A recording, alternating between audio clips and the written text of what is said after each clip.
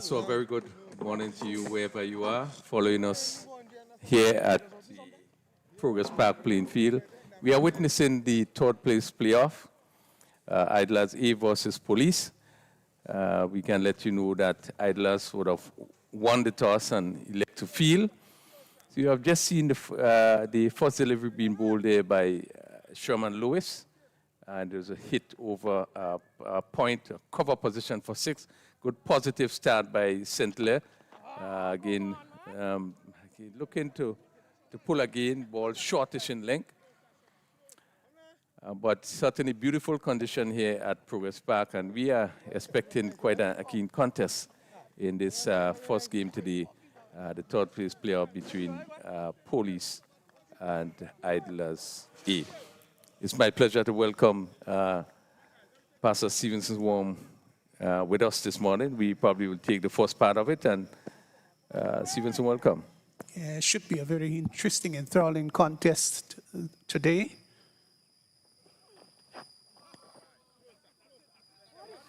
Yeah, you can see, obviously, the intent of the opening pair in Hilaire and Charles. How important it is for them to get a good start, but they've got good conditions to play with. Raphael, the sun is out. We did have some overnight and early morning showers, which resulted in a bit of a delay, but the ground looks very good, in fine shape. Yeah, we did actually have a look at the wicket, looking in really splendid condition. And one expect that the batters probably would be in a more advantageous position to take charge. As we have seen, Lewis just been a bit short, and the 4 deliveries have been bowled all on the short side. This one, again, just a bit of lapse there. Yeah, a bit of sloppy cricket there by Idlers, which resulted in 3 runs. Ball that was glided down to third man. Yes, there were 2, because the fielder had to come across to his right for about 30 yards. But in the end, the return, the ricocheting, and the batsman came back for a third. But there didn't seem to be the sort of alertness that one expected at all from a team that has just gone out into the middle.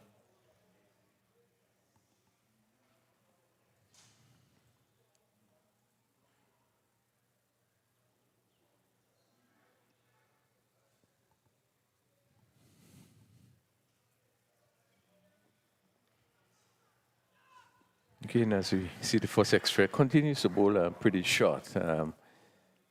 Probably would be better advice to more or less bring the ball up to the bat, and a ball going down the leg side. The umpire had no hesitation there to signal wide. And he can move the ball, he can swing the ball. And when it's early like this, with the lacquer, the shine still on, this is a fine opportunity to bring the ball up. Pitch it up, pitch it up. You don't have to over pitch it.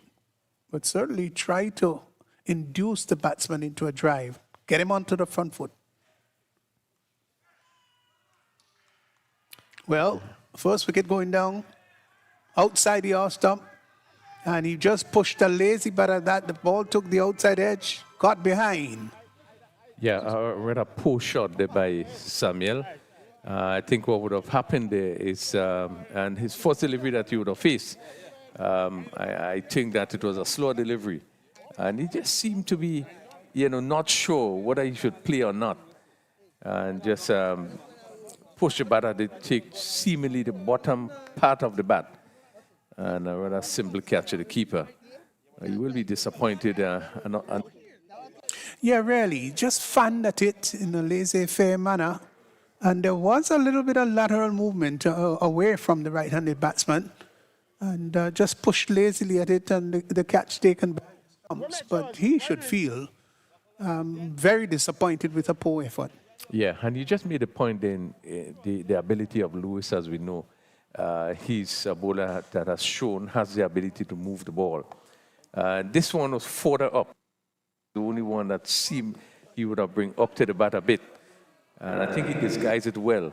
And I think that Samuel was caught in two minds. And really, he was in no position at the end of the day. And really got the edge onto it and an easy catch taken. So you'd see the advent of Andrew Fletcher. Yeah, most experienced batter for Police would take what might well be maybe a leg stump guard. But he has been in fine form, Andrew Fletcher, coming out from St. Vincent and the Grenadines in their local tournament. I think had a couple of centuries. Well, so he's in good nick. That's good. I didn't follow that game, the games of the closely. Again, just sort of erratic bowling by Lewis. Again, short and wide, and another wide had to be called.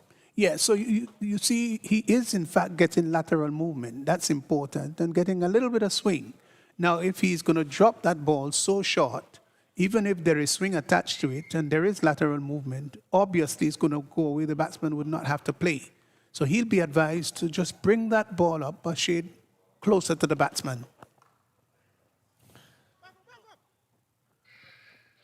Yes, so Fletcher was able to get onto the back foot, had sufficient time to see the ball and open the face of the bat, glided down to a backward point.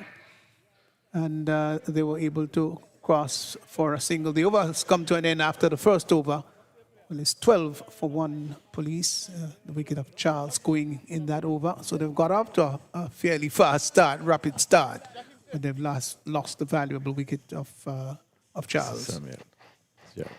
Yeah. First over being bowled, 12 for 1, but I don't think that Lewis would be too happy in terms of how that over went. I think that there were two no balls, and I think with the exception of one delivery, all the other deliveries bowled in that over was short deliveries.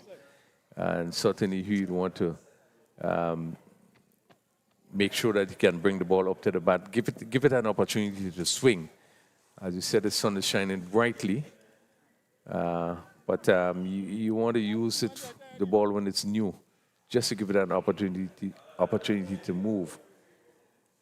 I think he sort of wasted it in a sense, but was still lucky to pick up that wicket with the one that was up with a variation. So let's hope that just a warm-up over and coming from the second will be different. Yeah, Marcel into the attack, bowling the second over.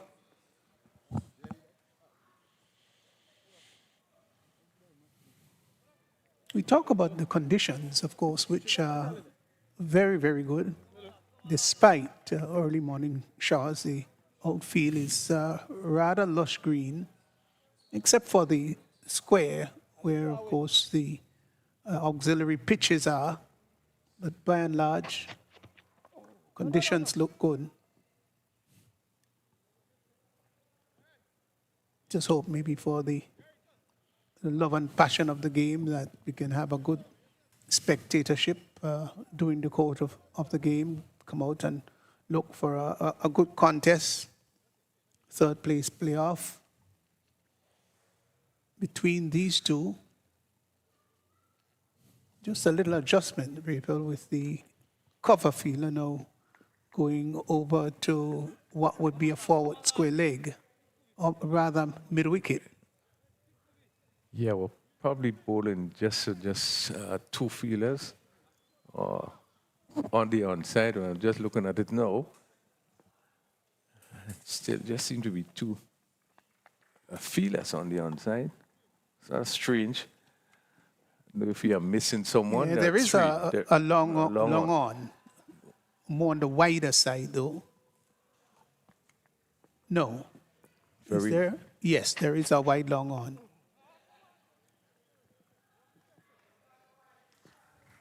It's pretty clear the focus would be off stump, just outside the off stump. Marcel, just about medium pace. Yeah, I would even say military medium. Probably bowling just around in the early 70s. Of the back foot he gets and he smacks that through extra cover, and that's gone away for 4. It was short enough. And onto the back foot he went and he hit it hard all along the ground. But had sufficient power attached to it. And it went through the extra cover area for 4. Fine shot. Yeah, superb shot by St. The second time we have seen him play this shot. The first one he went for 6. And this one it really traveled really quickly. It actually went to just one bounce. It flew so quickly, just one bounce, and just went over the rope for 4. But good confident shot. And he seemed to be really prepared for those short deliveries, putting himself into good position. The race is at 13 with 2 boundaries. Yeah, he is what could be called a veteran now. He's been around for quite a long time. You see, Gillette has put on a bit of weight, I dare say. Of course, as you grow a little older, sometimes you tend to get a little on the weighty side. But he has always been a fine cricketer, one who loves his game. And he has carried that passion for cricket throughout his career. Yeah, very committed, and he's come away from the on the 19s into the senior, has been really a committed player. And this is another superb shot that was clipped off the leg, really, and hit it over a backward square and sail over the rope for another 6. Again, St. getting into really good position, and he clipped it really neatly and pick up another maximum. He races in 19 at the end of the second over, 23 for 1. No, that was a fine shot. It was slanting down the leg side and got inside, used the tide and used the pace of the ball and lifted it over the infield and, in fact, over the boundary line, and it went for 6. That was a fine shot. Timed it well. Yeah, his timing was superb. But I think what was good about it is his positioning. As you could see, that left foot came out there, and as it came into him, he picked it up. And really, all what was required, it was timing, and he timed it well. But you were making the point about St. As we know, even at the on the 19 level, he was not as aggressive as he is now. So he would have grown. And now he becomes a very aggressive player. We have seen him score a few centuries, even in the St. David's League. So it's nothing new for him to score centuries in T20 matches. And the way that he starts here, you know, if he continues to bat as he's batting, I think he's in for a good innings. Yeah, really. He used to be a sort of stodgy grafter back then. Yeah, Fletcher is onto the back foot and pulling that out to mid-wicket. I think he tried to hit that too hard. There was a lot of bottom hand into the shot. Yeah, and interestingly, we have seen just after 1 over from Lewis, Shaquem Charles off spin He has picked up the attack from the road end. And just seemed to, one of the players just seemed to be hit. That ball was pulled down to mid-on. And probably the player probably was just hit maybe somewhere, either the ankle or the knees. He's still lying on the ground as the player's just getting around. But again, just making a point that we have seen after the first over ball by Sherman Lewis, which was a bit erratic, but most of the deliveries pretty short. We have seen the captain making a change and bringing on spin. The off spin of Shakim Charles. Just bowled his first delivery. Pulled down to mid-on. There was no attempt of a run. The player at mid-on just seemed to be upped. So quickly spin has really been called upon, rather quickly. Yeah, it's become almost a conventional way of playing the 2020 tournament. Back then, you waited until the shine was off the ball. Not these days. Short hit down to mid-on, caught. Fletcher goes, caught in mid-on. Another short delivery and hit it down to that same fielder who was knocked before. And after juggling it a bit, was able to hold on. And certainly Fletcher will be very disappointed. A short delivery and was just able to hit it to the player at mid-on who accepted the catch. Well, that could be called irony, highly ironical, because the previous delivery, it was pulled along the ground, and the ball seemed to cannon into the knee of the fielder. And then this one, after a bit of a delay and ensuring that, the injury wasn't as bad as expected, the ball came in his direction again, did bobble it, about 2 or 3 attempts, and finally took it on that final, what you would call fatal attempt on the part of Andre Fletcher, and walked back disconsolately for 2. But this is a prize wicket in Fletcher going. Very, very important blow for Idlers. Well, it has been a disappointing shot also. It was short and the ball was there to be hit.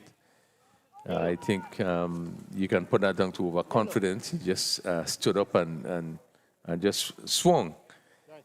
Not getting hold of it and hit it straight down to the mid-on fielder. It's quite interesting because he picked the fielder out the second time, and a little bit to his right or left could have gone to the boundary. Just thought that Fletcher sought to hit that ball too hard. I think he saw it was slightly short, his eyes lit up, and the bottom hand came in very strong.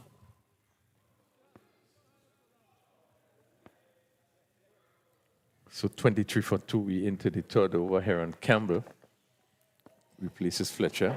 Another short delivery. We've seen a number of short deliveries being bowled, not only by the opening bowler in Lewis, but we have seen here Shakim Charles. He continues to bowl. Last 3 deliveries have been short delivery, 1 hit into the knee, next one being caught, and another short one that was hit down to mid-off. Yeah. And the temptation is for a bowler, if you're being successful with those delivery that short, you'll continue in that mode. Let's see whether he's going to change the length.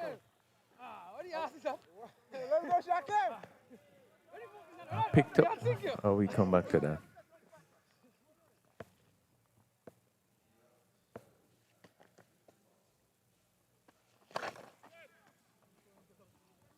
Hits that inside out, and that's going to go all the way into the boundary, and that's 4 runs.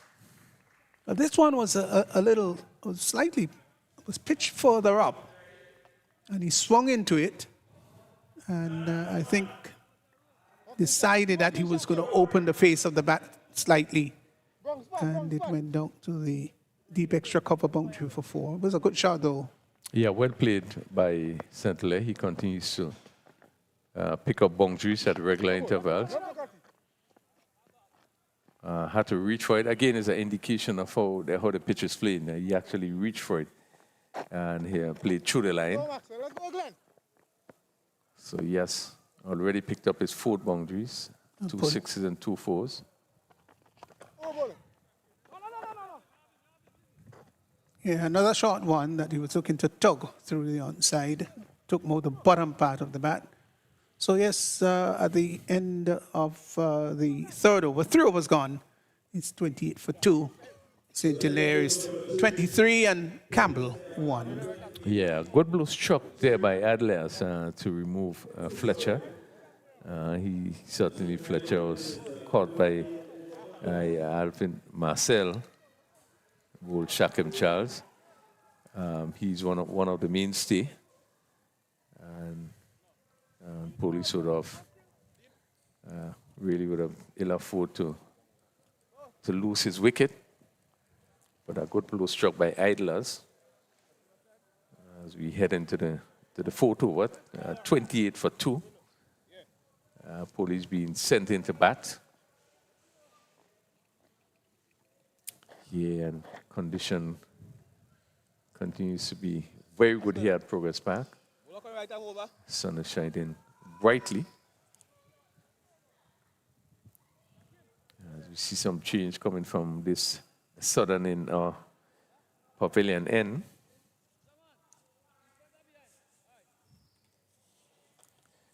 It's Delroy Nelson.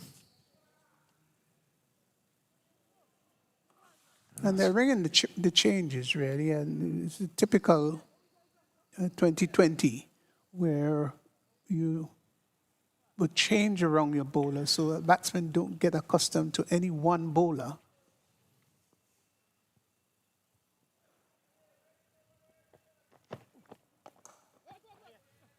Nice shot, just got right up onto the toes, and a la Gordon Greenwich just clipped that down to mid-wicket and got 2. Well played, it was right on top of it. Didn't try to hit it too hard. But his body position was really lovely. Campbell, good player. Yeah, he also, Heron Campbell, came away from the under-15s. One remembers him at Windward Islands on the 15 team, played for Grenada on the 15. Opening batsman.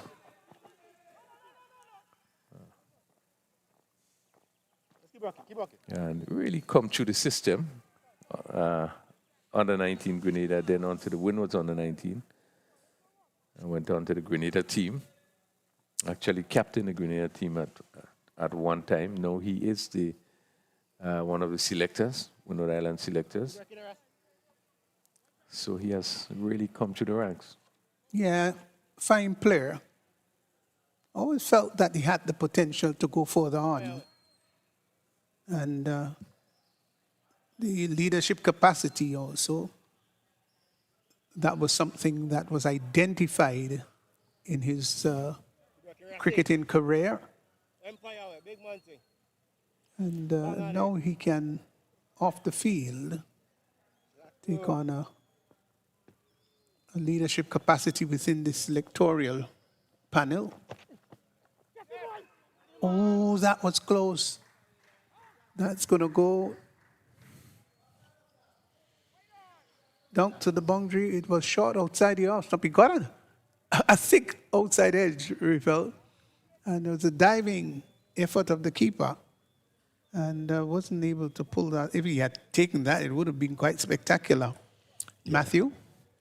Yeah, and Sandler continued to score in boundaries. Again, the amount of short delays we have seen bowled by all the bowlers so far, he was really looking to hit it hard through the offside and peel off the outside edge with no first slip there. Pulled in the air. That's going to go all the way over mid-wicket. That's a fine shot. It's gone all the way for 6, and it got the treatment it deserved because it was short, it was pullable. Onto the back foot, he went very quickly and lifted it over straight his mid-wicket. It went all the way for 6.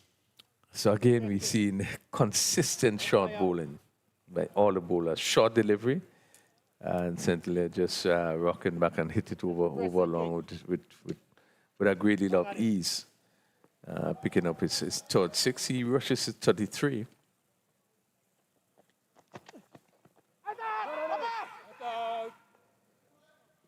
That's one of the few deliveries that have been pitched up, where batsmen have been forcibly on the front foot.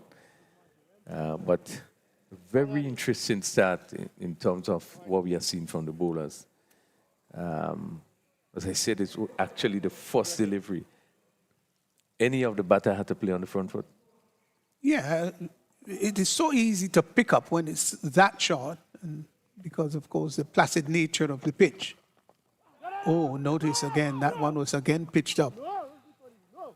And those that have been pitched up, they've caused a bit of a concern. That one, the ball inadvertently going out on the offside. He was looking to work the ball on the onside. So some 4 overs gone is 41 for 2. Yeah, and good variation shown there by Nelson. It was a slow delivery and just seemed to hold its own as Centre was looking to play on the onside, and it just seemed as though it's straightened. And play a sort of false shot. It was in no danger. No one was close to the bat, but it came off eerily on the offside. That's really important to note when the ball is being pitched up. You know, it seems as though it's a whole different matter. Yeah, the police men, they've got healthy run rate in 10.25. That's very healthy indeed. They've lost a couple of wickets, but GCA-NLA is motoring on. What do you say to him? Take your foot off the pedal? I would say, you know, keep going. He certainly has to keep going. No. Yeah, when you're in good touch, you've got to maximize it, take advantage of that good feel that you have, that form that you have. In the air, through backward point, that's going to peel its way to the boundary, 4 more. That's not where he really wanted to hit it, but it took the outer portion of the bat and it went over the infield, down to backward point for 4. Yeah, he had the room there, so a safe shot to play. I think he really slashed at it and went way over the cover fielder and down to the boundary for yet another 4. Yeah, so it's raining boundaries, really. Full toss. They get a single. Well, he may well feel a bit disappointed in that gamble, that he didn't make better use of that. And so how important it is, Rafael, to time the ball well rather than looking just for big shots. You know, it's all good to put shoulders into your shots, but if you don't time it. I think most of the time is getting into the right position. And he was looking to pull that full toss, but certainly if you just get in the position and stroke it, you would have been in a better position to pick the gap. We'll just have to wait to see whether it was pulled back clean. It looks that way. The ball was pulled back cleanly before going. The field, of course, going over the boundary line, but was able to pull it back before it crossed the boundary line. Good fielding, really good. That's what it's all about, making every effort to keep the ball from going over the boundary line. Sometimes desperation tackles. And of course, fielding these days, Rafael, has gone to another level. Yes. Let's go again. Let's go, Maxwell. Many a batsman get caught right on the boundary. Catch taken, gone, caught at third man. Oh, he made room outside the leg stump and looking maybe to cut that through the outside. The outside edge was found and it went down to what you may call a fly slip or a third man area. The catch is taken. So the prize wicket of GCA-NLA goes. He's gone for 35. It's now 48 for 3. And as you look at the replay there, this was fairly close. And again, we see some juggling by the fielder at short third man was able to pick up that catch. Again, I was just going back to your point in terms of the importance of timing. No, you find most of the batters tend to look for power, not getting into position. So if you not into the right position, you look for power, you more than often wouldn't get what you are looking to get from playing that shot because you are really not in a position and use a lot of force. It becomes so much easier if you get into position. All you do is placement and not looking for the power. But a good blow struck there. St. Who was very attacking, I think thought that he tried to make a shot to the ball pretty close to him. And the only place he could have was to come up fine. And the short third man fielder was well placed there. And he played it down to the short third man. That's very interesting, I can tell you, Rafael, because normally you will find the third man sort of right back, but found himself just about 2/3 of the way to the boundary and took a catch that came directly to him. Yeah, and probably a little wider, but he was a bit straight. Oh, Hanky was delighted when he took it, tumbling over in the end.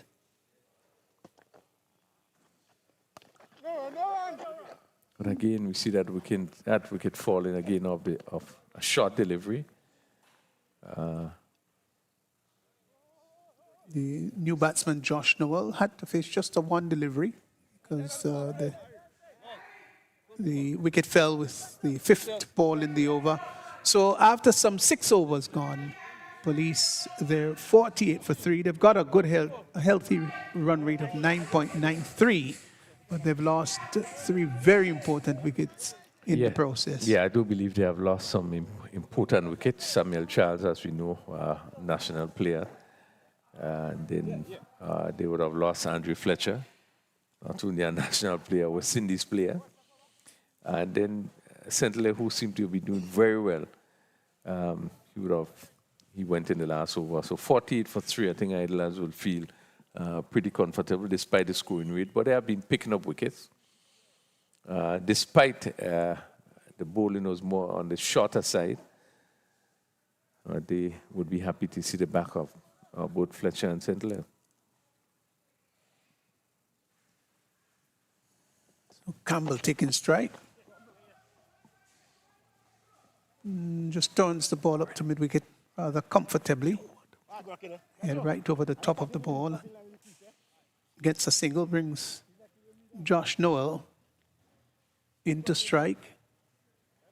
So it's now 49 for 3, at least the first landmark, which is the 50. Just a 1 run away from it. I think Idlers now would be looking to kind of tighten things a bit. Now, the attacking player in St. is no more there. I'll get a leg by, ball taking the pad. Confirmed now by the umpire, dribbling out to the onside, and Matthew from behind the stumps, run around, peeling off the right glove. But it was a comfortable, non-dangerous single. 50 now posted, 50 for 3, coming up in the 6th over.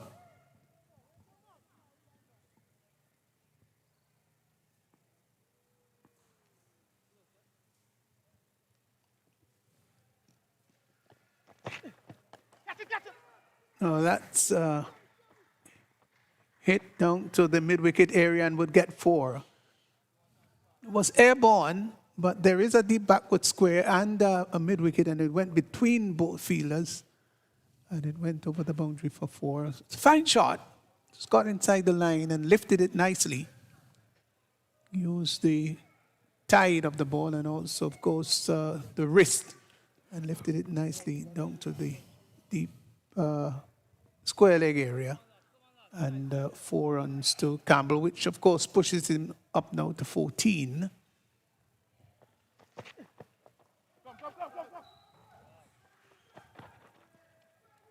Driven for a comfortable 2.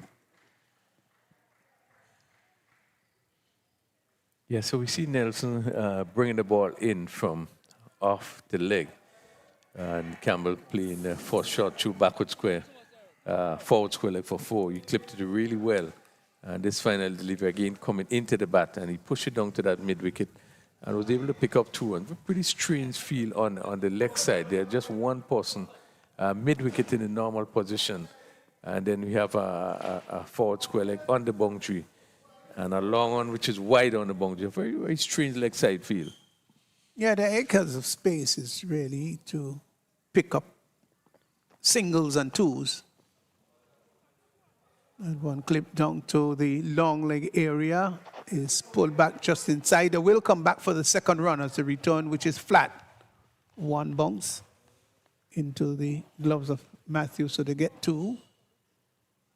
I don't think you'd want to call this disciplined bowling, although 3 wickets have fallen. But they've not really been a model of accuracy. Yeah, I think if it's one downside with the bowlers, we can speak about that for the first half. No, we just gonna have the completion of the 6 over again ball. He playing with the tide as it comes into him down to that backward square fielder for 1. In terms of the line and the length that they have been bowling, we have seen all the bowlers being guilty of bowling very short, and we concluded 6 over 61 for 3, bowling very short. And we have seen in that over Nelson continues to straight down the leg side, which gives the batsman the opportunity of a free hit. And they would have taken advantage of it. Recently in particular would have really taken advantage of that. And now we see Campbell picking up boundary and picking up a 2. So he goes on to 21. And the run rate is still at 10.17. We have a pretty healthy run rate. Yeah, just looking at the ground, Raphael, and the transformations that we've had over the years. This is one of the premier grounds here in Grenada. But it has been around for quite a long time. Just a question I need to pose to you.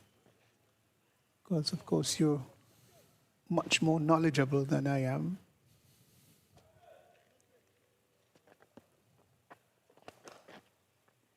Ball tugged down to long on and will get a comfortable single. Campbell. The position of the pitch, was it always north-south? Yeah, you're certainly right, not It was always south. That's what it's supposed to be, not south. I'm just wondering whether in the earlier days of Progress Park, whether it was a sort of east to west. I probably got that wrong. Well, as far back as I can remember, it was not to south. it has always been north to south coming from the road. And yeah, it has always been north to south, which is the right way wickets should be built. And, you know, obviously that's in because of the sun, you want to make sure that is built in such a way that it would not affect the batsman with the sun.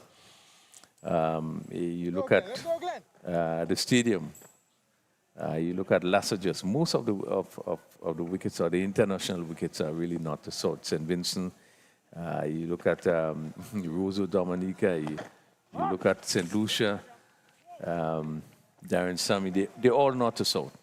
And that's that's how they ought to be, really.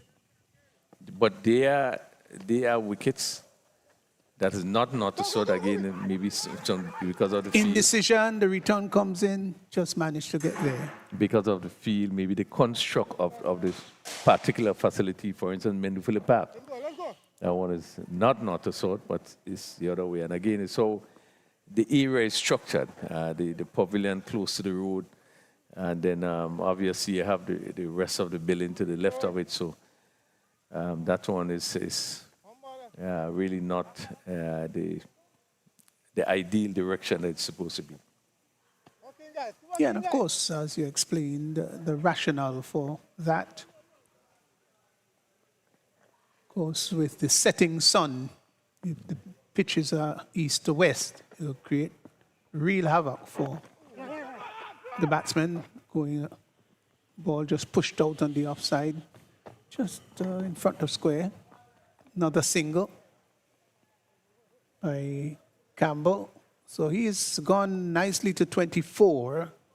And after some 7 overs, it's Police 66 for 3. Well, coming back to the facility, and as you stated, I think, you know, this Progress Park facility is in really good condition. We look at the outfield, it's fully grass, look pretty even. Even though we had some rain this morning, you know, it looked really in good condition, and the pitch is also in good condition. So one has to give credit to the ground staff who have been in charge of this facility. There are 2 facilities, as you know, that have been upgraded for the World Cup in 2007, which was Progress Park and Lassages. And they continue to stand out in terms of the quality of the fields. And I think credit must be given in terms of how the field is being kept, particularly when there's any major game being played. Today is no exception here at Progress Park. Yes, it's quite a challenge, of course, to maintain good standard of ground. So, your ground staff got to be working consistently. It's almost a daily situation to ensure that there is good equilibrium and the facilities are maintained. It's quite a task, but committedness is so important. Pull down to the mid-wicket area, wideish long on rather. Return comes back to the bowler. Good service. The batsman crossed for 1. So that's Michael John. He has just taken over the attack from Nelson.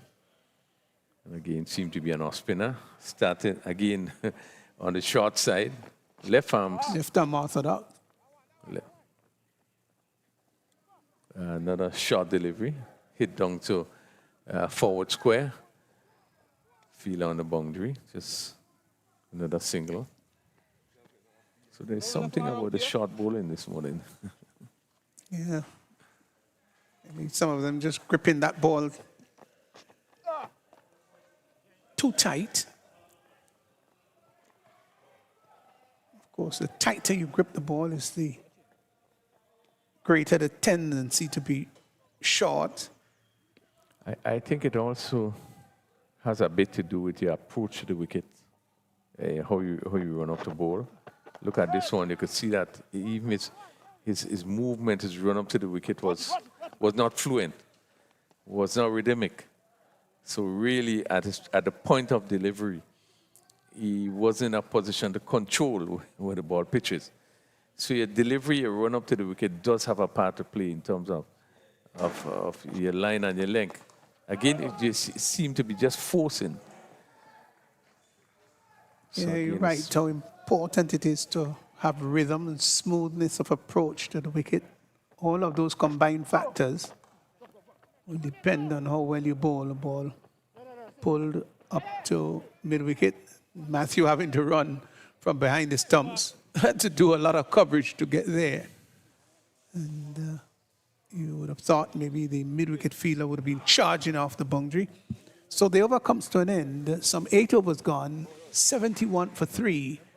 And the run rate has been just pulled back a bit. It's now 8.88.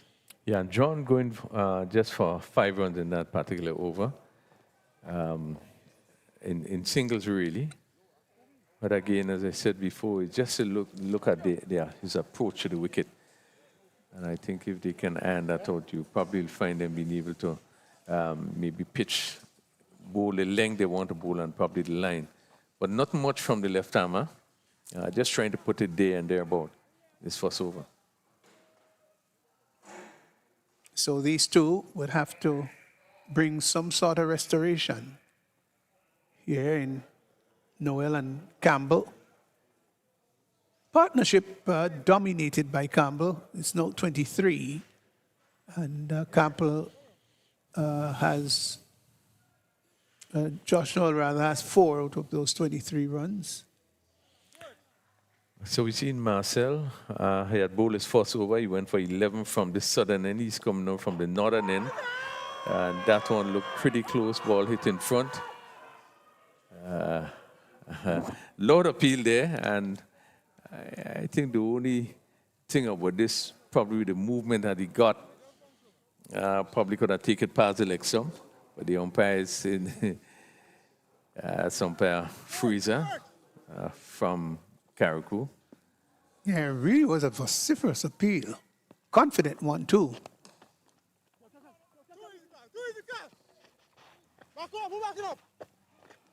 Thought about the second run. Early you could hear in the stump microphone, two's the call. Yeah, probably if we was able to see the replay, would have been a better position. But good shot. But the ball did swing a long way from outside the off stump. I think that probably was in the mind of umpire Fraser. Again, you could see the movement with the hand, the ball swinging. And he's getting it to go down the leg side because of his delivery, his arm delivery. He just needs to get that arm coming closer, maybe closer to his ears, so that he will get the kind of length, the kind of line that you want to get. And there is a breeze that is going from east to west. Lifts that down to the deep mid-wicket boundary, and he gets 4 runs. Sort of used his feet, advanced, and lifted it nicely. So, yeah, good shot by Campbell. Sort of opened up himself a bit, so he was able to get that bat to flow and hit it over extra cover, which is vacant, and picking up another boundary that brings his score to 32. yeah, he was not afraid to advance down the pitch. It was not a big advancement, just a little chip. Again, so we saw clearly the movements. He stood there and trying to drive with the ball coming into him. So he was not close to it. So as it came in, it just went bubbling down, going down on the leg side. All needed to get a little bit closer. So at least you could get in a better position to stroke that ball. That delivery you were looking to hit through the covers. Yeah. Clip down to the... Sort of bad miss there by the fielder at long on. A slower delivery, and the fielder at long on really should have come in to take that catch. He just stood back and the ball dropped and bounced past him. You can see a little disappointment with the bowler there. Better effort should have been made there. Yeah, and more salt into the wound because it went past him and into the boundary for 4. So some 9 overs gone, 82 for 3. Noel is 9. Campbell is motoring along. He's gone to 33. And then the run rate has just gone slightly up again. It's 9.11. Yeah, so we are not seeing the best in terms of the fielding performance of the Idlers team. We saw 2 catches being taken, and we saw the juggles. They was able to hold it, which is important. But even the fielding, the movement towards the ball, that feel at long and they really should have come in to get both hands to that delivery. And that was not done and conceded a boundary. Keep working, boom. Keep working, boom. Empire. Just need to step up a bit in terms of the feeling. Remember that they won the toss and sent police into bat. So you want to make really maximum use Of your decision. Yeah, and whatever support you could get from the wicket, you want to make sure you have the first choice. Wide just confirmed by the umpire. Bad delivery sinking down the leg side. Again, just looking at John approach to the wicket. Just seeming not sure how you want to get up to that delivery stride. 1.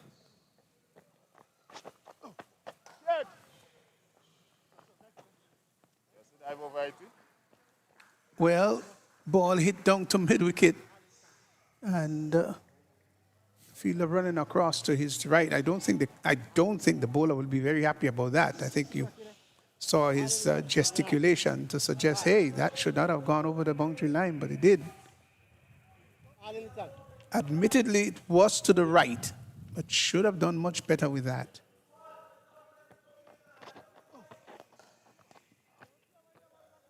Slow ball. Yeah, Looking to hit that over long on. yeah, no position in there. Yeah, must have lost his shape too.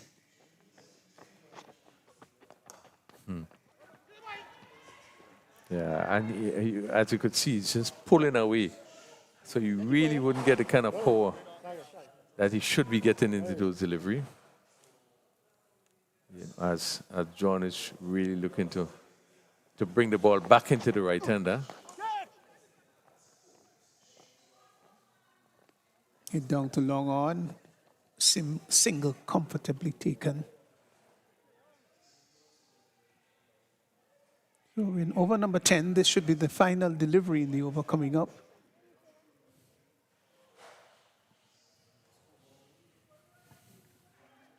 There is a steady breeze from sort of southeasterly to northwesterly.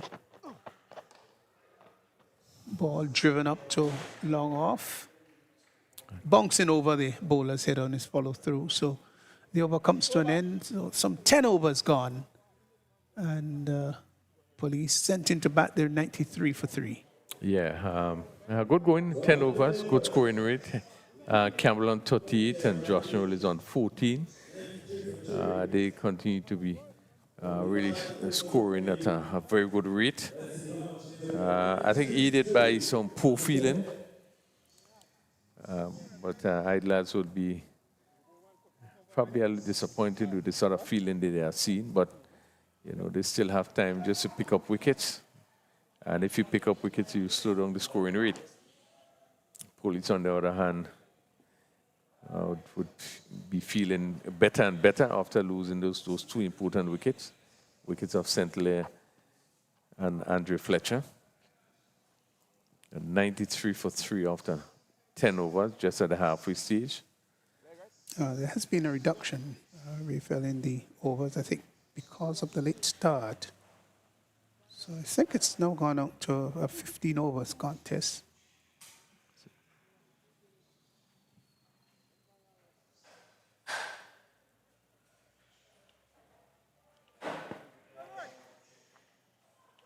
See, we're into over number 11.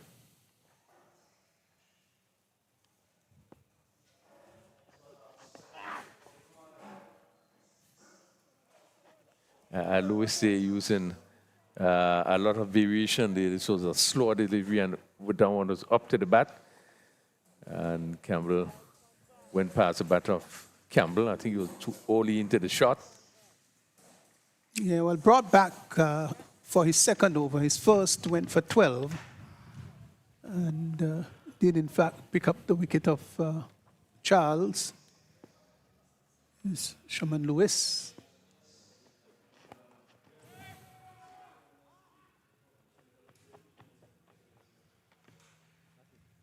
Driven down to deep extra cover, but he's got to use his experience here. Lewis did play at the highest level. Represented the West Indies in that tour to India. Can't remember the year,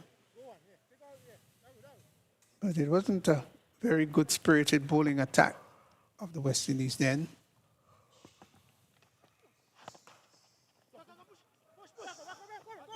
No, they've gone for one. Thought about the second ball, taking the inside portion of the bat and going down to just behind square on the leg side. Got a single. So this is a very good partnership. The 50 partnership posted between these two, in Noel and Campbell. Campbell 38, Noel 19. Campbell taking strike. Here's Lewis from the far end.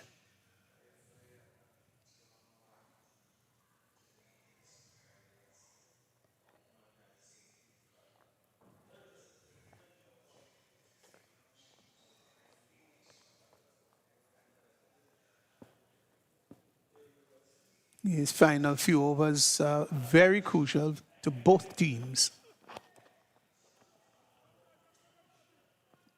Clipped. through the onside and brings up another boundary. That was, there is in fact a deep mid-wicket, and there is a long on, and he was able to go to the right of mid-wicket. Hit very nicely and will come very confidently to his Campbell. He's now motoring on. He's gone to 42. He's looked good.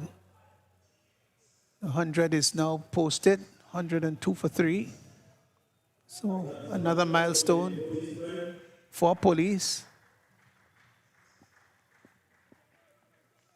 I think they'll want to get up to 10 runs per over. They'll feel a bit more comfortable with that. Having to chase in the air, that's going to go straight and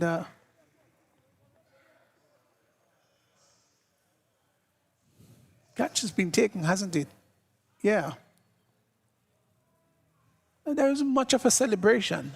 Was it taken? I'm not sure. I think it went away from him. Went away from him, did it? I think he was slow in moving there and had to stretch. And that went to one bounce over the roof for another 4. Didn't even see the umpire signal, so apologies for that.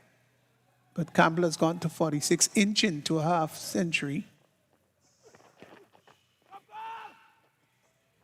Looking this time to turn it out on the onside, about near cannon into the hip area. Matthew from behind the stumps having to go across to his right. But sufficient time to get the single. So some 11 overs gone. It's 107 for 3. Yeah, very good recovery from my police. I had one seat 48 for 3, so these two would have added some 59 runs, and Campbell is on 47, looking to get to his 50. 19, Josh Newell. So they are looking to really make maximum use for the last few overs.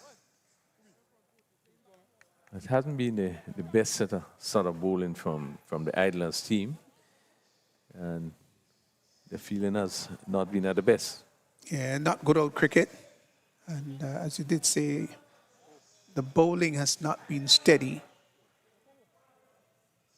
To even say more, not really penetrative. I think the batsmen who fell will chide themselves for having played bad shots.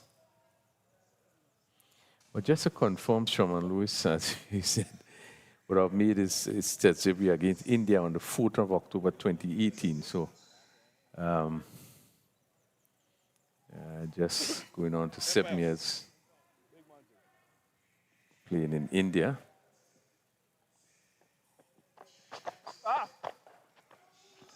That has played for Windward Volcanoes. Windwards. Yeah, he had showed such great promise earlier on, Raphael, and promise enough to have made it at the highest level, but didn't really go on. And as to whether it has to do with work ethics, I don't know, but got a good opportunity that he didn't really capitalize on. That delivery taken at extra cover on the boundary. Again, Lewis.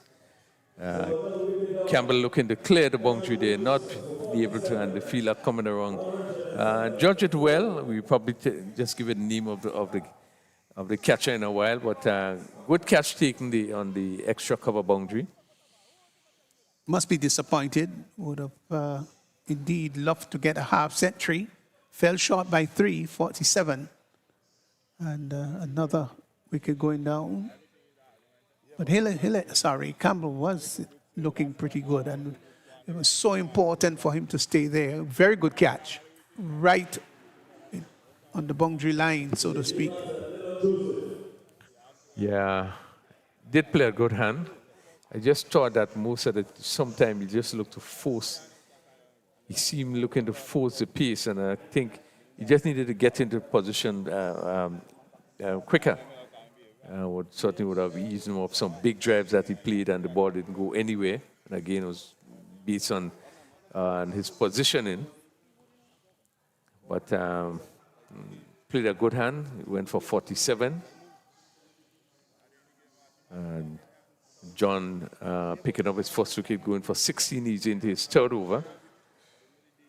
And he can be bowling to Dylan Joseph.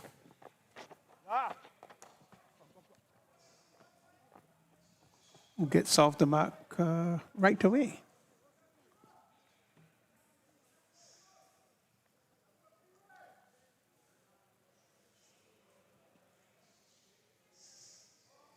So a lot would depend on Joseph now, who's 19. To be positive, not rash. Gets a single as he pushed the ball out to forward square leg. Yeah, so Lewis was first played for the Winod Island squad, 2019. And then onto the Volcanoes. But as you said, his cricket has not come on as we expected. When we first saw him, actually, he played for SAS, not SAS, but GSS. And that is where we actually spotted talent. Had everything look right in terms of his run-up and his delivery and so forth.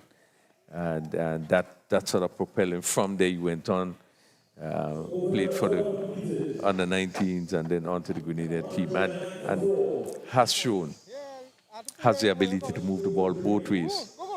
That was his asset, being able to move the ball both ways.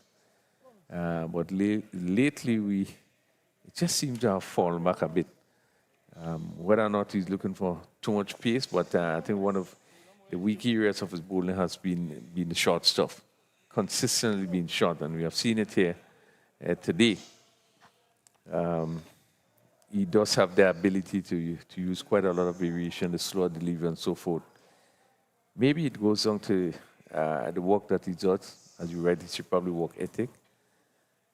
Because you can have the talent, but you have to really work hard at it.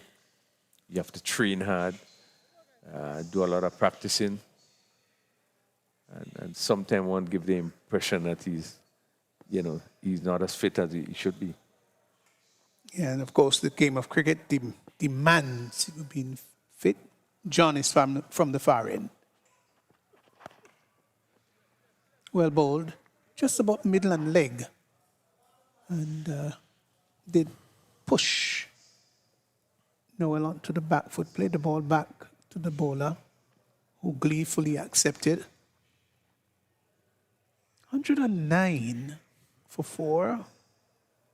Hard to say whether you call this even, Stephen, but I think if I were on the Idlers team, I would feel happy with this.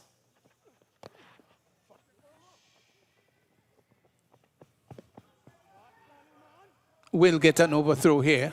No, decided against it.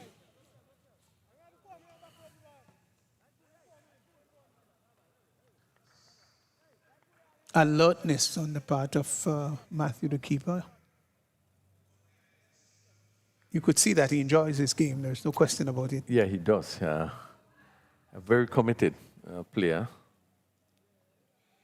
He also played for the Grenada under 19 at one time. Yeah, you want to see those sort of energy and effort on the team, on the field, where players would dart after the ball, restricting what should be twos into ones, taking catches, always on the move. Those are elements of energy that you look for in very good fielders.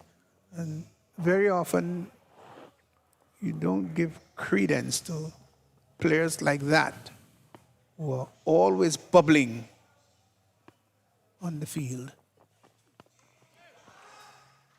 Cuts well, fine shot behind point, 4 runs, lovely shot. He got up onto the toes and he cut that well. Yeah, that's a superb shot. Again, you've seen the sort of ill-disciplined bowling there. Short delivery, lifting, and Joseph in good position. Just stood up and placed it neatly over the backward point fielder. And Just raced down to the boundary for 4.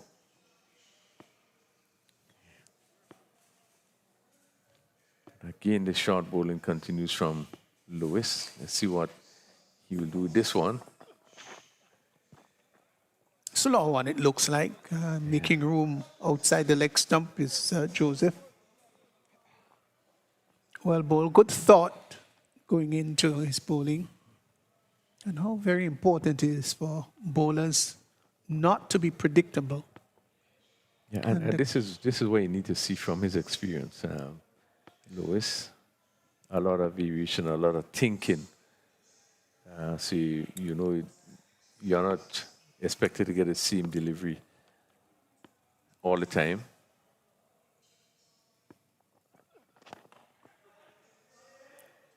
Superbly struck. Might have gone all the way, yes, confirmed by the umpire. Just made a little bit of room outside the leg stump, and that one was pitched up right in the slot. And he hit it and lifted it straight over the bowler's head. And that went for 6. That was a lovely shot, Rick. It really was. That's a tremendous shot. Could be the best shot of the match. He really just opened himself a bit so he was in real good position to swing that bat and stroke it straight back. Yeah, seeking to make room outside the leg stump again. This time pulled back in length, a bit shorter. And could do no more than jab it out into the offside. Yeah, that previous delivery, it's not the sort of good feeling that a fast bowler would get, really, to see that ball sailing over his head, even before he could complete his follow-through. And you could see it was all about timing. Yes, it was. He gets it a real nice position and just stroked it. Time it went sailing back over his head.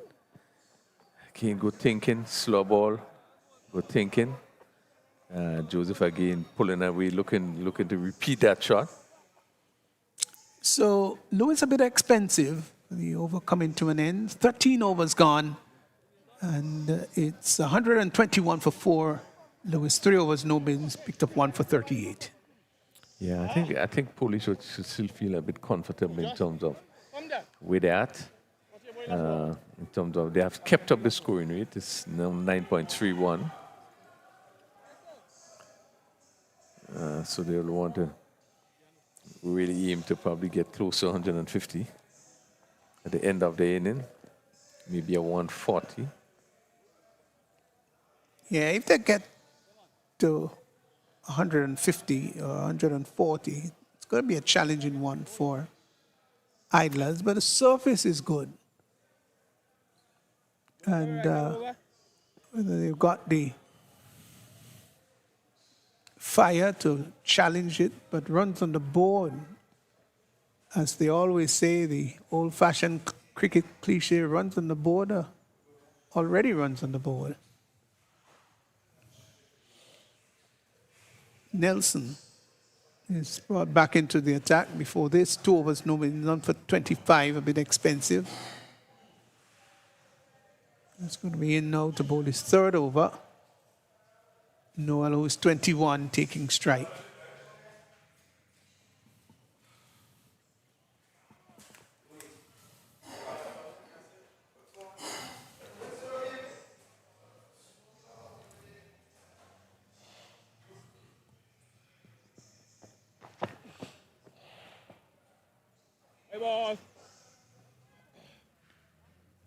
Wide confirmed by the umpire.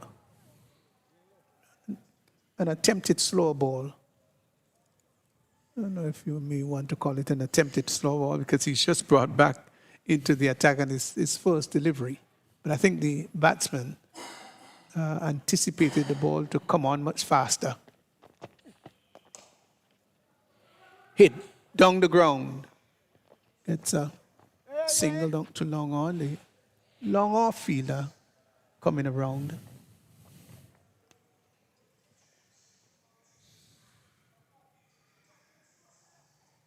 Brings now Joseph into strike. Joseph has played a pretty good hand since he come in. He's very clear that he's going to put back the ball. Yeah, he's got to do that now.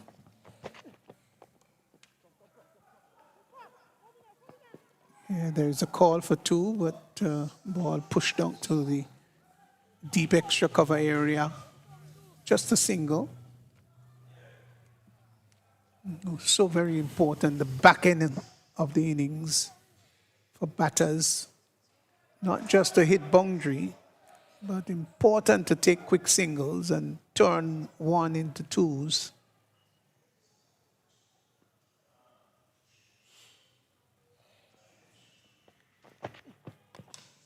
Advancing down the track, doesn't cue it all that well, but can get two. They've got to hurry. The return is going to come, well, didn't really come keenly to the keeper, who is very disappointed with that. And that's how important it is to have, to run your first run quickly. And they did that, put that extra pressure on the fieldsman. Very often, the mature fieldsman will take his eyes off the ball, overrun it.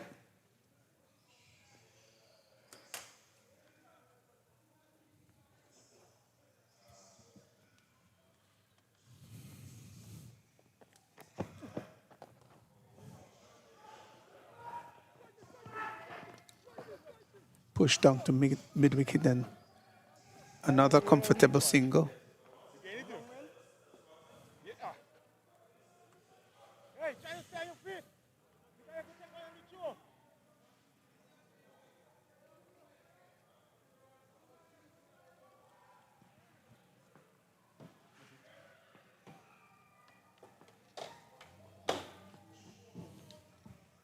So you'd want to finish this over well.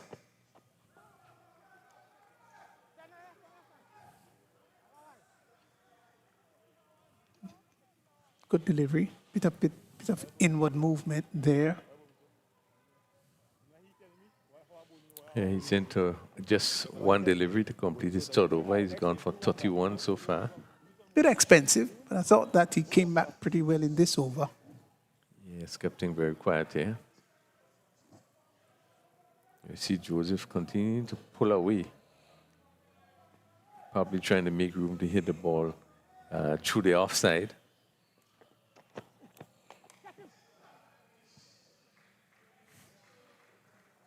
Again, short delivery, hit down to backward point, over backward point for 4.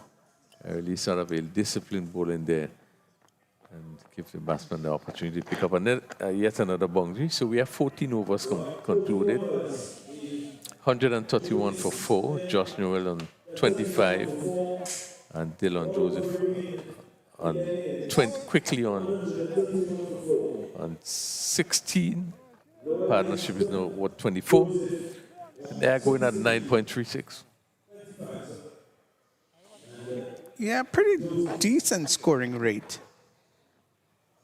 And as to whether they're happy with 121 at the end of the penultimate over,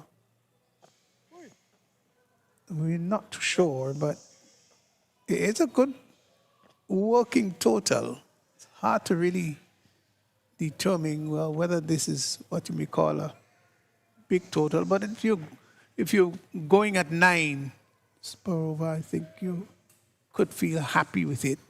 Anything beyond that is healthy or healthier.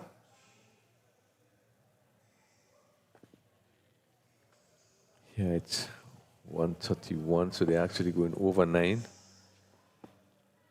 If they continue with that rate, they will get to 140.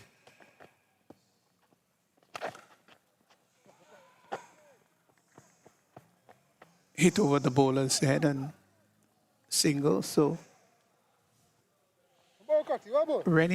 Cutty Rennie, bowling from the far end. It is first over.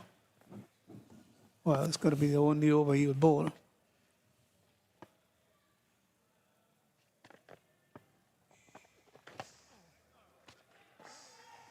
Looking to make room outside the off stump is Joseph. Caught that through the offside, doesn't make contact. Matthew standing up. taken behind the stumps. Just really give the impression that he really enjoys the game, Matthew. Oh, yes.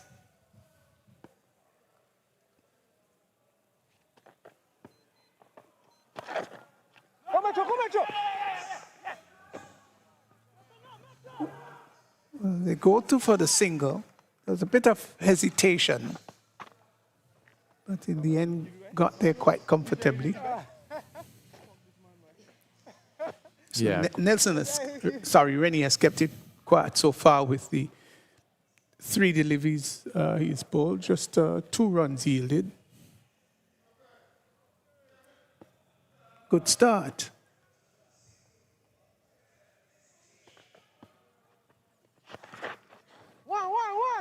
Pulled down to deep forward square.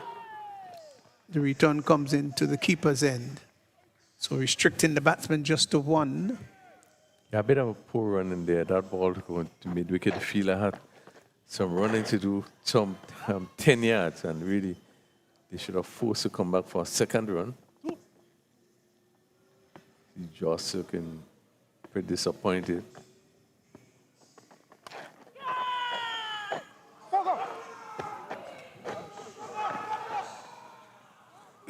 Well, what a comedy of errors.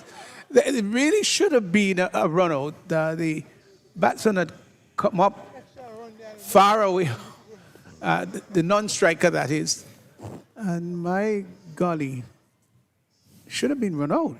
Well, it should have been a catch. I was put down in that short tournament position. And then the fielder having to recover the ball, threw it at the non-striker. Yeah. There was no one there.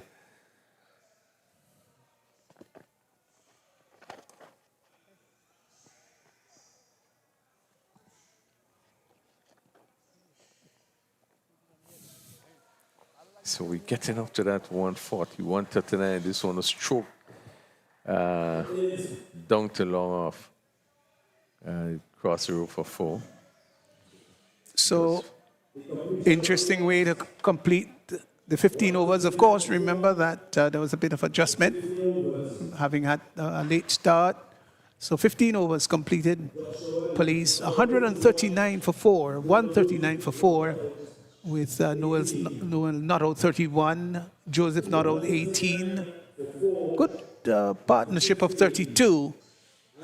And run rate of 9.27. So the victory target for Idlers would be 140 of 15 overs.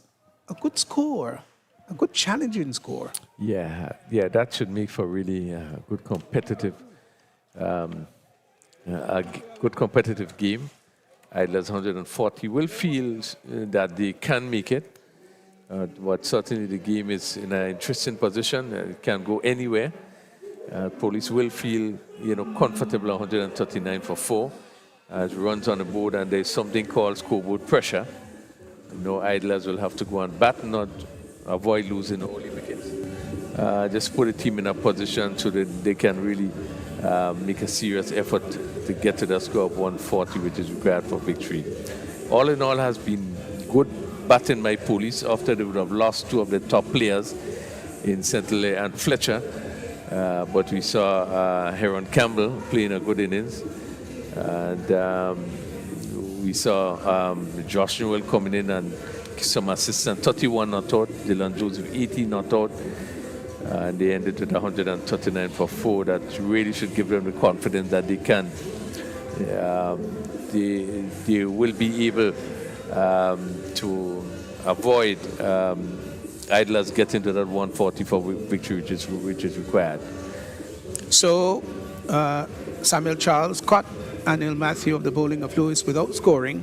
Fletcher caught Marcel, bowled Charles 2. Nicosi St. Hilaire caught Hankey, bowled Charles 38. Heron Campbell caught substitute of the bowling of John for 47. Noel not out 31. Dylan Joseph not out 18. 139 for 4, 139 for 4 of an abbreviated innings, 15 overs bowled.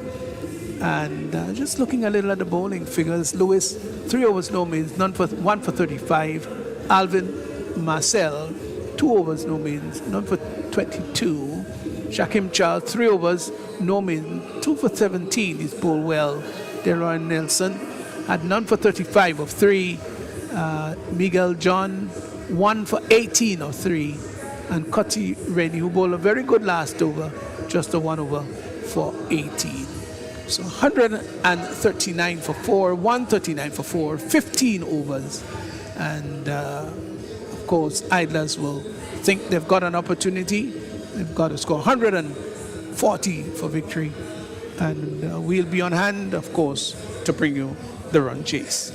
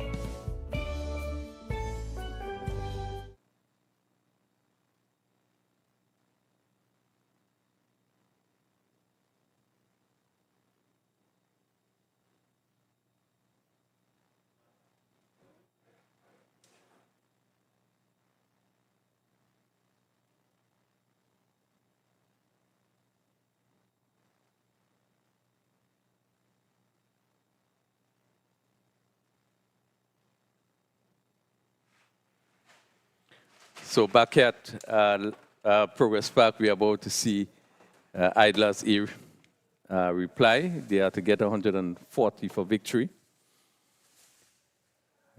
Police would want to restrict them from getting up to 140.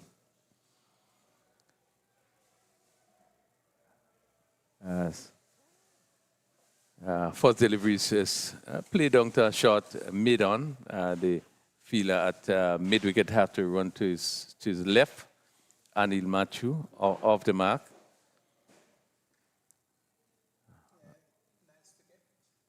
Feel of ball hitting leather off the middle early.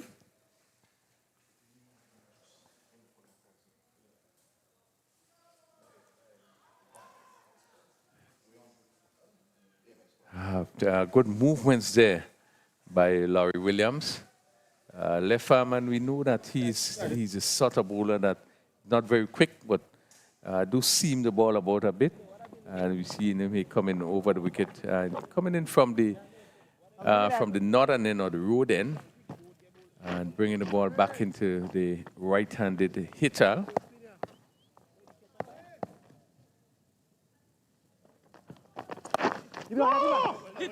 Again, really good movement, making it difficult for Hitel. Has made a pretty good start as Williams. It just seemed to cramp Hitlal. Might have been a bit of inward movement too. Gone are the days when the left arm seamer would just bring the ball across the right-handed batsman. Now you can jag it back in. They've got to hurry. The return goes into the non-strikers end. They get a single. There was some element of danger there, though. Yeah, the natural movement for the left-hander is to get the ball going away from right-handed batsman. As see, Williams do have that ability to bring it in, and this is when it's dangerous, when you can bring it back into the batsman. And he has been doing that consistently in his first over. As this delivery is played to mid-wicket, they pick up again another single. It's 3 without loss. Contrasting, of course, to Lewis, who bowled the first over for Idlers, which was generally short. Williams is bringing the ball up. Shot outside the arm stump and got onto the back foot and just cut that one. Fine shot and pierced the offside field. And that went away to the boundary for 4, just as we were applauding him in bringing the ball up. But this time much too short. Yeah, bad delivery, given the right treatment. It was short. And it also really all over this on top of it. And with no difficulty, hit it to extra cover position and down to the boundary for 4. Good, confident shot. But again, it still has been a good over at the end of the first over. It's 7 without loss, with Anil Matthew on 2 and Hittel on 5. But generally, it has been a good over, with the exception of that last delivery. Yeah, it's just marred by the final delivery of the over. And so important it is to make sure that you end well. You can start well, but you've got to maintain consistency. And that last delivery sat up there and he was able to cut it square and got 4. Yeah, always the final analysis is how you end. It's end well. And William was not able to complete that over as he expected. But as you said, very different as we see Amikel Dubisek going to pick up the attack from this southern end. Pulls well, fine shot, and that's going to go for 4. Through mid-wicket, it was short. Onto the back foot went Matthew. And he pulled it through mid-wicket for 4. Fine shot. So yeah, it's gone to 6 and it's now gone to 11 without loss. Yeah, lovely shot by Matthews. Short delivery and really deserved the treatment that he got. And he got into his wicket, kept it all along the ground. And with a vacant mid-wicket position there, he reached down to the boundary for 4. Again, good confident start. Amical Dubisset, another of that medium pace bowler who used a lot of guile. Again, we have seen it in this delivery. Matthew was only into the shot.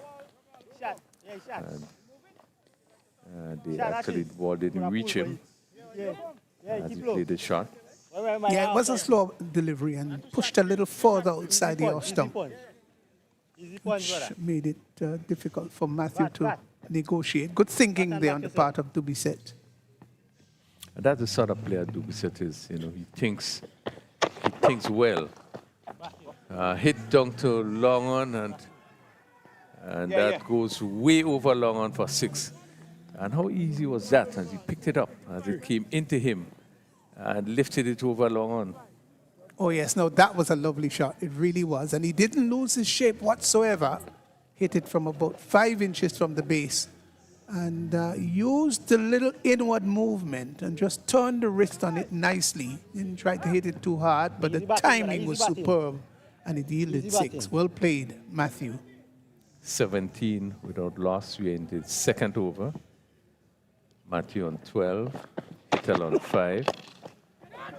Murray, come on, man! And come on, man! Again, hit down to long on position for 4. Again, beaten there. Slower delivery. Bowled that by Dubisset. Again, Matthew was only into the shot. And one felt that I feel in mid-on they should have done quite a lot better in coming in to make that a catch. Yeah, really should have. And one wonders too, because he is not right back on the boundary. And I think his whole body language suggested, hey, I should have done better than that. Dubisset is not very happy either. So that's Ricardo Murray at mid-on.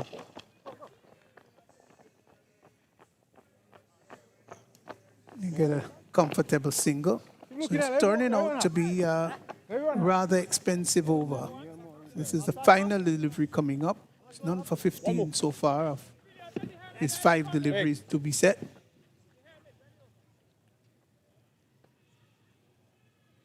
You've got to be backed up by your fielders. It's critically important. Slow delivery outside the off stump. Turned out to be a good final delivery. Over comes to an end. 22 without loss. 22 without loss. And 2 overs gone. So this is a good start by Idlers. Yeah, good start by Idlers A. And in Matthew, picking up a few boundaries. Also picking up a boundary. Matthew on 17 and Hittel is on 5. Partnership, they are 22 without loss. So really is a good start, good confident start, even though we would have seen a very good over bowl by Williams in his first over. Dubisset here going for 15. This is unlike Dubisset. So one expect you're probably going to see him come back and really show the quality bowler that he is. But a good start by Idlers A. Oh yes, they've not lost a wicket. Stop it, Meng. A lovely shot for 4. Again, hit really nicely past the mid-off fielder. It was rather deep. And that ball to his left, he had no chance. And another good shot being played there by Anil Matthew picking up another boundary. Yeah, well, they're really motoring here at 26 without loss and just in over number 3.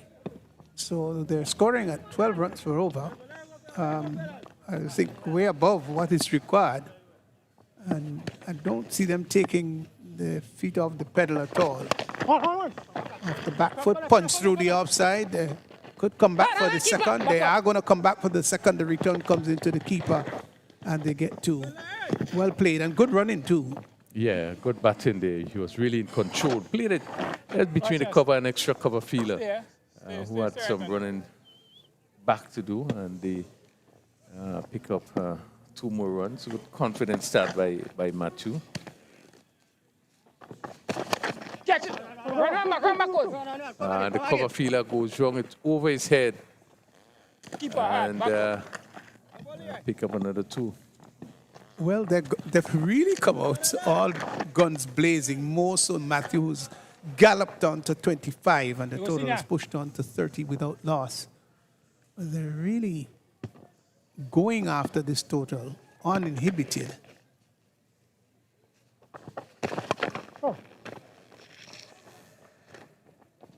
Driven down to long off and gets a comfortable single. Okay, senior.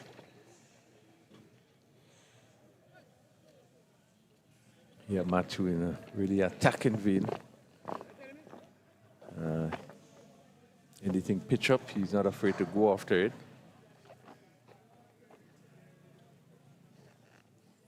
Hitel.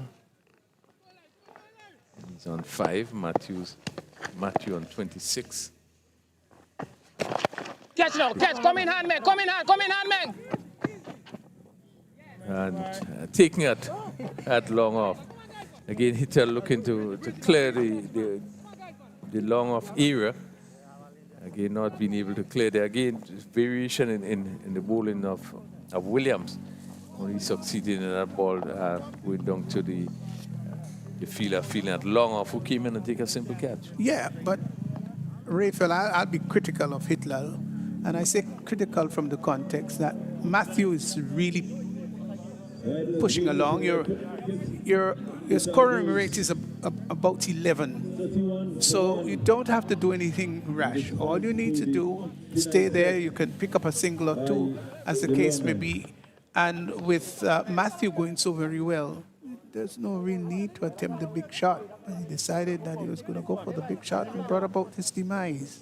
That's a weakness in a batsman in terms of the decision to make when the decision is being made. Not all the time you have to go looking to take the skin off the ball, but sometimes you push it around. And yes, that ball was pitched up, but it was a slower delivery. And he didn't pick it up, just look at it go straight.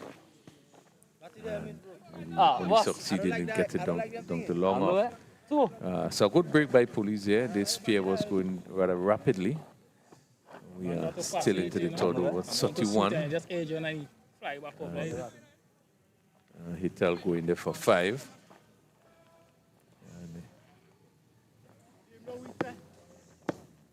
Dondi Lessie replaces Hitel.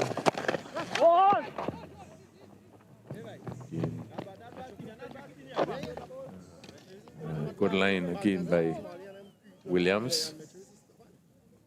As he concluded the second over, he has now picked up 1 for 17 in 2 overs. 32 for 1, Anil Matthew on 26. Unless you just come into bat, he's on 1. And Idlers trying to get up to 140 for victory.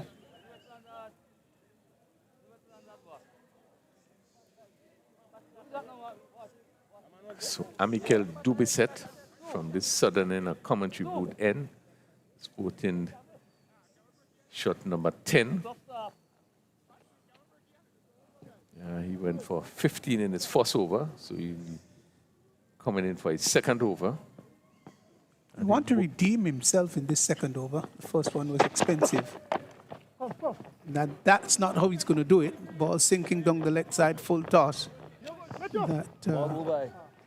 He just helped on its way to backward square and yielded 4 runs. Bad delivery there, unless he took advantage and just clipped it behind square for 4. Yeah, all out was necessary, unless you just had to get back onto that one. Bad delivery. You can see as though he looked there to take pace off, but probably just slipped on the wrong line, and Leslie played down to a forward square leg.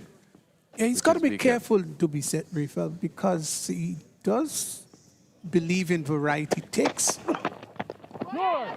Takes pace off the ball. Wide ball down the leg side.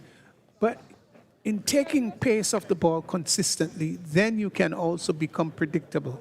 Yeah. And whereas, indeed, pace of the ball is very important, but you've got to do that in a very selective manner.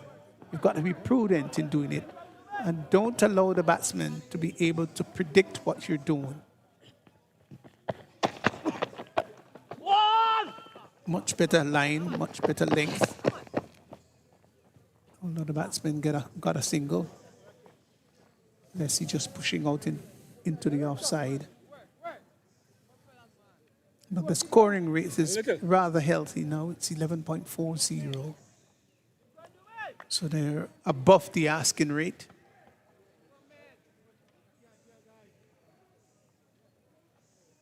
I think Idlers will be happy with the score, the start that they've got here at 38 for 1.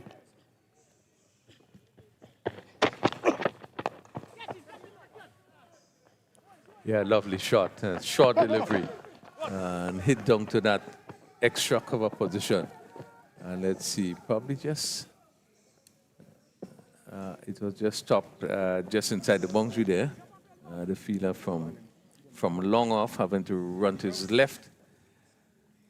So another 2 runs to Anil Matthew. He goes to 28. Let's see, on 6:40 for 1.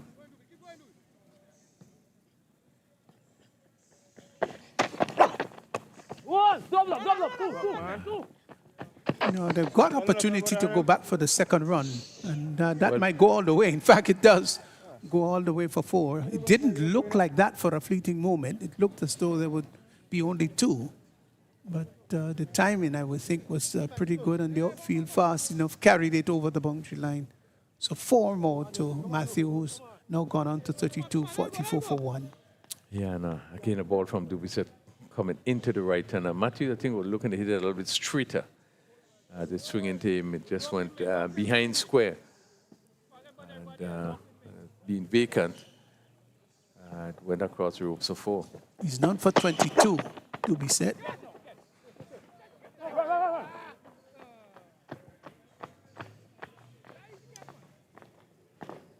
So I don't think he'll be pleased with his performance. To be said, it's rather expensive. Just a 1 delivery remaining in the over. None for 28 of 1.5. That's very expensive indeed. Can he end well with this final delivery coming up? Straight to the short third man. Picked up the wicket with his final delivery. Kane will be disappointed there, Matthew. Leslie rather, ball pitched up. He just needed to get a bit closer to it and swing again, looking to hit it somewhere over cover, coming off the edge and going down to the fielder at short third man, who picked up a easy catch. That's Josh Newell in that position, picked up an easy catch. And Amika Dubiset has struck the last delivery of the second over. But it's interesting that even Dubiset himself didn't seem to celebrate. The players didn't seem to celebrate. Usually when a wicket falls, you will see great celebration, and you didn't see that. And so what's the rationale for that? It was like an innocuous dismissal. Yeah, it went against the tide. And it was a ball that was in the slot. It probably was a little bit slower, but I think if you get closer to it, he probably would have been able to hit it somewhere over cover. And they'd probably be able to pick up another boundary. It was not a B. It came off the edge, and a very simple catch taken by Josh Newell, who was feeling that short third man position. 45 for 2. We're into the 5th over. Williams, and this one is swung. Where this goes? 1 bounce down to forward square for 4. Ball pitched up. And Anil Matthew again is not fearful of going off it when it's pitched up. Just swung. And it went down to backward square. 1 bounce down to the boundary for 4. So that takes us going to 37. Matthews, 49 for 2. We are into the 5th over. Jerry Williams replaces Leslie. Has not yet faced a delivery. So we see now that fielder is pushed back to that backward square position, right down on the fence. Catch now, catch. Again, lofted. Down to the boundary for 4. A good clean hit there by Matthew. Give himself a little bit of room and hit it over extra cover. So the mid-off was a little straight and that extra cover was wide. And safe shot. Ball pitched up and given the treatment. And the boundaries are coming, and that's why the run rate is now 12.23, because they've not been short of boundary hitting. Where the zone goes, the fielder goes back, goes over his head for 6. Again, right over that backward square position, the fielder right on the ropes. And try to jump there to get a hand to it, but just went over his head. And Anil Matthew really continued to put some bat to ball. He quickly goes to 47. And it's 59 for 2. Are we still in the 5th over? You've got to appreciate the shot, really. It was hit with ideal confidence. There's nothing iffy about the shot. Well struck. Timing was great. This one, they go straight over long on, and this will go as far as the road. A tremendous hit there by Anil Matthew, coming up with a 50, a tremendous inning. Certainly we'll give you the stats on in terms of that 50, how many 6s he had hit and how many 4s. That really has been a good knock. That was a big hit, a really big hit by Matthew. And he is so confident. And what a wonderful innings of 50. Just 18 balls, 21 minutes. He struck 2 6s and really is, and 6 4s. I make it 3 6s and 6 4s. Yeah, it really is outstanding batting. So Williams has gone for 37 and he's in his 3rd over.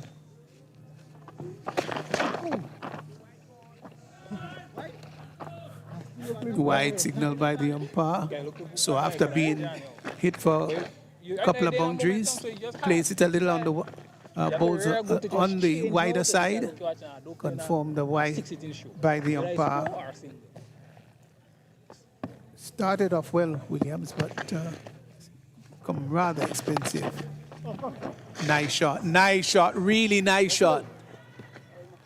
Beautiful shot. It's outside the off stump and just waited on it. And a nice late dab. 3rd man coming across to his right, diving attempt. Wasn't able to cut it off and went into the boundary for 4. So he's playing all around the ground. Yeah, quickly goes to 57. It's 70 for 2. And the ball was played just fine off the 3rd man. Hold on.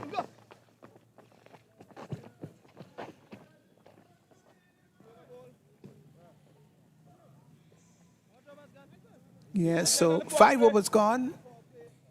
71 for 2. 71 for 2.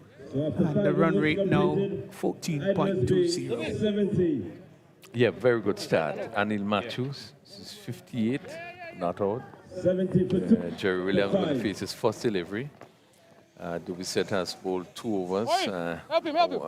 He went for 28, picked up 1 for 28.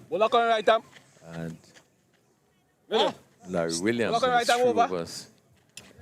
He has picked up 1 for 43. So somebody had to go down. well, it's a very good start for Idlers B. Yeah. And then Oh, somebody go yes, 45. they're chasing it down and they're closing in very Somebody fast. go 45. So we're going to see the first change. Andrew Fletcher. He going to come in with his leg spin. Bowling from the southern end. Interesting to see what strategy Matthew will adopt. This one is hit straight. Where does this one goes? It clears the long on fielder and yet another 6. Oh, he picked that up well. And I think the moment he hit the ball, Matthew, he knew where it was going. His body language suggested confidence that it was going to clear the long on fielder and did so quite comfortably. Great shot. Wait. This time was shorter in length. And getting onto the back foot and cutting, hit it hard into the ground. Couldn't score. One. Easy. So he's really motoring on now as Matthew's gone to 65 Left and left, and has scored 65 of the 72 runs scored, Leg. which Somebody is go. And just stay. maybe about 5/8 of the runs scored. Never good at math. I don't know why I attempted to say that, Raphael. Watch. Unless somebody chides me. Come and stop us. 78 for 2 idlers. So 62 to win. No. So all what is necessary at this point in time, the other batter just had a batter wrong and in Matthew for a while. I think the rate is very good, almost 14 runs and over. Stay. Quicker delivery there, and Williams didn't know much about it, looking to pull. One more. Go back. Run back. Good start by Ed Lesby.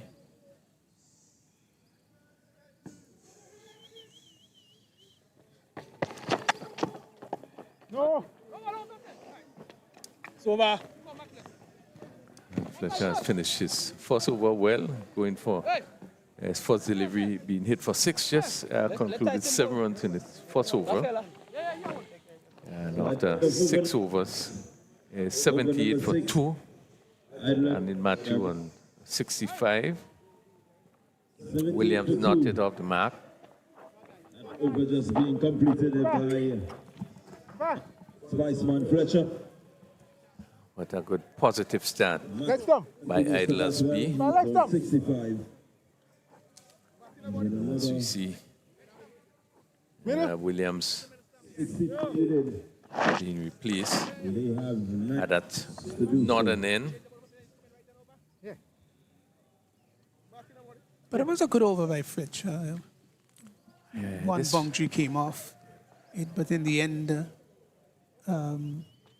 closed off pretty well. He came back strongly after being hit for 6 in his first delivery. Devon Tyson, young player, young under 19 player for the Windwards. Let's go, Tyson. He played in the West Indies under 19 tournament. A lot is expected of him, talent that he possesses. Yeah, these young cricketers got so many opportunities to showcase their skill and talent. A lot is left up to them. There's a cry for 2. Nathaniel. Gone for 1. Will in fact come back for the second. They've got to hurry. The return going to the non-strikers end, but they ran the first one quickly indeed and was able to come back safely for the second.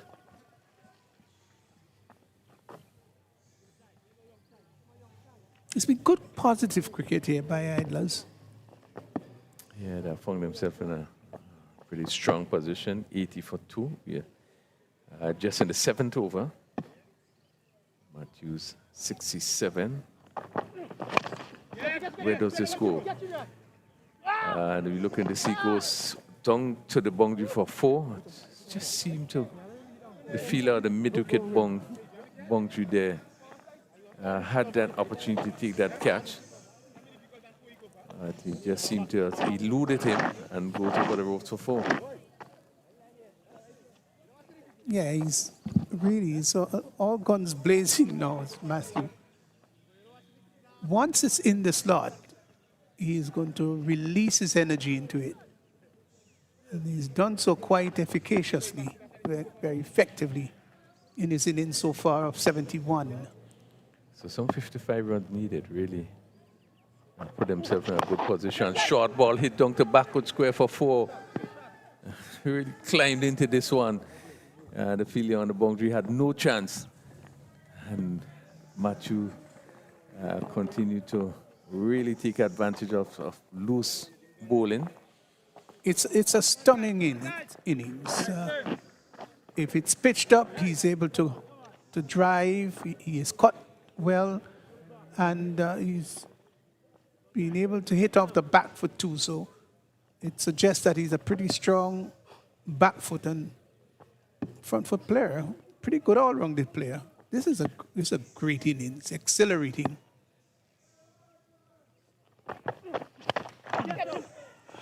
This one goes down. Let's see. And it goes 1 bounce. Just wait on the umpire signal. Yet another 4 short delivery. Yeah, that got the treatment it deserved. It was short, it was pullable. It sat up there nicely for him. Didn't have to do much, just to rock on the back foot and make sure he got it from the middle of the bat. And it was struck down to the deep mid-wicket area for 4 wonderful shotties. Now gone to 79. This is a brute of an innings. Brutal. So he needs 21 runs for his century. I think you need just about 48 more runs. They need about 48 more runs for victory. And he's really not holding back. This one hit down to long on. Now, timing it as you would have liked.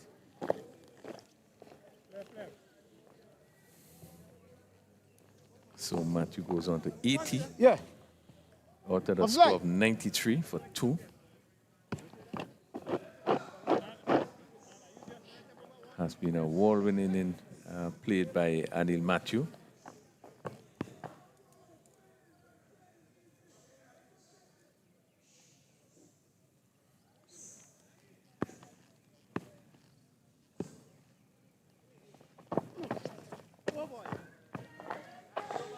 Yeah, well bowled. Just outside the off stump, and Williams was searching for it. So he scored 80 of the 93. That's Matthew. Not very often you see that kind of performance where a batsman has dominated like this, but he certainly has dominated. 93 runs at the board. 93 for 2. He scored 80 of those 93 runs. Well, you're certainly right. This is not often seen. You look at the percentage of the 93 runs, 80 being scored by one player. Now he's facing Fletcher, and he's driving straight. It's going to go down to the boundary for 4. Yeah, it beats the fielder at long on, and also there's no chance of the fielder feeling at mid-off. Yeah, nice use of the feet. Put on his dancing shoes and came down the track and drove it well. And the direction was really good.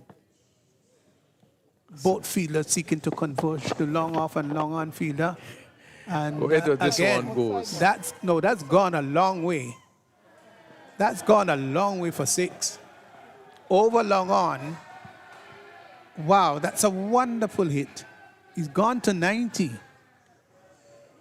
This is quite a remarkable innings. I remember it for a long time.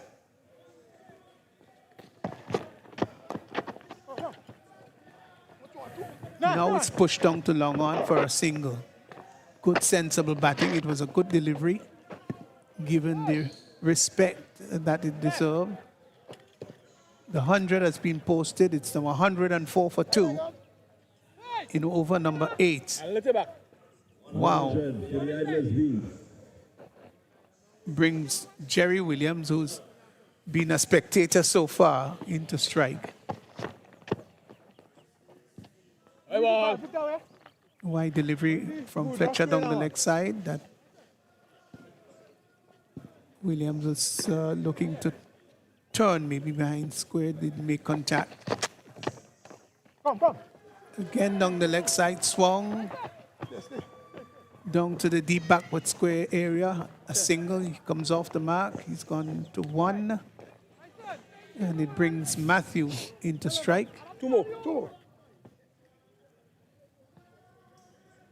So Fletcher's none for for 20, his first over yielding 7. So he's gone for 13 in his first 6 deliveries. Of course, one was a wide. Pushed up to long on there. Thought for a fleeting moment for the second run. Decided against it. I think Matthew also wanted to keep the strike. The over comes to an end. It's 107 for 2. 107 for 2. 8 overs gone. So the So completion it of the means over. that they need 33 and some 7 overs remaining. Yeah, and Matthew just need 8 for his century. I think no calls for really sensible batting from here on. I should try to get that 8 runs required and probably just take the team home. They're in a very strong position, 42 deliveries remaining. It's need 33 runs for victory.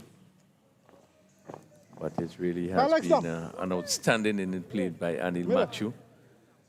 Hitting the ball all around the field. I think all the bowlers would have paid. It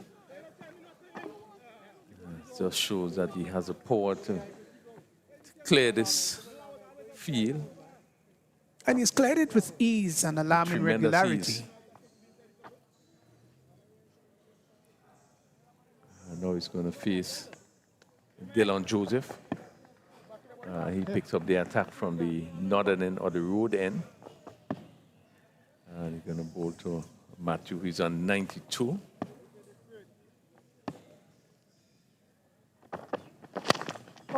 Ball hit straight.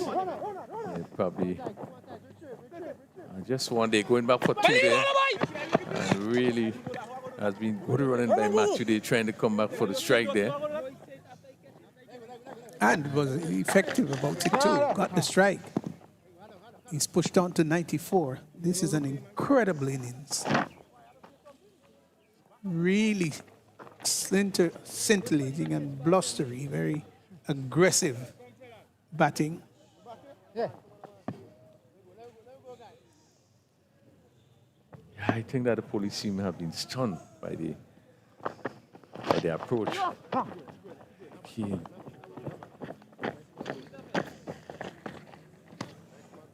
A tremendous pace in which Matthew have been scoring. Yeah, it's a beautiful innings. Gosh, he was not afraid to go after the bowling. And he's done that very effectively. He's gone to 95. It's 110 for 2. So some 30 runs to win. On that line. 38 balls to get there.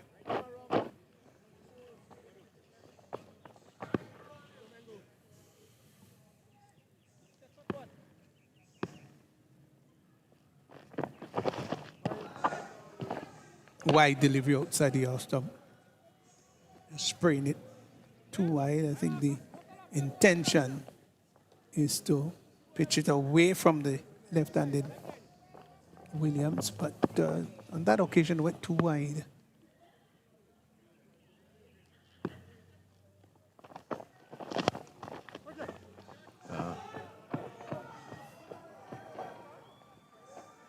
Four runs.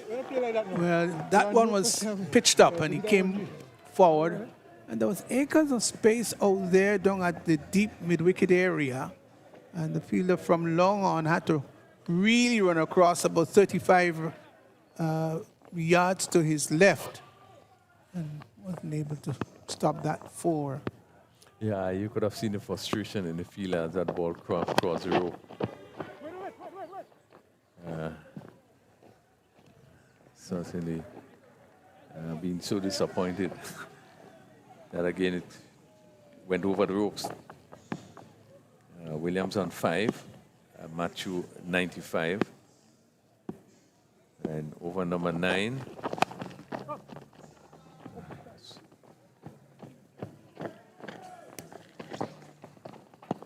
Williams does hit the tap.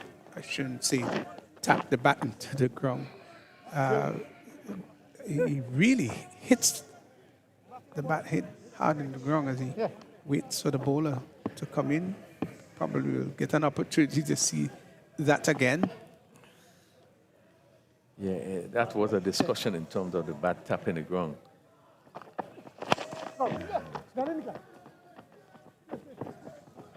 Matthew tucks that one down to the deep mid-wicket area and gets a single. He's now gone to 96. 117 for 2.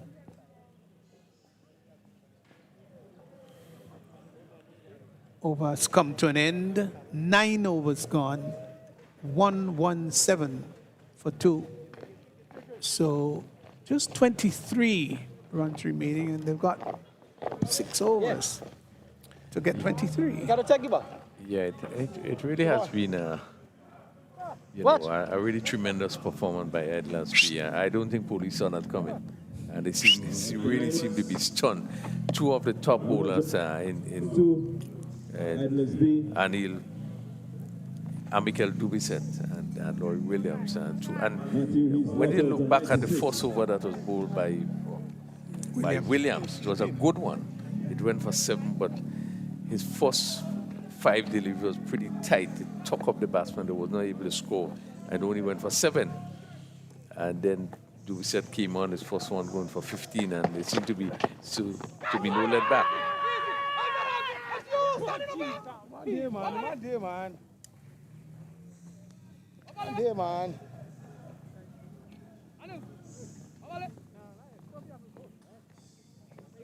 Yeah, a bit of an appeal there again, Matthew. Looking at it straight again, loud appeal, and the umpires are on move. Keeper look a little disappointed. Samuel look a little disappointed. Likewise, Fletcher. You think Rafaeli's going to just close up a little here, or he's just going to keep going? No, I think you just play a little bit sensible now. You are 96, and you have a number of deliveries to go still. So there's no rush. Yeah. Just try to get 4 runs that is required for a century. Just make sure you get that. No need to showcase yourself as an unnecessary hero. Tickled down to backward square. They will come back for the second as the return comes in. Yes. So there's no need for him to do anything really, really different. You know, you would want to avoid taking too many extra chances because you're just 2 runs away from the century. And that's the first time we have seen him play defensively as he pushed that ball back. Yeah, defensive prod back to the bowler, which has been an uncharacteristic feature of this inning. Yeah, I think early on you looked to hit that one straight. Off the back foot, cuts down to backward point. Picks up his 99th run. So he's on 99. 120 for 2. Fletcher, none for 24. So far, he's got 2 legal deliveries remaining. Williams faces up.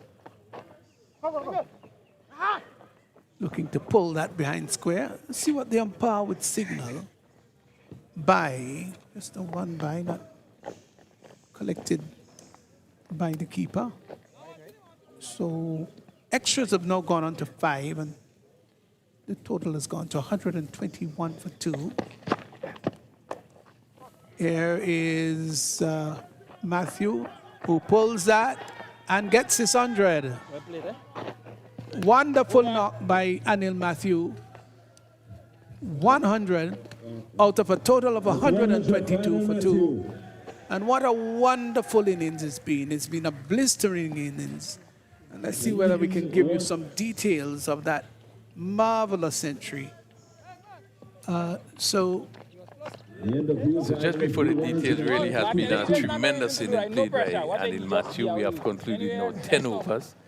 Islanders be 122 for 2. They require 140 for victory.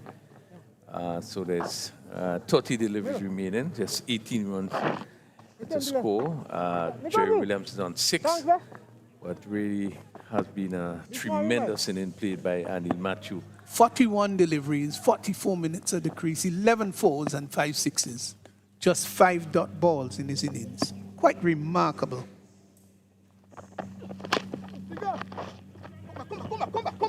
It's a call for 2.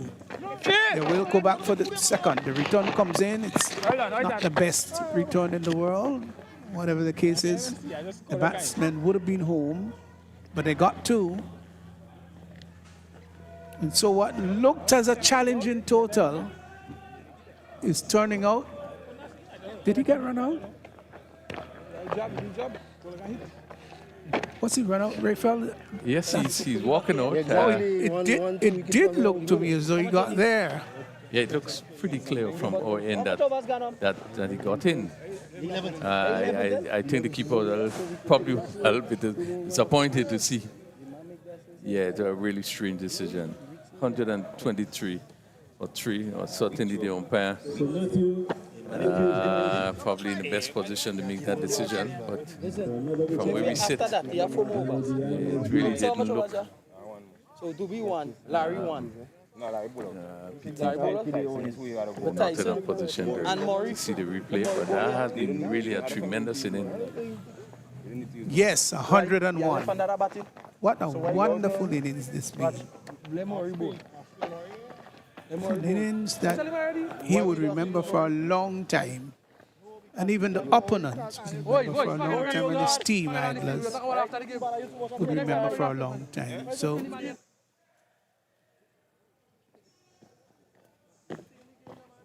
Matthew run out for 101, 42 balls, 45 minutes at the crease, 11 fours and 5 sixes.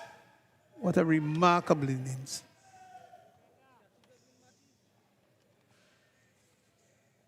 So Sherman Lewis replace Matthew. They need 17 runs from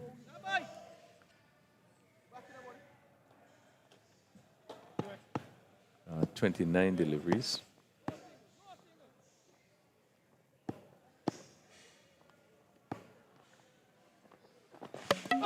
Oh, he's bowled him. Bowled him. Played around it. Wonderful delivery. And so Lewis gets 1 ball. It's gone for a duck. So it's now 123 for 4. Well bowled. Well, he was late and also played around that delivery. It came back in slightly, and you can see him play just outside of the line of that delivery. And that crash into the leg stump. Police has struck once again. It's not over until it's over. 123 for 4. Lewis going for no score.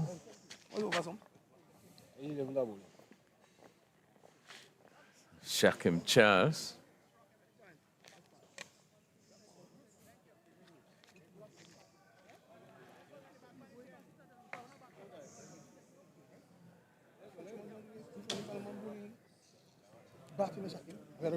Oh, Sarge, So this game is not fully over. 17 runs to go, 28 deliveries remaining. Police will need to take 6 wickets if they are to win this encounter. Or they need to bowl quite a number of dot balls. But Idlers certainly are in the ascendancy here.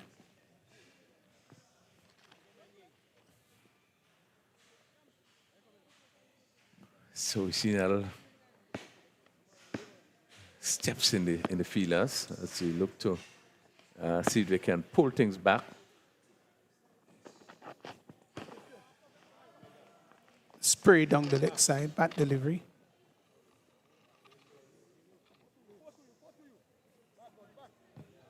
Wide signal by the umpire. Extras have now pushed on to 6. Total has gone to 124 for 4. Run rate exactly 12, and they need just 3.43 runs per over to win this encounter, which should be a pretty simple one.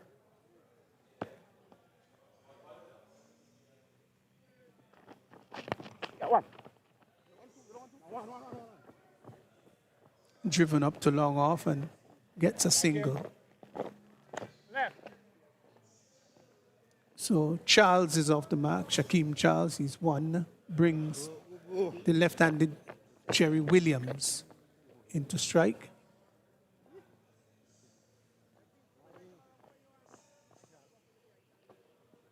Hey, like.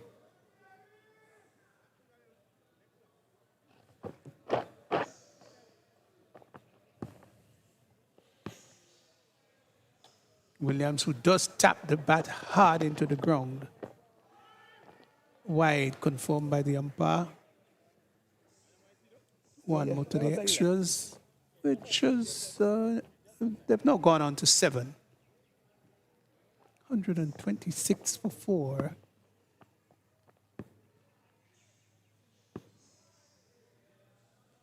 You can hear the tapping of the bat into the turf there by Williams. These days, they don't tap us before refill, do they? No, they don't. I think what you find happening is that they keep the bat in the air. Yes, we suspended in the air. we are used to the little tapping, but I think what is happening to is no, it's very distinct. Some mic, so you can hear, but we probably would have been hitting as hard as that, but nobody hears at the time. 18 ball, 17 runs. Yes, it was what the batsman did to prepare himself as the bowler came in, brought rhythm to his batting. Yeah, distinct song of the bat. Hit down to long on. Where that goes over long on for 6.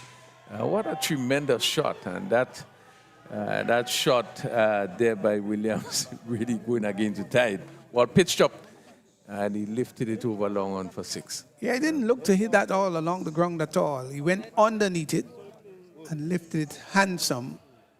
It was going to be 6 anyway. It was a wonderful shot.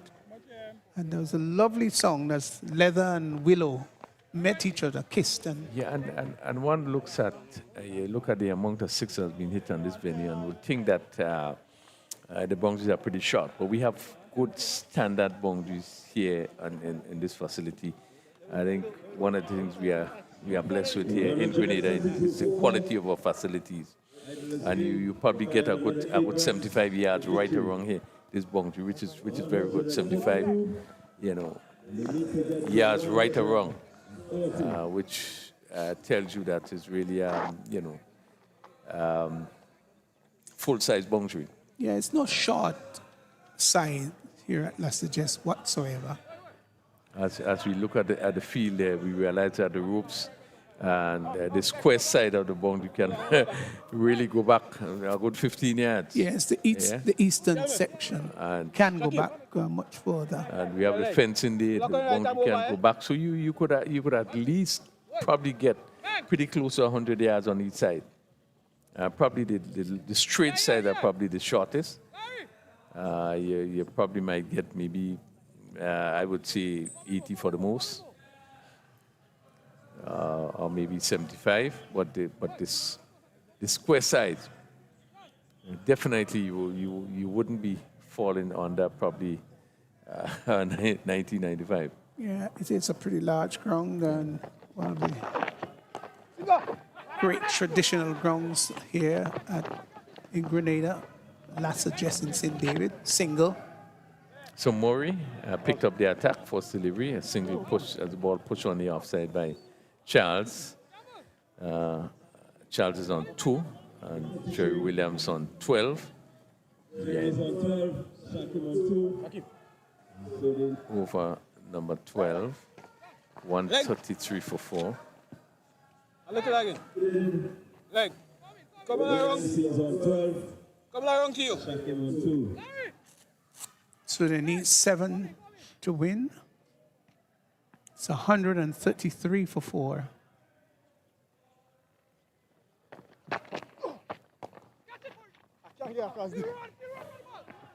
Hit down to long on. They thought for a brief moment to go back for the second. It would have been suicidal. So Charles said no to Williams. They get 1. 6 to win. 134 for 4.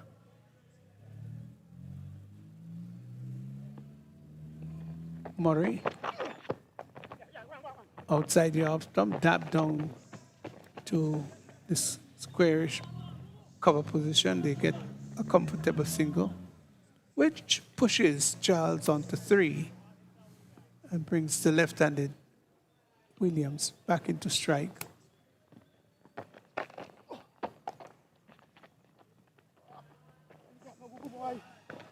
They seem to be getting it singles now. There have not been many dot balls in the innings. 4 needed, 136 for 4.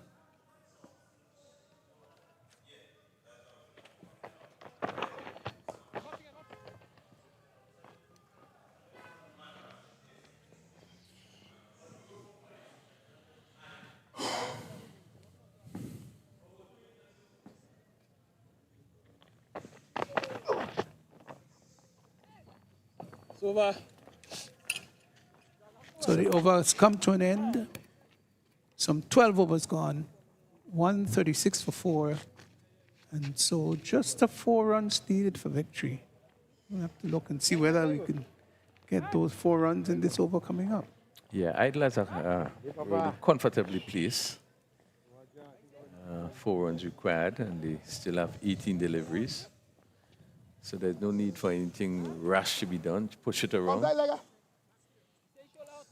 Charles on 3 and Williams on 14. Let's see. Joseph has picked up 1 wicket and bowled 2 overs for 20, so he's into his 3rd over. And let's see, he's coming around to the left-handed Williams. It's been expensive, though.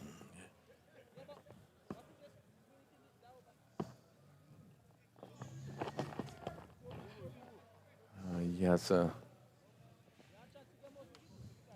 leg gully, deep, short, fine leg, mid-wicket on the boundary, mid-wicket and a mid-on, a long on the leg side.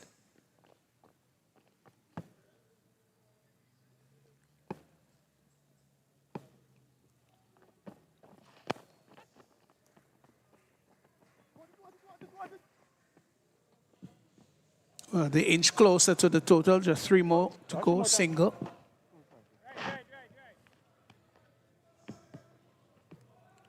Williams has gone to 15. It's batted well. Beautiful 6 over long on.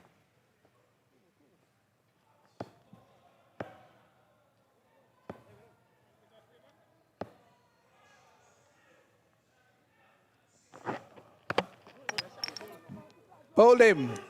Well, got an inside edge. It looks from here as though it was an inside edge. As Charles looking to push that maybe just out on the offside, and his body was away far from the bat.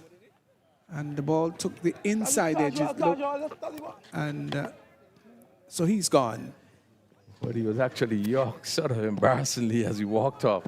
I think it was also a slower delivery, so he sort of played over it.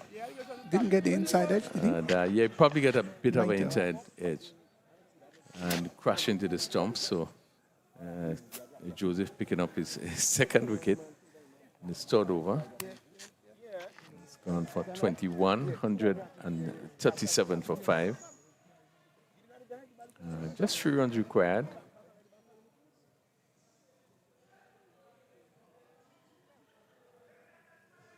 And Kevin Hankey makes his way out.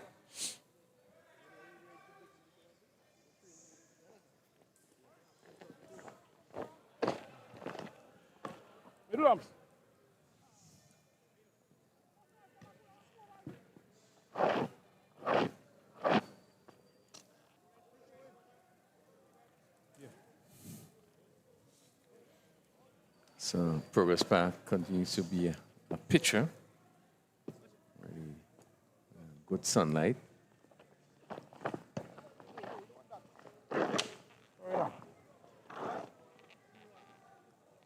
Still sort of wonder how deep Idler's batting really is. Well, based on what we saw with that first delivery, Hanky didn't seem to do much about that delivery. I think That innings of Matthew was a crucial one. that's the point I was just going to make. That's what makes that inning so important. Yes. He really would have taken the attack to the police and really, it really struck them in terms of the way that he played. He really played a very good inning. Very unfortunate he did not run out. But that inning would have really turned things around. He really didn't give police a chance. Well, 2 more needed. Williams is 15. We're in over number 13. This is the final delivery coming up in this over. Maybe Williams tried to hit the ball too hard. Over comes to an end. And at the end of 13, 138 for 5 Idlers. 138 for 5. They need 2 more for victory. Yeah, really should be just about time. 138 for 5. 2 runs needed from 12 deliveries. Yeah, we have been a blistering attack by Anil Matthew on the police bowlers. 101 in 44 deliveries, 101. It's quite remarkable. It's amazing hitting and not slugging. It was just good, genuine ball striking. You don't regularly see those sort of innings That's true. on a field of this magnitude. Miller, we're coming right down over. Yeah, it was quite beautiful So to look Hanky, at or inspiring. you know, I'm thinking one would have thought that I probably would have bring back Larry Williams, even maybe after the wicket of Anil Matthew, see what can happen. But here we have Michael Dubisset. He will come in for his third over. He went for 28, picked up 1 wicket.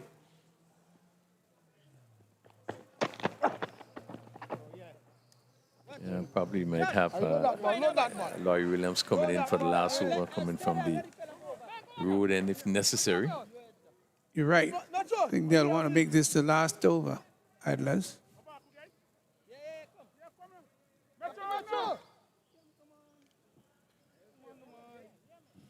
So let's see, not much adjustment on the field.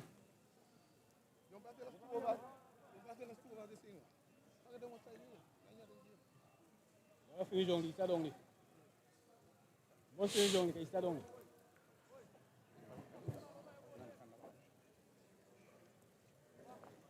think the police team would have accepted defeat.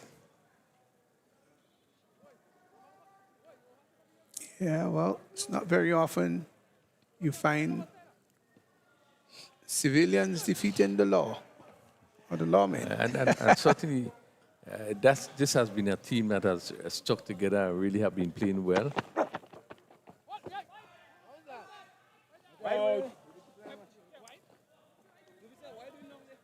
But when you look at them getting 139, you felt that this was going to be at least a working total. Not mammoth, but good enough to fight and possibly to win. But Islands, they've really galloped after it.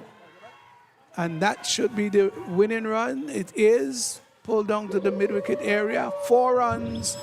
So Idlers, they've won 142. 142 for 5. And they have won this contest and won it quite comprehensively by 5 wickets. Yeah, and they deserve to be the victors in this particular game. When one look back at the fact that they won the toss and elected to field, and as we were saying before, I don't think they made much use of the bowling, I thought that the bowlers were very short, almost right through all the bowlers very short.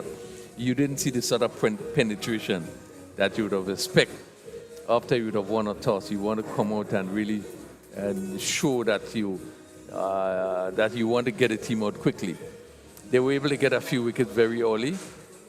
Two important wickets in terms of Centilere, who was one of the mainstays for Police, and also was able to pick up the wicket of Andrew Fletcher, and felt this was a time they could have pressed on. It didn't happen. The feeling was not of the best, but they would have made up for it even as they chased that total of 139.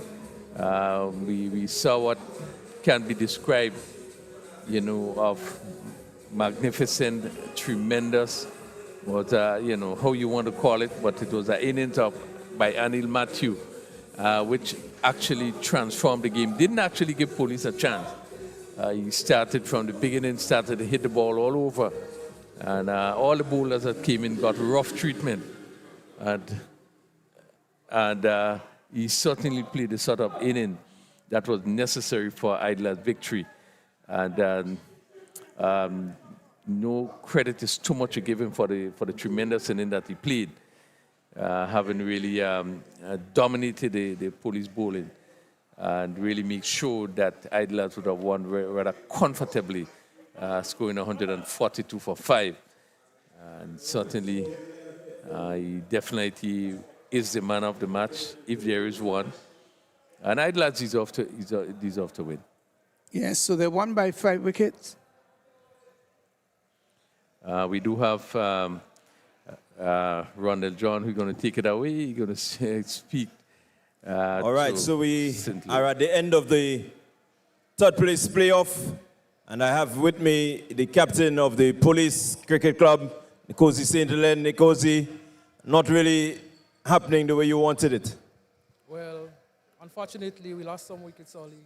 Our main players, and we were 20 runs short of what we were aiming for before. With a target of 140, did you at any point back the bowlers to really bring it home for you? Well, runs on board is runs on board. However, it's a really good track, and kudos to them. All right, so thank you very much, Nkosi.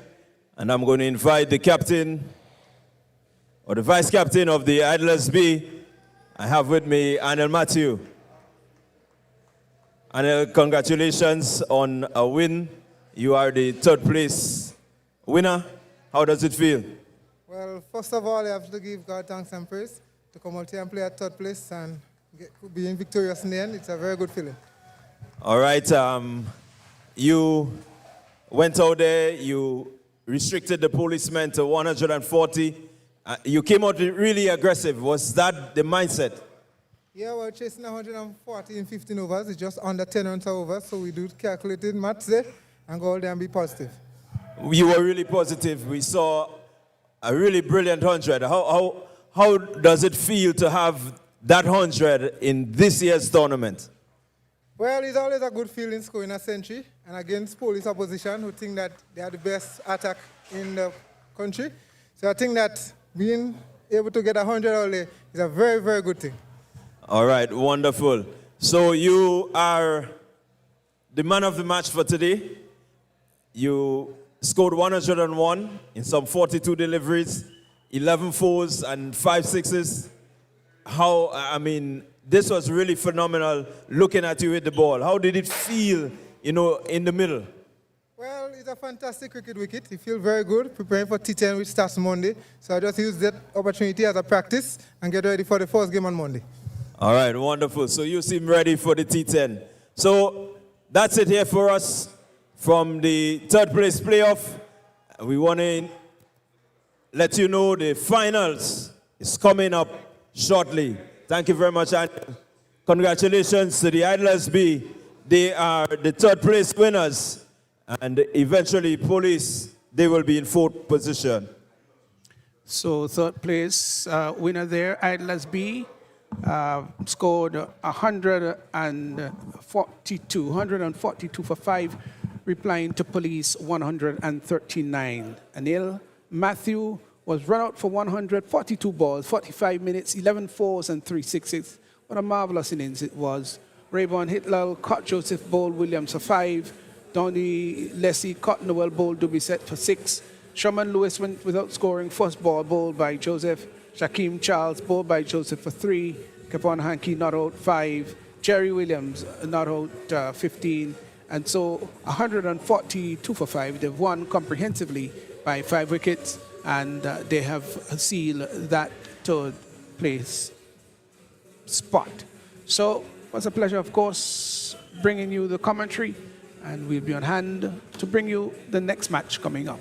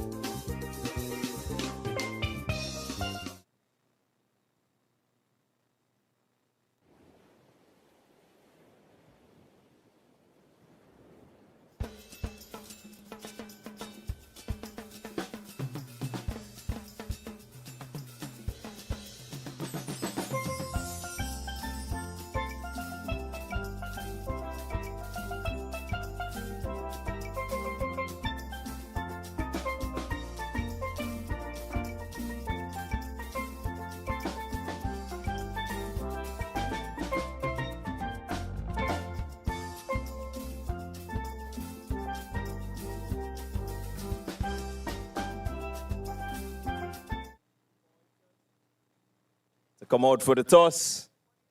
We're looking for the captain of the upsetters.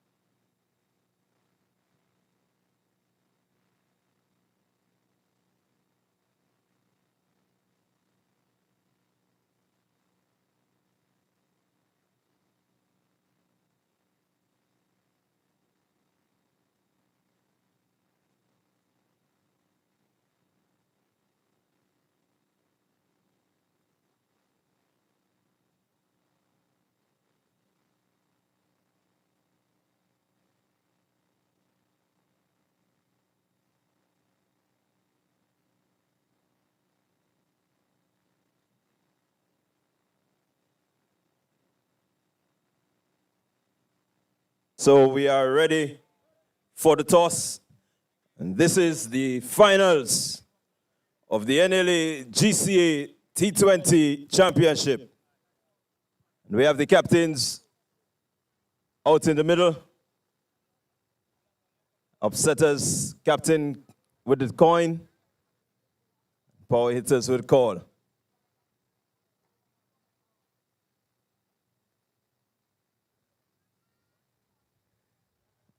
And so it's heads.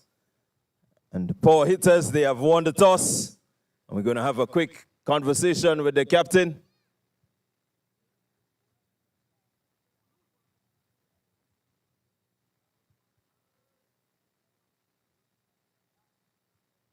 Okay, so we have here Shondell Regis, the captain of the power hitters.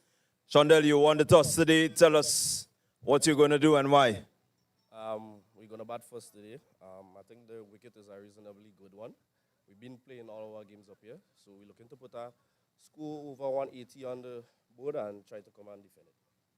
Okay, you came into this one on a really good note. You defeated the policemen in rather comfortable fashion.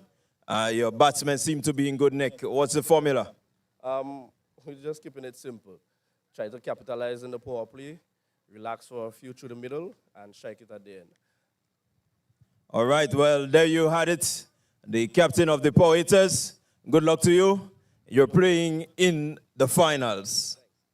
I will be joined now by the captain of the Upsetters Cricket Club, Kem Charles. Kem, you lost the toss today. Had you win the toss, what would you have done?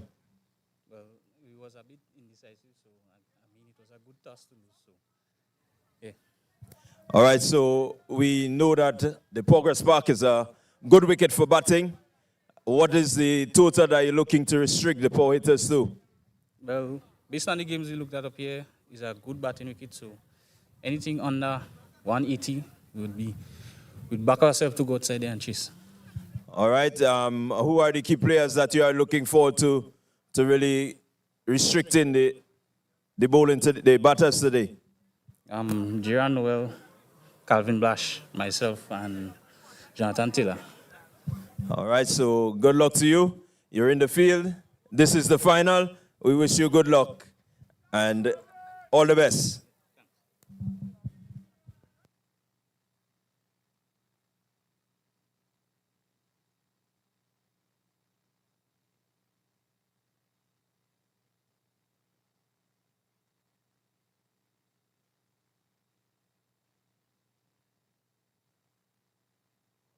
So I'm looking for 4 persons.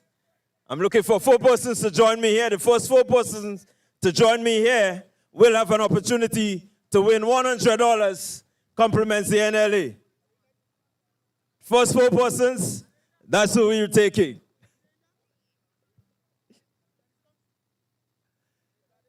So first 4 persons, you get an opportunity to hit for 100, and you get the opportunity to bowl for 100. We've already had a winner, and we're looking for another winner, or maybe 2 winners. Any spectator, it is up to you. You can come and get an opportunity to win $100, compliments the NLA.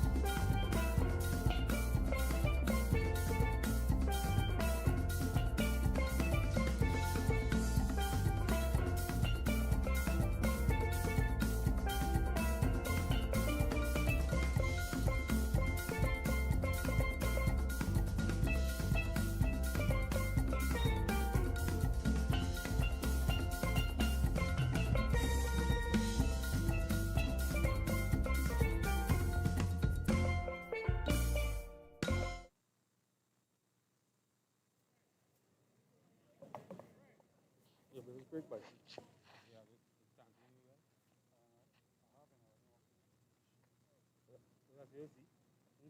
Game plan that already?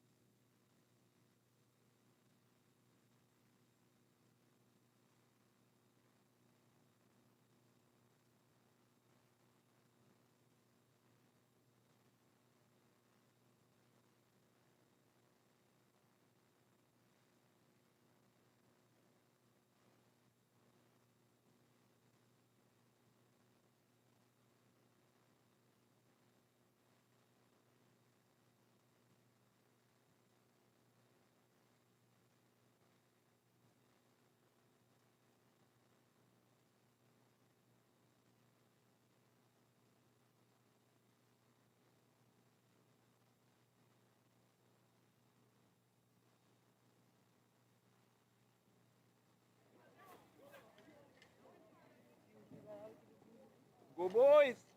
Early, early.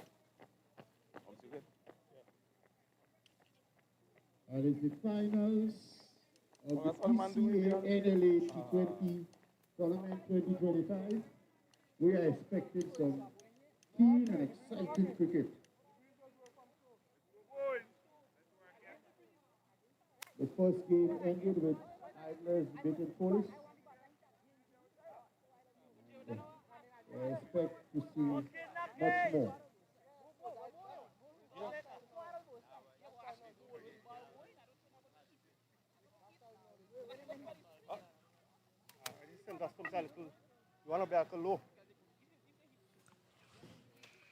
Pleasant good afternoon to you again. Welcome back here at the Progress Park playing field. Again, we greet you with, tremendous condition. The light sun is shining brightly. We are about to start the final of the NLA GCA T20 tournament. This is the two teams that would have come through to reach the final, upsetters and power hitters. They are going to square off for the final of this game. And certainly there's so much at stake. Together, as I welcome Pastor Warm, we will describe what's happened to you this evening as we prepare for the start of this final game.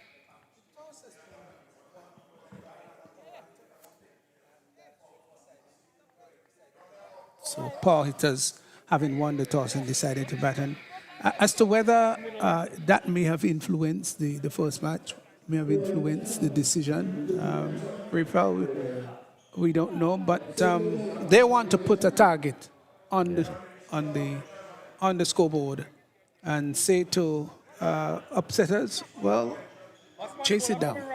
Yeah, I probably would have. I would have gone for the same thing. This is good. Third inning playing on the wicket today. I probably would not have waited to probably go for the fourth inning. But let me hasten to say that this is a very good pitch. And whether you bat 3 or you bat 4, really, the way the wicket is played doesn't seem to give any team advantage in terms of what happened there. So we expect that, it will be exciting. We are about to see the first ball, Kemp Charles. And this one outside the off stump. The umpires, Rudolph Holus, he's in this southern end or commentary booth end. And we have Isaiah Thomas who will be standing, he's now at square leg, will be standing at northern end. We see upsetters, power hitters starting with spin. And certainly, they probably would have seen the first game. And they want to make sure that they restrict upsetters to a score. Really, that wouldn't create any problem in them trying to get to. So the opening pair in Sylvester and Sheldon Joseph. Joseph taking strike into the first over of the match.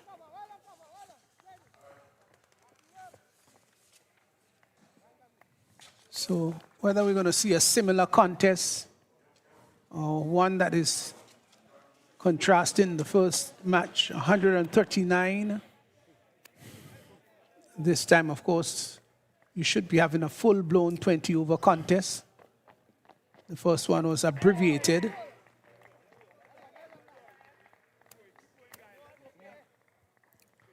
So just to give you a bit of the teams, as the first over continues.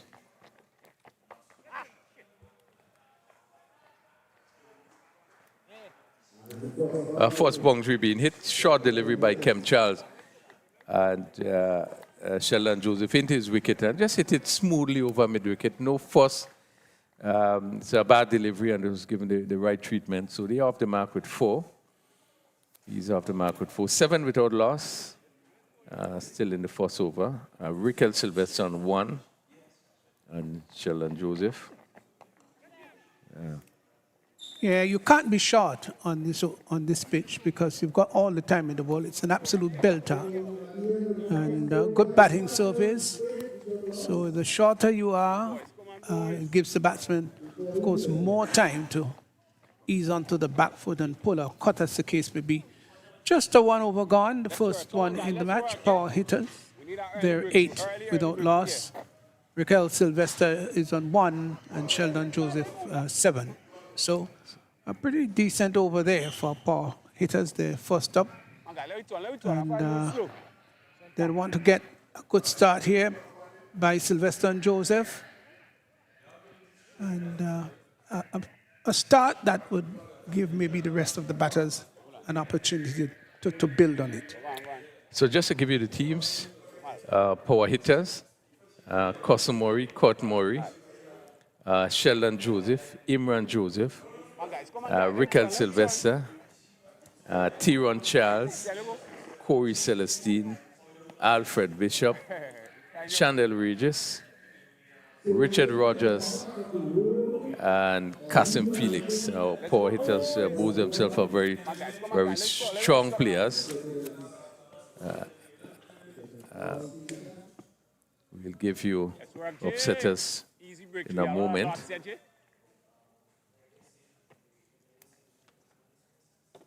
So we have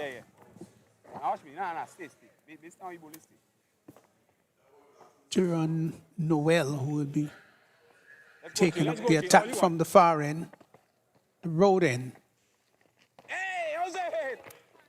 Around the wicket. Don't think he's going to get much turn. Of course, the ball being new, so he might just get it to slide on. And I can't see him getting any great bit of turn. Then he's bowling from around the wicket, rather. Swung down to the deep backward square area, and that's gone to the boundary for 4. That was an ill-directed delivery, sinking down the left side, and he just helped it on its way down to the boundary for 4. Bad delivery. And Joseph would not allow those to go unpunished. In the air, that goes down to the deep mid-wicket area. Airborne for some time, but certainly not catchable. And he gets a single, which has pushed him on to 12. So it's early days, but a good start. 13 without loss. Now brings Rickell Sylvester into strike. He's on 1. Nothing. All right, nothing. You're not going too fast. Easy or not? Easy or not? Yeah. Well done. Well done. So, piece of fielding there at mid-off. We just wondered whether the umpire may have start giving up, was he? May have just made it home, but it was a run that they really had to scamper for. Guys, let's go. And managed to get there just in time. Come. Yeah. Of course, you've got to be very positive in your approach So you back on now. Backward. at all stages in the innings. But getting off to a good start is always ideal and important for any side. Let's go. Hey, nothing. Glide. Down to backward point. Good diving stop. Thought about the second. Return comes in. Good sharp one. So the stayed on 1 Come on, guys. Come on, guys. Come on. into over number Let 2. us work. Let us work, guys.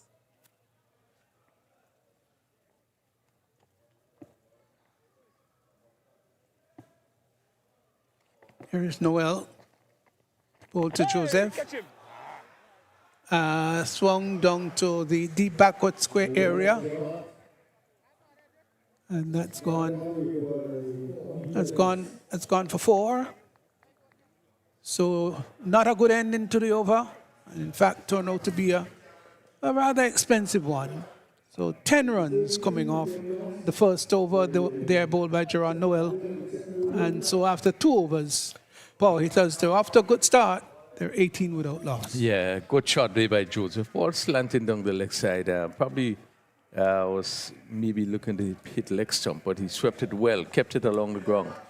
No failure being pleased here. The backward square was fairly square, and it went down to the boundary for 4. Good looking shot there. So he confidently is on 16. Riquel Silva just on 2 as Kem Charles with his second over there being pushed down to mid-off for 1. And that takes us go to 19 as we go into the third over. Upsetters, Kem Charles, Gerard Noel, Gerald Jeremiah, Jonathan Taylor, Cyprian Forsyth,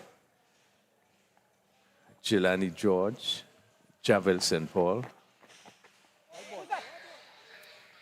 Wide single by the umpire. So extras now coming up the mark. Why is it gone to 2? Yeah, just a 1. Continue the team. Cavan Bartholomew, Javel Hazard,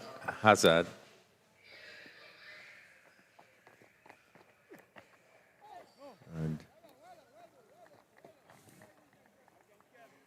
yeah, that's the Upsetters team.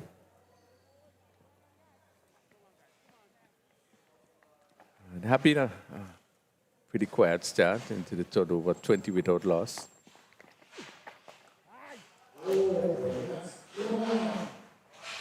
Fine shot, really.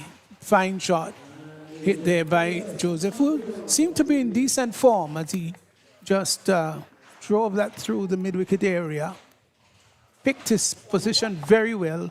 There is, in fact, forward square and wideish mid-on, and he was able to get past those 2 fielders down to the boundary for 4. Off the back foot and cuts. Gets it down to the sweeper position. Gets a single. It was short enough to go back onto the back foot and cut, not square, cut most on the straighter side. He's hustled on to 23 now and brings Sylvester to strike.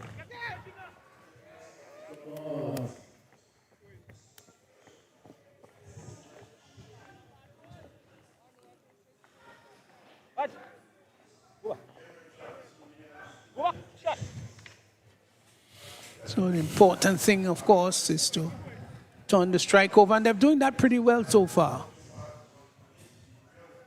With ones and boundaries. Hit inside out. Down to the deep extra cover boundary, gets a single. So the over comes to an end. 3 overs gone. 29 without loss. 29 without loss. And that was a pretty good over for power hitters. Yeah. Kem Charles in the second over. He has gone for 19. Really, power hitters has made a positive start, having to face spin from both ends. The experienced Gerard Noel and also Kem Charles, who have been doing quite a bit. He would have picked up a lot of wickets, we know, in the T10 tournament. So these players are players that, you know, have some experience in bowling. Of course, I'm using a new ball. But 29 without loss after 3 over, they, you know, should feel pretty confident with the start they had. This one hit down to mid-off, goes back and being dropped there at mid-off. Come on, guys. Come on now. Casual approach there by the mid-off fielder there. Come on, man. No, that's unacceptable, really. Had sufficient time to run back. Look at how long the ball stayed in the air. Come on, guys. Come on Look, now. almost there and should have made a couple of steps backward. Yeah. But just tried to reach for it, to stretch to get it. And there was no need for that. A couple of steps backward would have done the trick. Down to mid-on, goes straight to mid-on. And that one is taken there. Full Sylvester really didn't do much with that delivery. He did on the full toss.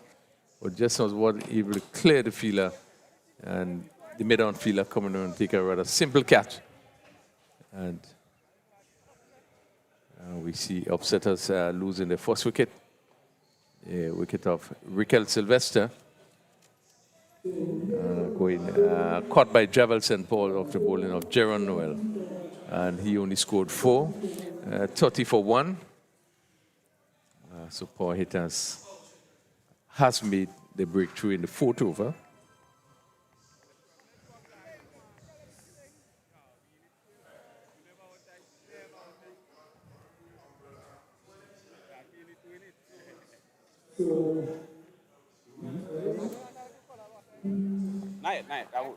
Who's are you? Yeah, power hitters actually 30 for 1. I should say that upsetters making the breakthrough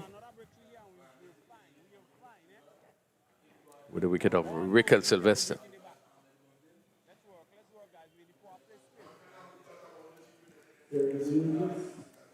So, quite a bit of a gathering outside. Sean Del Rey Jesus now joined Joseph. He's an enterprising player, Regis. Maybe he never really fulfilled his potential. Yeah, you're certainly right. He showed tremendous ability. One can remember him at the under 19 level. Really was one of the top players. Did very well. We see some overthrows there. 2 runs that really should not have been given. The keeper did Noel moving quickly and throwing the ball back.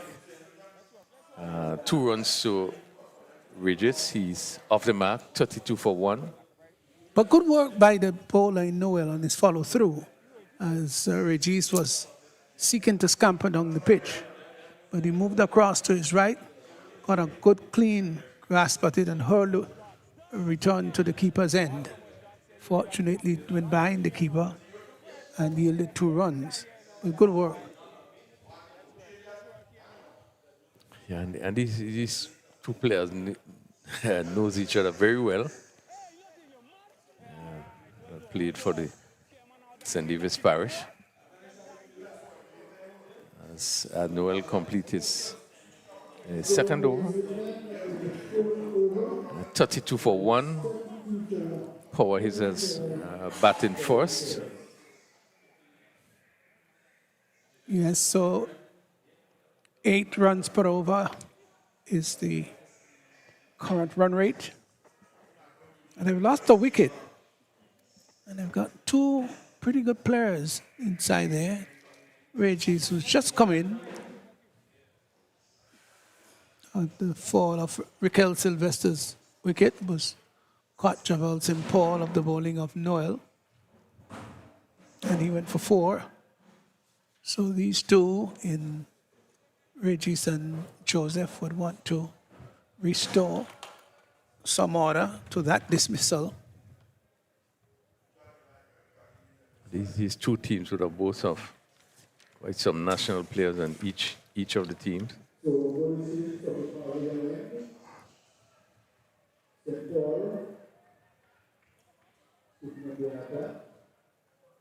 Can't forget the innings of Matthew. Brilliant 101 before he was run out. Yeah, had been really a tremendous inning. Javel St. Paul and pick up the attack from this sudden end.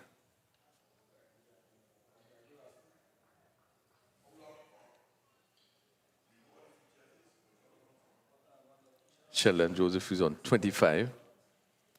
Prepares to face. Short delivery and hit down to cover. The fielder on the boundary. So just one.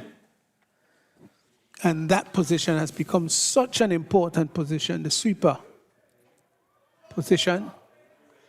Years ago, it was not one of those positions that we find has made its way into the contemporary, very important contemporary positions on the field of play. But you know, back in the 70s particularly, and before that, and even in some regards into the 80s, Raphael, you just didn't have anybody sweeping. Probably even into the 90s, there's no talk about sweep and corner and so forth. Yeah, but it has become a very important. In those earlier days, you had the covers, which was patrolled by the extra cover backward point and point.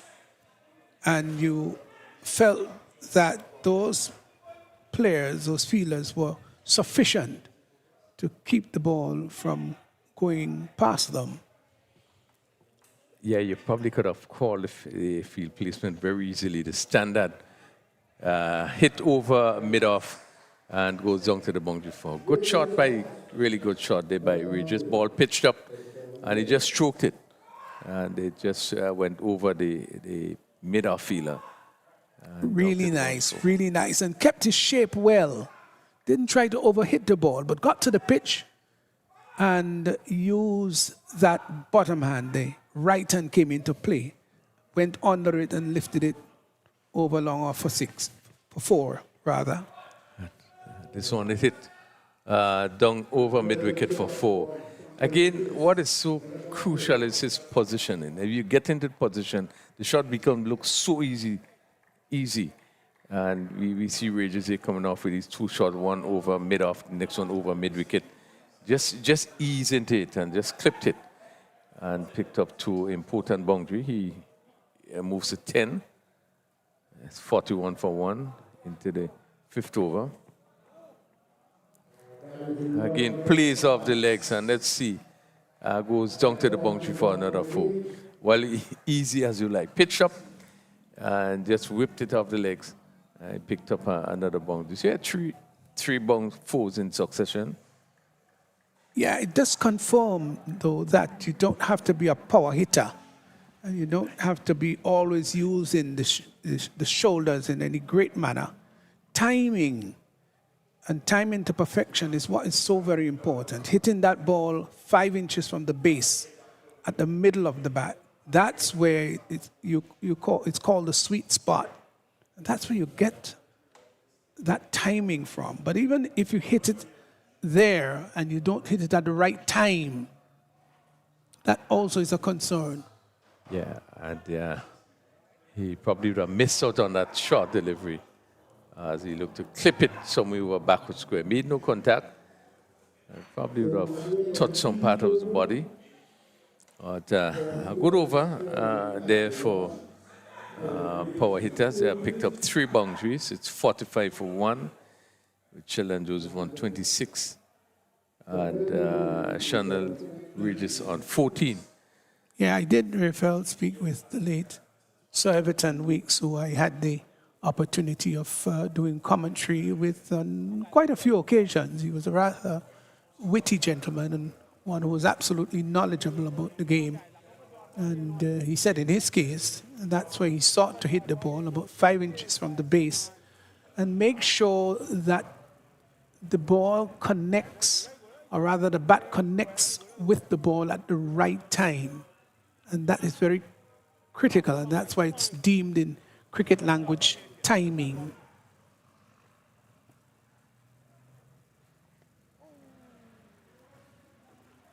Down to third man. It's going to be pulled back just inside. The return comes in. 1 bounce. They get 2. Yeah, but as you speak about that, the question of timing, what I do realize that if you are able to get into correct position more than often, all what is required. At this one, they say dunk the long on. The fielder come just over, and tremendous work by that fielder on the long on fence. He jumped, got his hand to it, and saved 6 runs. Just was not able to hold on. Was not able to hold on there. I think they're still trying to verify whether it went for 6. Good work was done by the long on fielder. The other thing is that both batsmen stood ball watching, and there was a possibility for 2 runs there, but Shondell Reggie stood there watching. In the end, they got the single. But the ball is airborne. It's there for a long time. You scurry for the first run. Well, if the catch is taken, too bad. But in the event that it's dropped, you've got an opportunity to score another one. Yeah, but it was tremendous work because it really was seemingly going over. And he had to jump, get his right hand to it, and was able to keep it in play.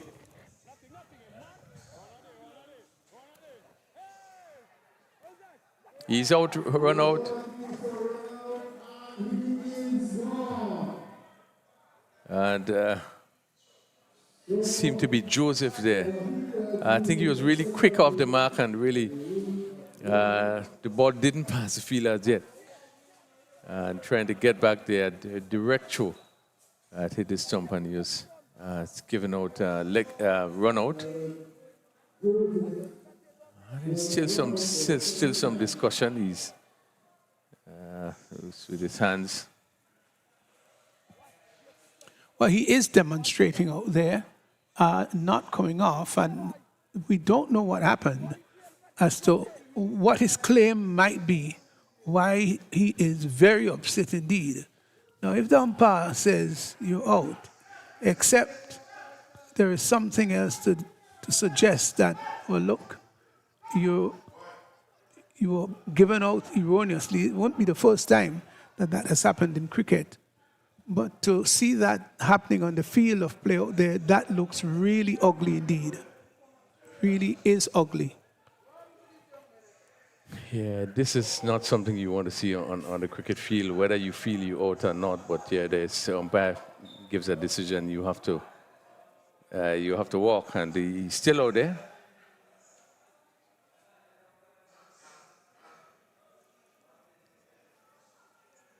Certainly is not what you'll want to see. I do think that from where I sit, there should be some form of, he's still out there. No, this is poor. It really is poor. We don't have television replays. And with that in mind, there would always be maybe error in judgment. One understands that. But we also have to understand that the umpires are reserved the rights to put out a player if he is convinced that he is out. So let's look it over. The return comes in.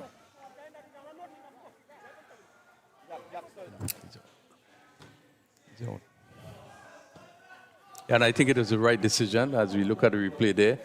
It bounced off the field and onto the stumps, and as you can see, the bat is still short. Yes. So it's really unbecoming in terms of his display out there. And wondering what was the issue. But as we saw the replay there, it's very clear that he was short of his ground. Good decision by the umpire. So Sheldon Joseph, run out. But whether or not, the umpire would have got it wrong, he still had to walk. There's no issue in him standing out there, complaining and so forth. They have to walk. Let's walk, guys. Come on. Great work by George, though. A lot of dot balls on him. He have a lot of dot balls under his belt, yeah? 48 for 2. Cut Murray.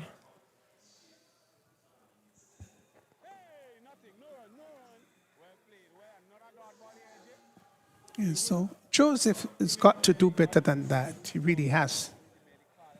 So the umpire's decision is final. Except, of course, you've got reviews where you can use your review to look if you do think as a batsman you're not out. It goes upstairs, and then the adjudicator, the third umpire, will confirm out or not out, as the case may be. We don't have that here, and so it is left to the adjudication of the umpire determining whether the batsman is out or batter is out or in. In this case, the umpire said that he was out, and it certainly brought an upset situation on the part of Joseph, and took a long time before he finally decided to walk his way back to the pavilion. So we have just seen the power play has ended. 6 overs being bowled, 48 for 2. Regis on 14. Cut Murray knotted off the mark. As we see number 17. And he's going to pick up the attack from the southern end. Just try to get his name.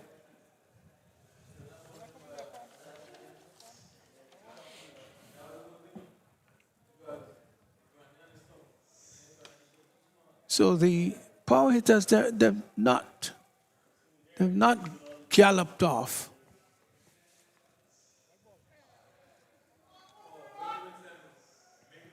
Ball goes down to fine leg and would get a single. See what the umpire signal? Wide. Didn't get a touch onto that.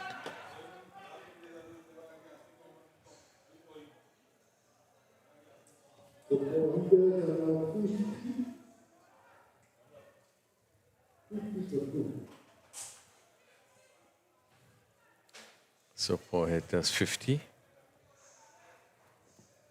Yeah, so the 50 coming up.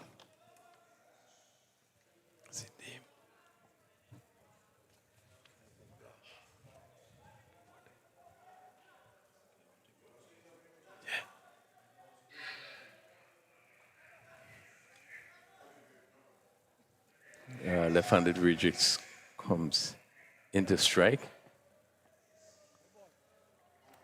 Confirmed the wide by the umpire. That's Blash, of course. Bowling from wrong the wicket. It's Calvin Blash. It is Calvin Blash.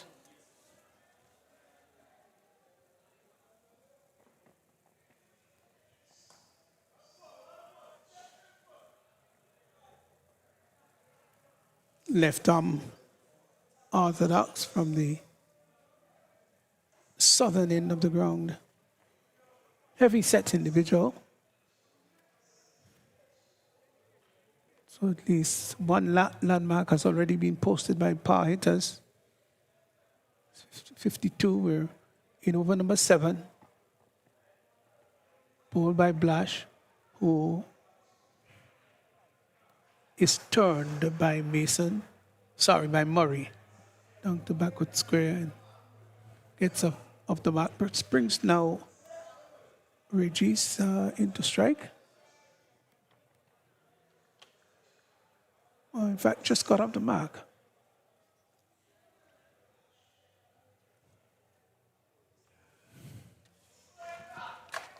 Cut Murray, of course, one of 2 brothers. 6 runs. That was pitched up, and Murray just stayed there and swung the bat at it. He's not a big man, but he hit it well, and it went just over the leaping hand there at long off and got 6. Very good shot indeed. Bold one, too. Yeah, Regis, sorry. Regis was just able to get it over long off. Again, you can see the power and the power hitting of Regis. You could see the force that he puts in. If he got a little bit closer, you really would have played that shot a lot easier and really smoother. Yeah, it was well hit. It was clean, and just got over the boundary line. But it was a great effort down that long off.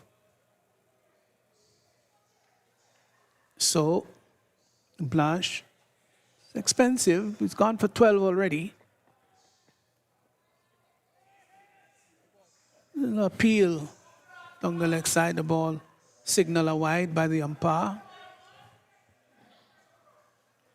Yeah, and Murray would be disappointed not to get hold of this one. There's a short fine leg in, please. It's gone for 13 already, or 4.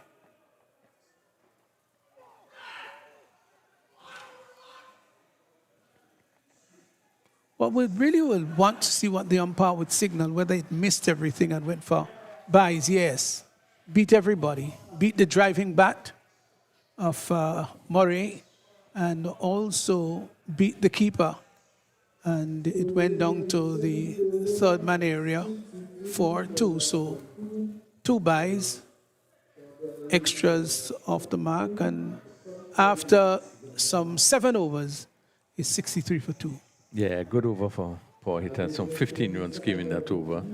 As we see Blash in his first over, just seemingly struggling to get it right. Bowler, a couple of wide deliveries, full tosses.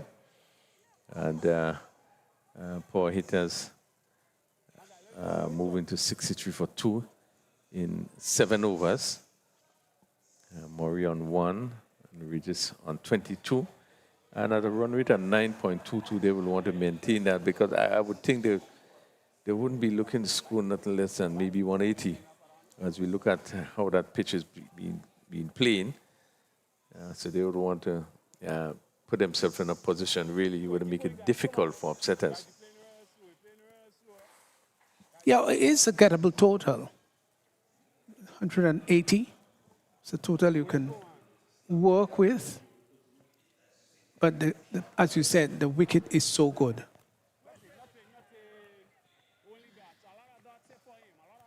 Noel in his 4th over. So he would be bowling right through.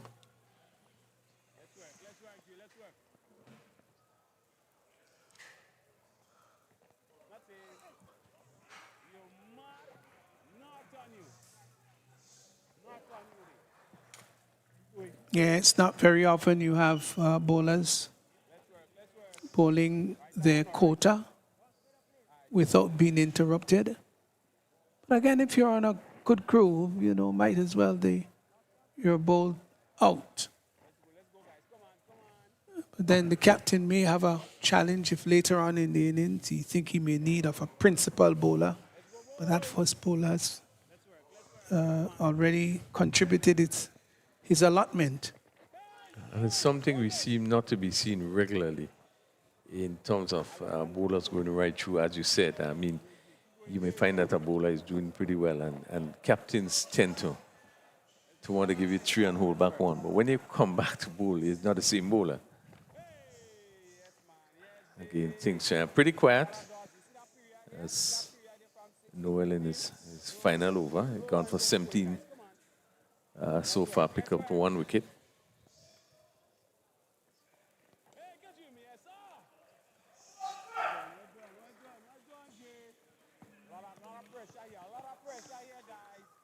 $64 for 2. And over number 8.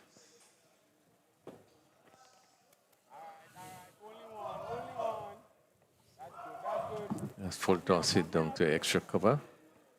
Which is deep. So 1 to complete the 8 over, 65 for 2.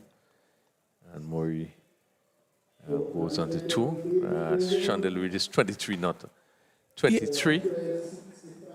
Yeah, it's such an important innings here by Shondell Regis. And I'm not suggesting that Kurt's innings is not important, it is. But Regis on 23 and he's lost 2 wickets ahead of him, which means that he's got to do a bit of a restoration work here.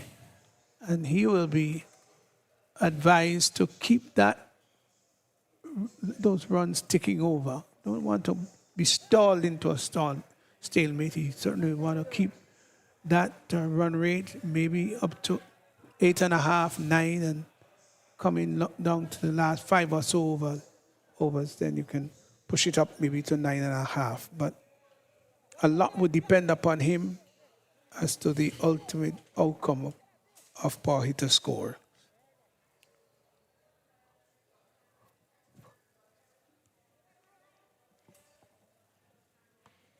So they have now pushed the extra, the long on a bit wider. 3 fielders on the leg side, right back on the rope. So there's a long on. There's a mid wicket. And there's a square leg right back on the ropes on the leg side. Short fine leg in place.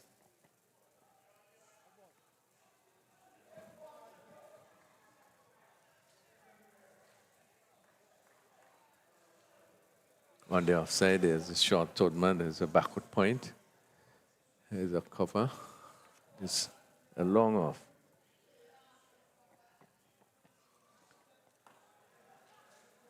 A stroke down to mid-off. Picked up by Gerard Noel. Yeah, but I think that they have put a bit of a restraint here on the run rate. It's now down to 8.04. And so things have just tightened a bit here. Out to mid-wicket. They will go back for the second run. They get there quite comfortably too.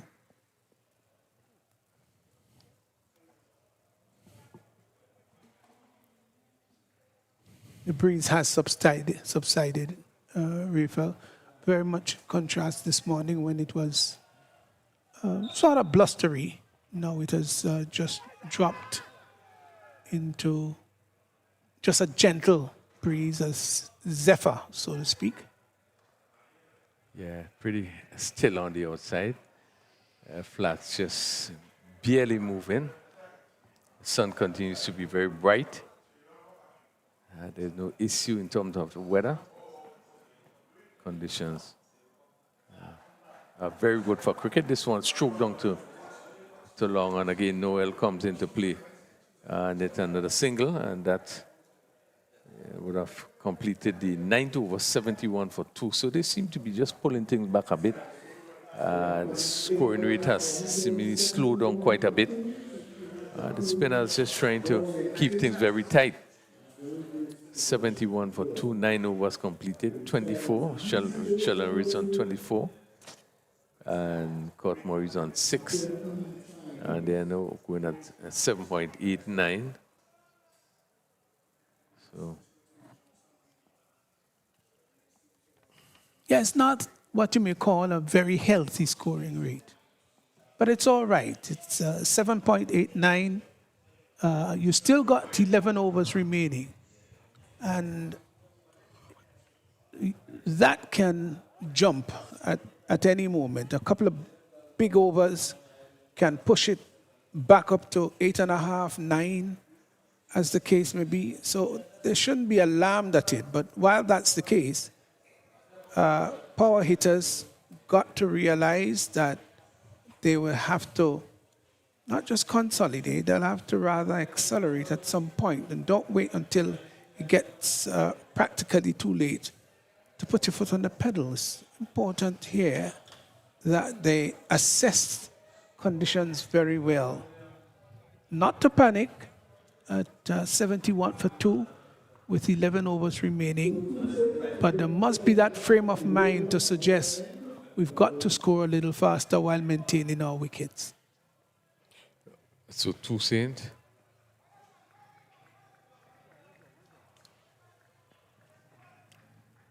Another young player that comes off the under 15 program on a 15 Grenada national team and has really progressed. Yeah, and I love to see these young players get exposure and put them among the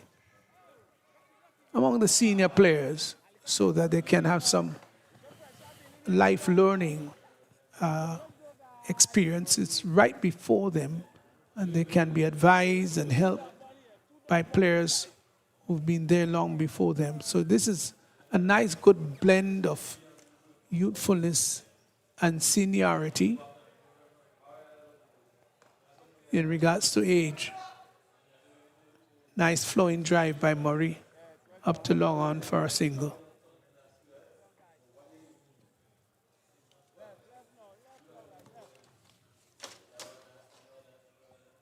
Rather quiet period. 72 for 2. And we talk about Murray, Raphael, obviously you know him much better than I do. What are some of the characteristics about him that may suggest that he's got a bright future ahead? What he does, one, he's left arm orthodox spinner. We don't have much of that here. And I've seen him playing on the 19th tournament this year. And he seemed to have added something more to his bowling in that he keeps the ball in there quite a bit. He used to be bowling fast, and now he gives a lot of air and he uses a lot of variation. And this is something good in his weapon. You know, he batted, scored a lot of runs in the under-19 tournament. He's the sort of player that is not going to give his wicket away. He will bat long and not afraid to put away the bad delivery. So he's the sort of player that you could expect when he gets into the wicket. He's one that's really not going to give his wicket freely, but are able to build. And the scores that he made in the tournament this year indicates his ability, the ability to stay long, the ability to concentrate. This is the sort of player he is. You want to expect even here that they probably would expect him to bat right through the inning. And if he are able to do that, you know, that would be one end that's pretty secure for power hitters. He's a very good batsman, orthodox, maybe not a big hitting player, but is one that's going to score freely. Yeah, well, this is a good opportunity for him to develop his skill, develop his craft. Over comes to an end. So we're at the halfway stage. 10 overs gone, 73 for 2, with Reggie still there battling along. He's 25, and Murray is on 7. Yeah, this partnership will certainly want to continue that sort of foundation and really make sure they want to put power hitters in a situation where they are able to put up a rather challenging score. They are 73 for 2 in 10 overs. Chandel Regis, captain of power hitters on 25. Curt Murray. And these two will want to stay as long as possible.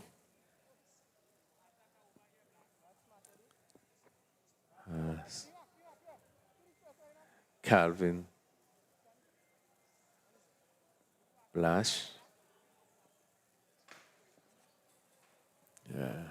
Left arm around the wicket.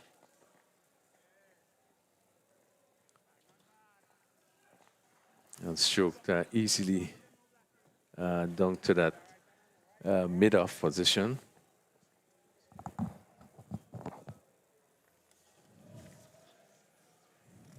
Uh, 74 for 2. I say good afternoon to Rondell. Happy to have you joining us for a while. Good evening to you, Raphael. And it's good to be in the commentary seat for a while.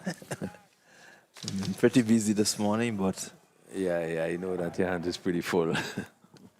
It's really good sunshine and condition ideal for good power hitting, as we're seeing out there.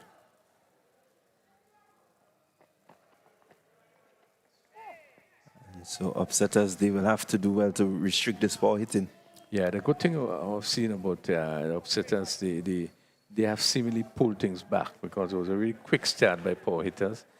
Now they are just seeming to settle down to keep things a little tighter. This one is played down to backward point. They're going to run very close. Stop just in front of the boundary. I was making the point that the scoring rate has slowed quite a bit as they are beginning to pick their line and length. Blash didn't start it that well. He's now in his third over. He's gone for 23. 77 for 2 in the 11th over. You can still feel that they have a measure of control. Yeah, they will feel that they have a measure of control when you look at the lineup of the power hitters. And they will take this, I think, in the pre-match interview, we heard that at least they're looking to restrict them somewhere within the region of 180. It's interesting. They have 180 on this wicket. They're looking to restrict them that. To give you an indication in terms of the pitch, in terms of what is out there. That's 180. It's, to me, you had a ball badly. He get up to 180. End of the over. 11 overs complete to 79 for 2. Well, I think the condition of the pitch and knowing this ground, this is a ground where batters, once you get in, you tend to score heavy. And so the power hitters, they played most of their games here. So they know the ground. Upsetters, they've been following, so they know what to expect. And I think once the batters stay out there and bat, there is a big total that can be posted. But just to go back, your thoughts on the inning of Anil Matthew.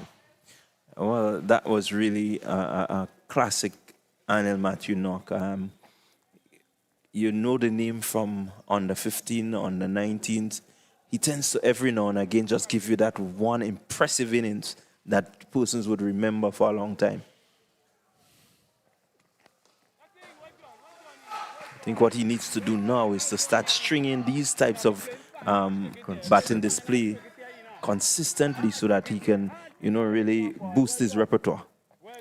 Yeah, I think that he really took the game to police, and they really didn't have a response. But he really took it away from them and played a very good inning. Unfortunate, it's out, but.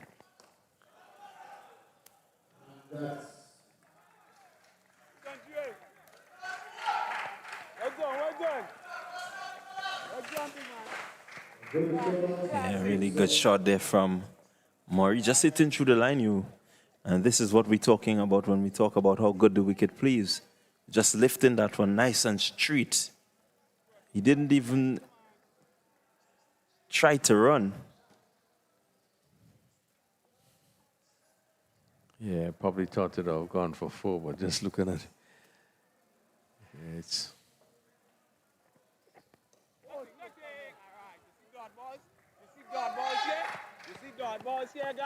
Again, it's good to see two Saints, just coming off the under 19 tournament, a young player that came to the under 15 and really has developed well.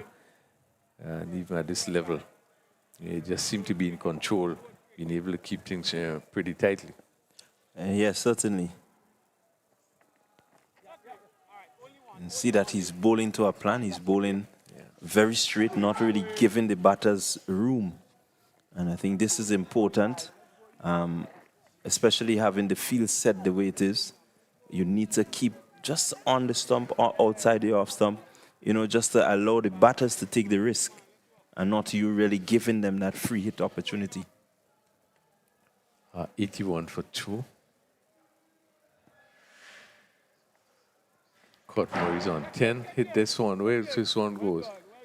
Mid-wicket. Into the hand of the fielder.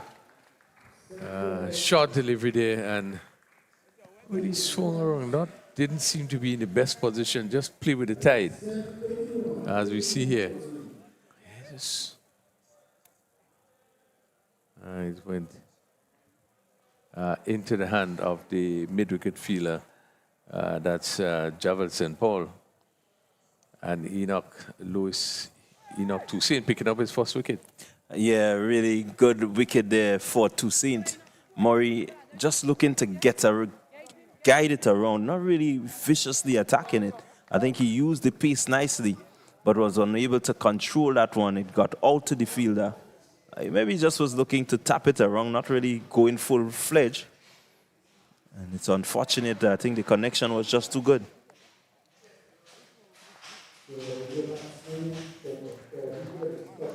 So it's 81 for 3, Murray going for 10. We have his brother Cousin Murray coming in, one who strikes the ball really well. And one would expect that if he bats for 5 overs, he is going to clear the boundary a few times. His batting really has come along. He's become more aggressive and he's a much stronger player. I think sometimes it's just the choices that he makes at times. But, yeah, again, Murray Cutson, that is. This is a ground that I know that he likes. He has put on some really good scores here. I think he knows the wicket very well. And not only knowing the wicket, but he knows the opponents very well. So he just has to really play his type of innings. Don't try to do anything too fancy. And certainly there is a score here for him. So Cousin Murray replaces his brother Cut Murray. And he's preparing to face his first delivery. Toussaint very economical in the second over, only going for 4 runs so far.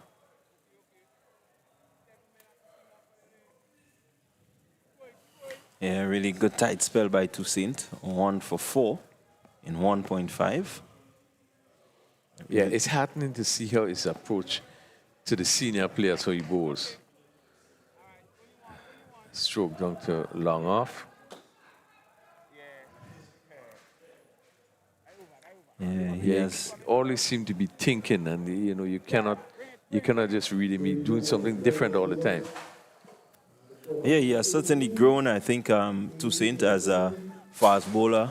In terms of, you see, I believe the number of matches being played. These boys, Murray, Toussaint, both Murray's, Toussaint, they've played a lot of cricket over the past 6 months. And I think they really understand what it means to be out there in the middle and to do the work that they're doing. Yeah. I'm very happy to see where Toussaint has reached. I could remember working with him at Happy Mount Morris Anglican School. He was a young player getting into cricket for the first time. And he would have really grown. He fell in love with the game and just moved from there onto the national team at the under-15 level, then on to the under-19 teams. Has shown that he knows what it is, even to come up against the senior players. Yeah, we saw him in the T10 and last season's T10, and I think he bowled really well.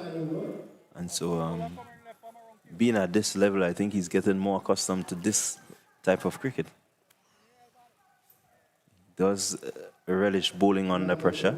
He doesn't mind. He's always want to put his hand up and say, I can take responsibility.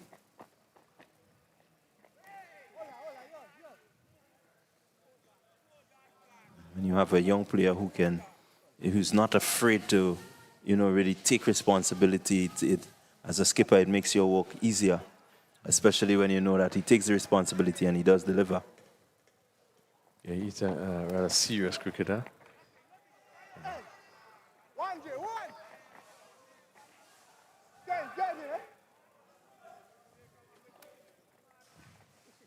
Setters keeping things pretty tight. We're into the 13th over, 83 for 3.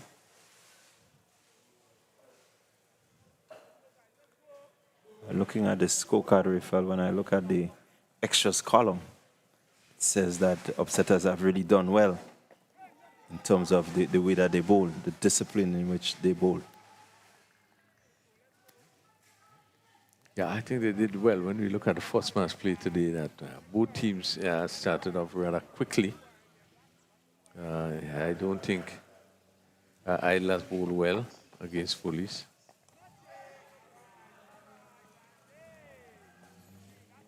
Yeah, if they really should be aiming, Idlers really should be aiming to even get Police for score less than 139. I think they bowled badly.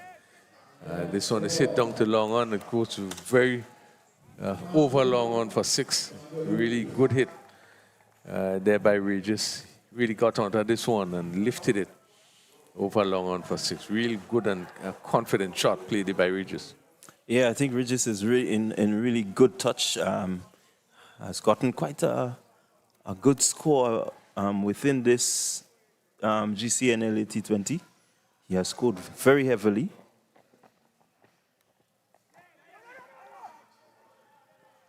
Well, you're making the point is one of the players that showed tremendous ability even at a young age.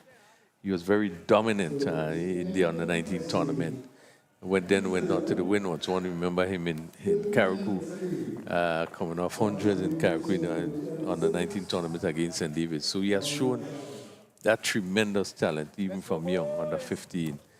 And certainly one would have expected him to probably even to be further advanced from where he's at now. But as you say, you just need to be consistent and continue to score heavy. I think if he can do that, he's one of the players we can look at for the future going forward. Yeah, certainly. He came into this finals with the second most runs, and not by far. And so it means that he has an opportunity to maybe get himself the leading run score of the tournament. Once he stays out there, I think Anil's innings was a good one. So we'll put some pressure on him also. Certainly, he has gone well, Regis. Yeah, he's in a position now to better his position. He's on 36. As he prepared to face Toussaint. Murray actually is going to face Toussaint. Toussaint in his 2 overs just went for 5 runs and picked up one important wicket. Nothing. I love it. That's okay. Let's go, Enoch. Enoch, I'm backing you, guy. 4 dot ball I want here, Enoch. Just 4. Let's go, Enoch. Let's work, guy. Regis comes into strike. Clipped. Down to mid-wicket, backward square. Fielder comes in, take a beautiful catch.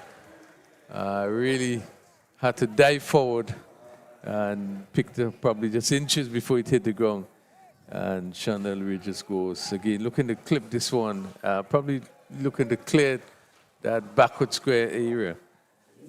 Just wasn't able to clear it. And the fielder coming in, they really take a brilliant catch. Yeah, really good catch there by Cleveland Bartholomew. Again, one of our under-19 players. Really made the ground, and he had to dive, got the dive in, and really got it inches away from the ground. But certainly a really good catch there by him. Yeah, beautiful catch, and I think he was quick to the ball, moved very well, and was able to pick it up just before it touches the ground. So good break there again for Upsetters, 90 for 4 into the 14th over, and to lose the wicket of Chandler Regis. No, I think Upsetters can feel really they could, for the next few overs, they could strangle the batting of power hitters. Yeah, they will have to really try their best to strangle the batting of the power hitters. Cutson Murray, he's still there. They still have a number of powerful hitters in the back. So they will need to make sure that they put the brakes on here and really keep the brakes on, because we've seen that this team has batting quite a long way down. Yeah, certainly. The likes of Imran Joseph. He's one that scores very quickly. So it does have batting.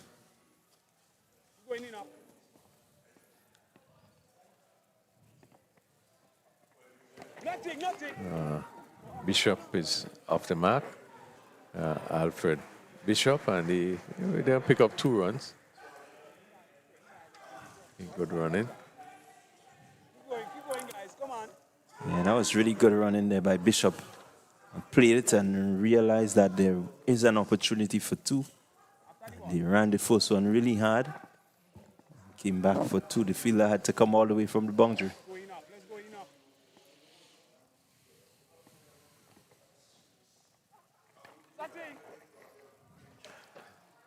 Again, the piece off, you could see him disguising it. And batsman was not able to get to the pitch of it. Again, we can have a single, but again, it's good thinking by Toussaint. And he seemed to be a player that work at his craft.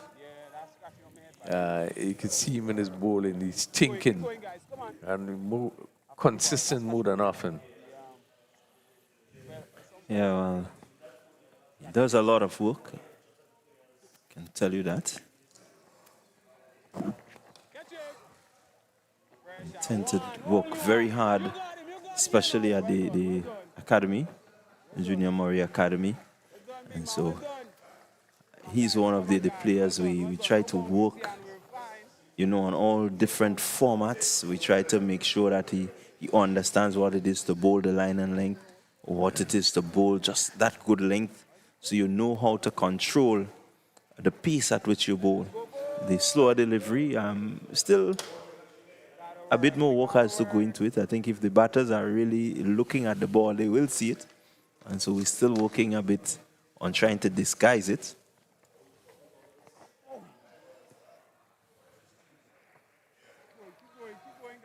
But so far, it's working well for him.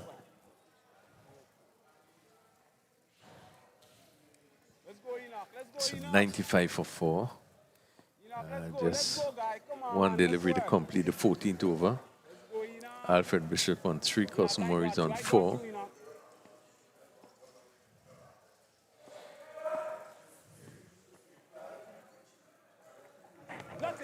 So it's in the air, let's see. You're going to drop short of the fielder coming off the boundary there.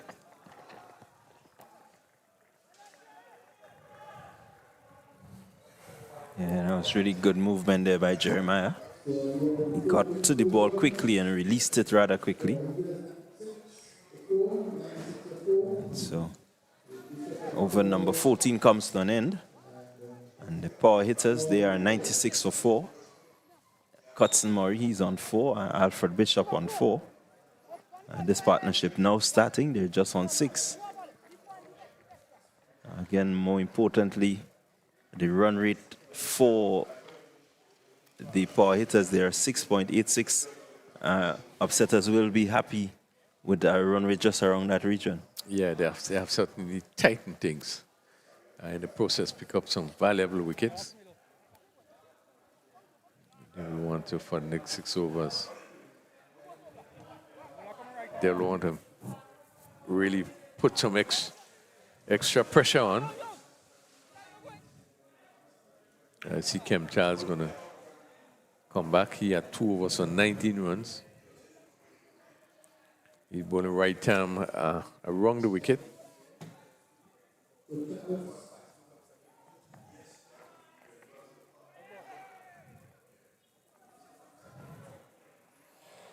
Yeah, wide delivery there. You can see, I think the plan is to bowl wide.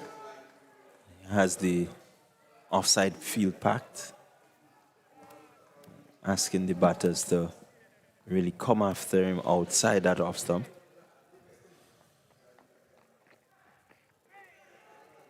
Yeah, and I know in Kem Charles over the years, we know his line of attack, what he tend to want to do.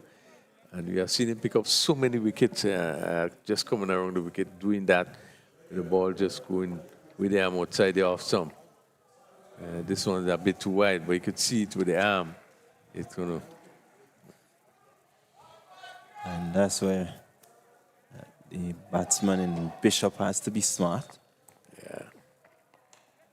As he moves across and launches this one.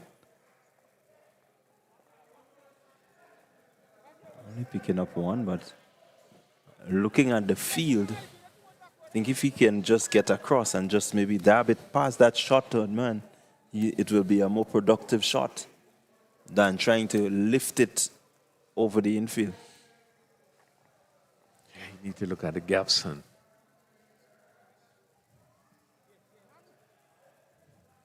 You see the off stump, extra cover, a backward point.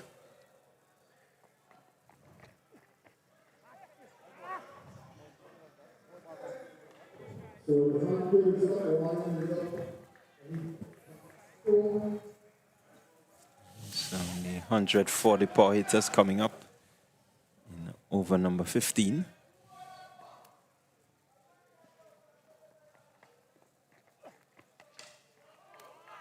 So Murray just pulling that one and pulling really well for 4. A bit of a mix-up there between the fielders. Really not working together there. Yeah. See, a mid-wicket fielder is kind of square. One felt the backwards cricket that come with his right and just bring the mid-wicket fielder a bit squarer.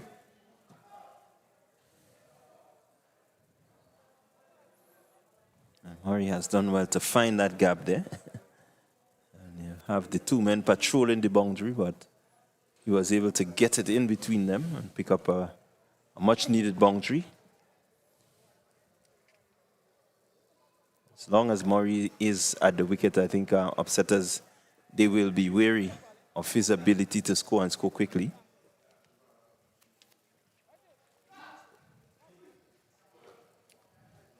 Yeah, he can turn the tide very easily.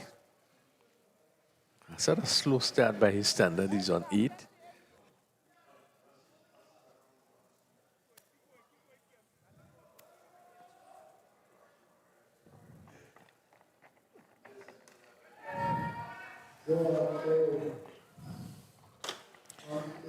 Goes one bounce down to the fielder on the boundary. And one has to give good credit to upsetters in terms of the field placement.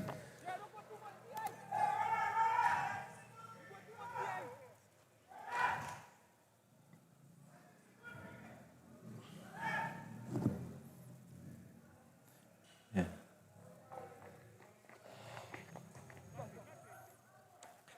I think these 2 teams, they know each other well. They tend to play together, some of these boys.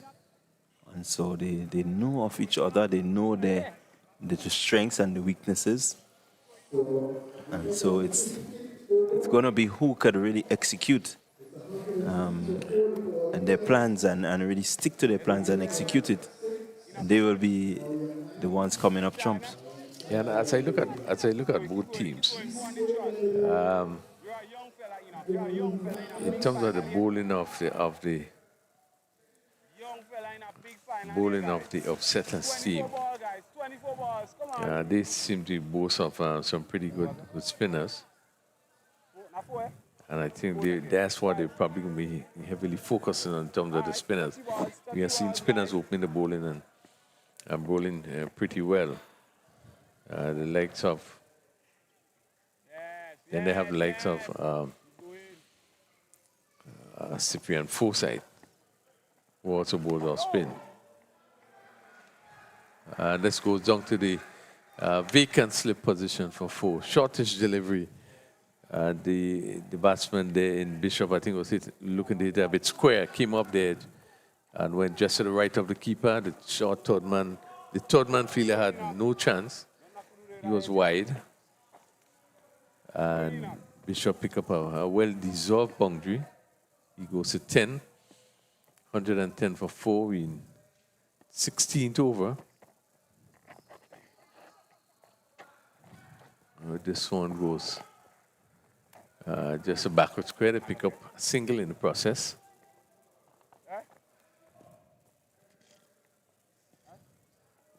Yeah, again, Toussaint bowling well.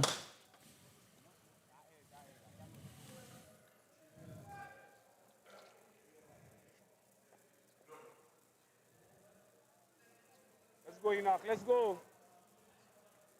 3.2, only going for 16, picking up 2 wickets. Let's go. And Let's it's go, really guys. been backed up well in the field by the fielders.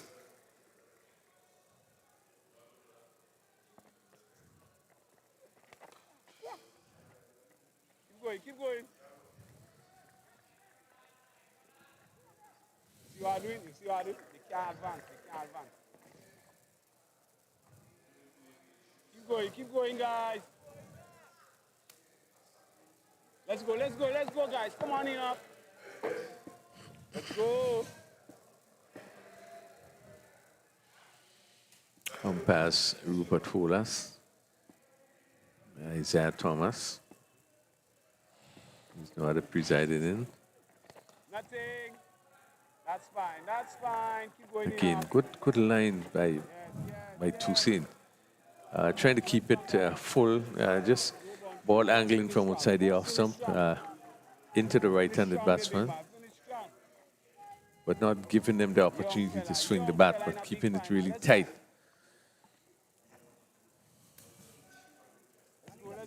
104, 113 for 4. Keep going. Keep going. The pressure is on here. Young fella here in a big final. Let's go.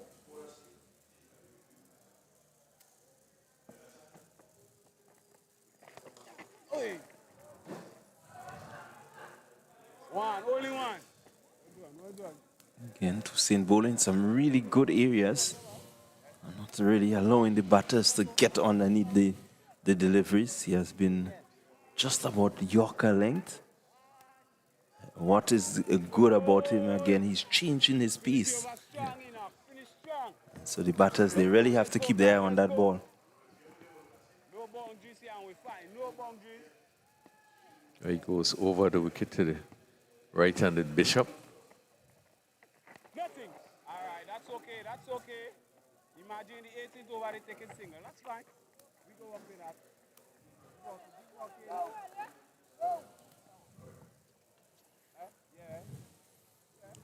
So he completes his spell, Toussaint. His 4 overs are going for 20 runs, picking up 2 very important wickets. The total goes to 115 for 4 after 16, some 4 overs remaining. And power hitters, they will want to put a bit of pep in their steps right now and really look to power the ball over the boundary. Yeah, they want to push it for the next 4 overs. They have the like of Imran Joseph to come.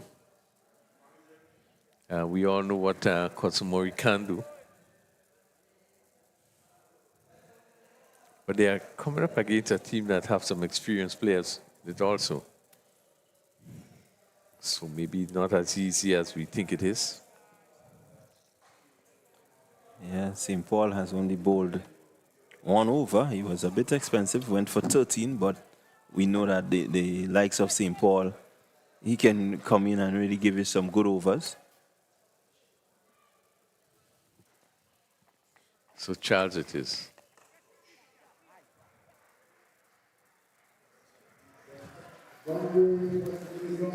This is the type of hitting that you need. Bishop doing really well to get over to the offside and spang that one through the gap there.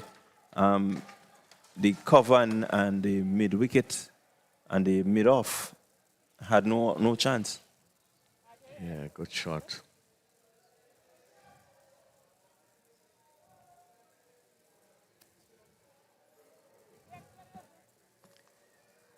And so the mid-off down to long off.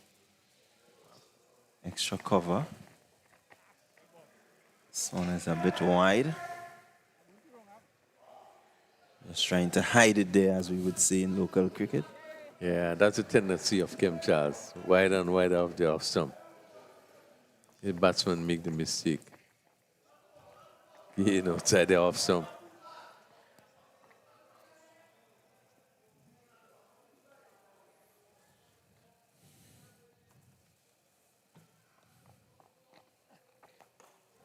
Again, Bishop just launching that one. It's gone all the way. 6 runs. Wow, wow, that's a tremendous shot. I just chipped down a bit and that smoothly over long off. Tremendous shot there by Bishop. Really is displaying some ability there that we don't often see. It's a good movement of the feet.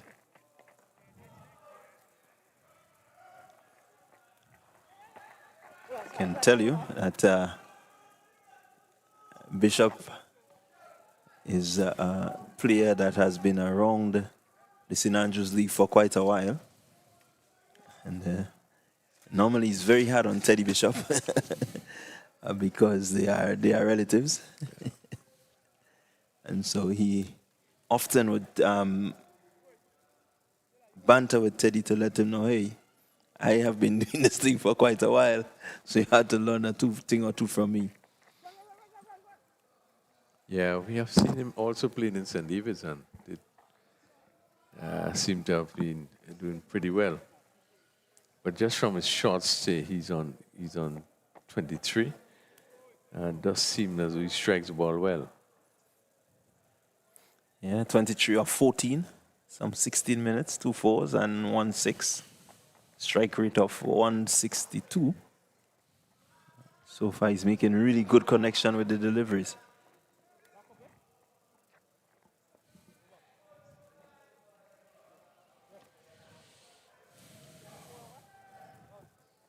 So that complete is over.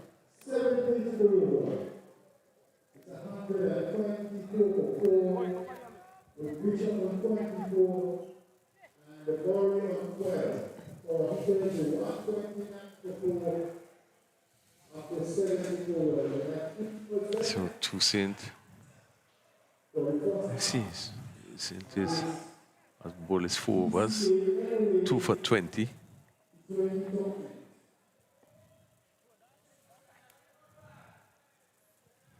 Yeah, Charles also completing his 4 overs, and he has gone for 43, not picking up a wicket. By the standards of Kem Charles, you would say that is a bit expensive. Yeah, it is. He's sort of bowler that keeps him very tight.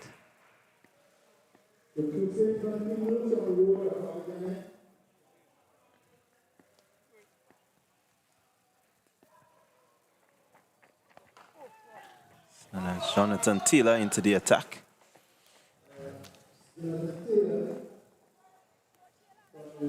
Another player who would have played for Grenada on the 19 team. A committed cricketer is one that shows, quite a lot of interest,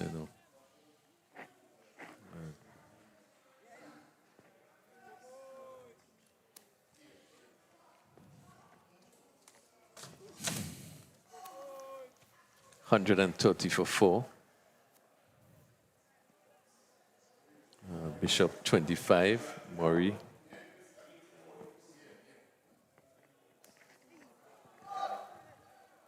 Murray's on 12.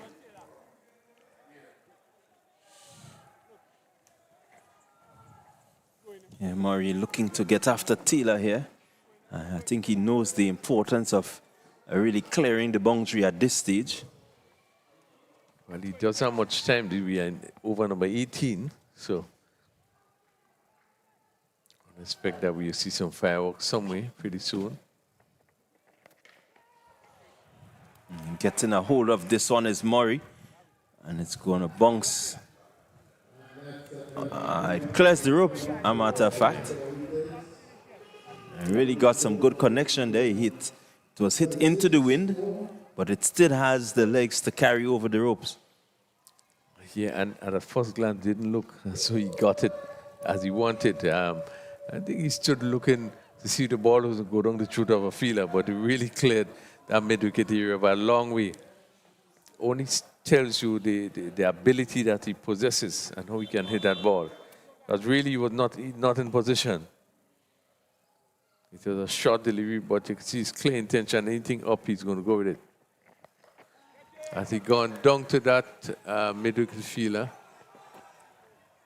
Again, having to reach for that, and good bowling there by Taylor. He slowed this one up, so Murray had to reach for it and hit it down to the long on mid-wicket fielder, and it dropping just in front of him. Again, credit to the field placing of the upsetters.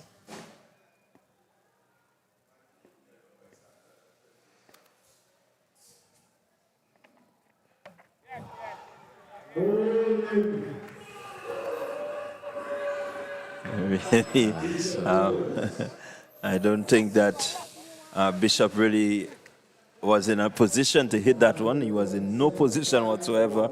Taylor just seemed to be dropping that one into the surface and not really looking to hammer it in, but just get it to go into the surface. Slower delivery and well directed.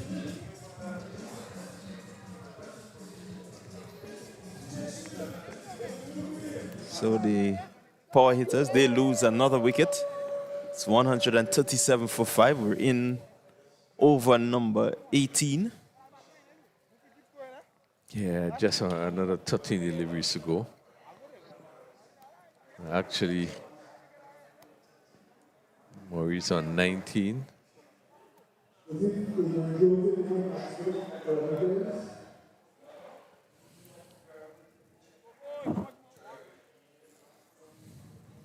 So they had it in Joseph. He's out. He will be looking to help the power hitters.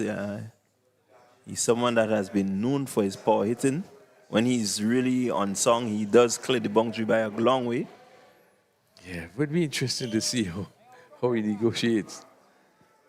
He set up players sometimes, you don't know in the mood he comes in. But you know he hits the ball very long.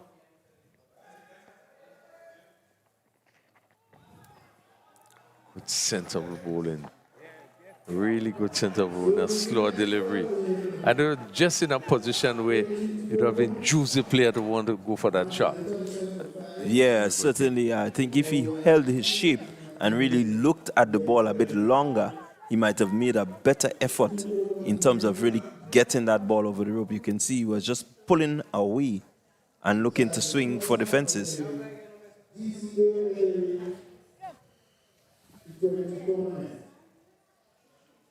So we into over number 19. Let's see who's bowling 19th over. 137 for 5 power hitters. Being sent into bat by upsetters.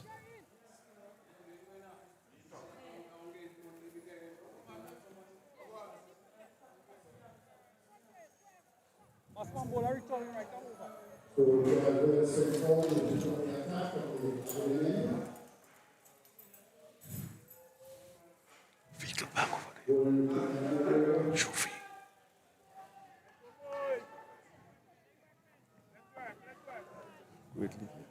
And so with only 2 overs remaining, and the score 137 for 5. St. Paul. And he's into Murray. Murray launches well. That one will clear the ropes by some distance. Yeah, I got shot, and he seemed to have been waiting for that. It was a slow one, but he picked it well. And you could see him at that right clip reach out and swing it over long on, and really clear the long on fence easily. This is what we know that he can do. He moves to 25, 143 for 5 with the 19th over. St. Paul just coming back for his second over.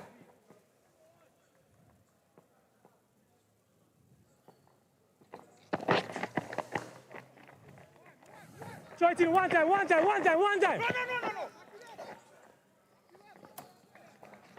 And again, Murray just looking to clear the legs. And maybe once he's offline, try to get on and need that one. But instead, he played it along the ground, recognizing it was too full. Yeah, that's off. That was good thinking by St. Paul. He tried to get it right up. So no room to get under it. And Murray giving himself room, was only able to hit it down to long off. But I think into the 19th over, we should see some fireworks.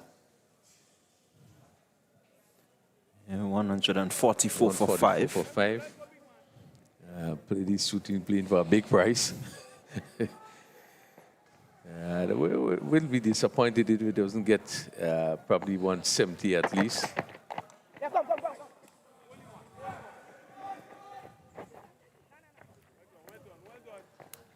Yeah, Just another single, so. I do think they will be disappointed if they don't get close to 170. And they have the power, we know that. It's just a matter of where they're going to find the gaps. Are they going to go over the top? And how often are they prepared to go over the top? The intent is there from Murray. And again, good execution from St. Paul. Yeah, and he makes sure he pitches that one a little bit shorter, closer to the body, so he didn't give him the room. Yeah, again, just going into the surface.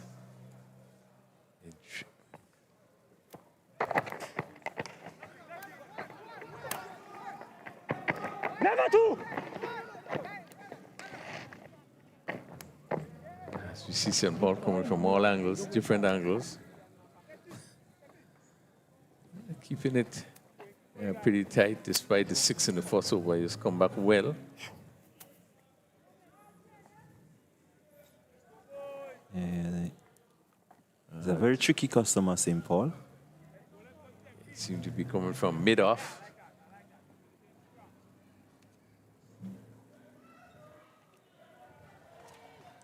Should have some experience. I've been playing a long time.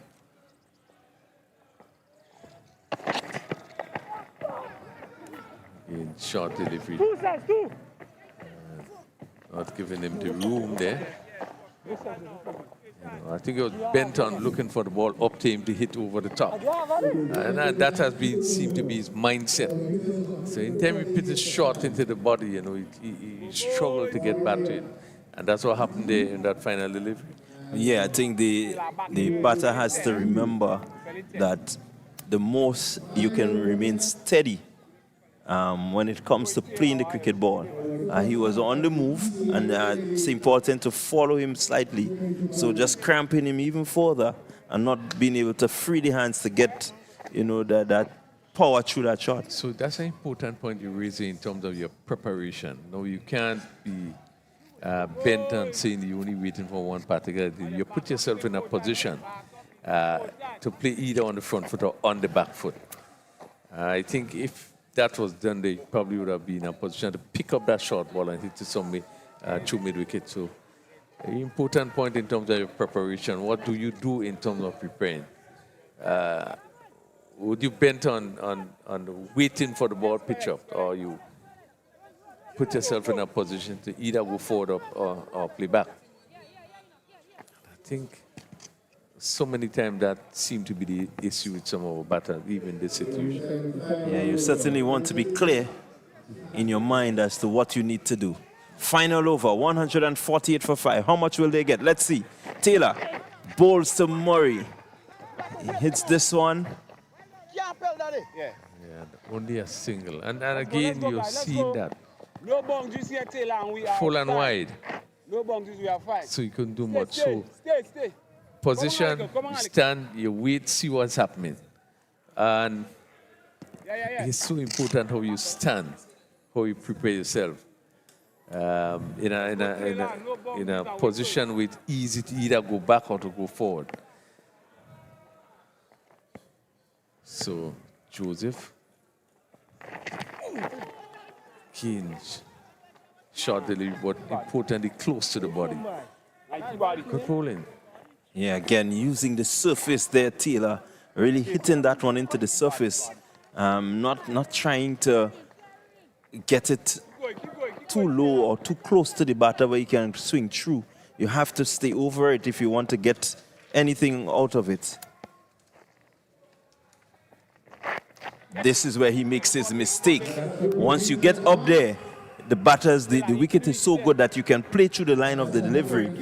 And so he wants to avoid that area. The length that he had a while ago is what he needs to bowl. Yeah, pitch shop, and from the time it was pitch shop, or it's out of here. We know the power of Joseph. He's sort of player that's really hit the ball a far distance. And as we see here, that one go over the fence and into the road. And the player just going out to retrieve the ball. So Joseph off the mark with 6. Cosmori on 29, 155 for 5. We have just 3 deliveries remaining in the inning. Yeah, these 3 deliveries will be very important for the upsetters. Well, you can get 18 runs from those 3 deliveries, still get up to the 170. So important, yeah. Taker, probably off-stump guards. At short, and he was swinging even before, and that goes over long for another 6. What was so good about is where he took his stand on the off stump, so you put yourself in a position to reach the ball if it's pitched wide out there. So I think the only thing there is that because he could have played it off the back foot, he was short enough, but again, the power of the man. Yes, so again, what was important and what was good is that as the bowler was about to deliver, he was steady. You can see him get there, and his bat lift is there, and he's steady. He's waiting. Well, there's 2 more 6s to go. Let's see.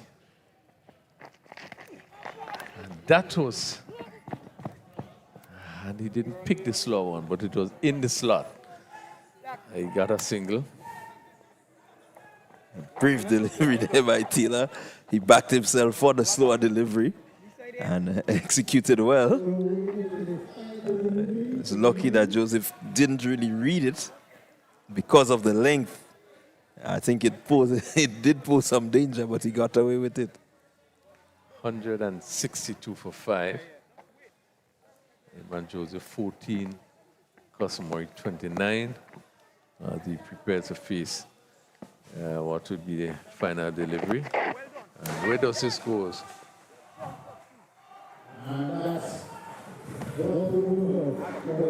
What a tremendous shot with this final.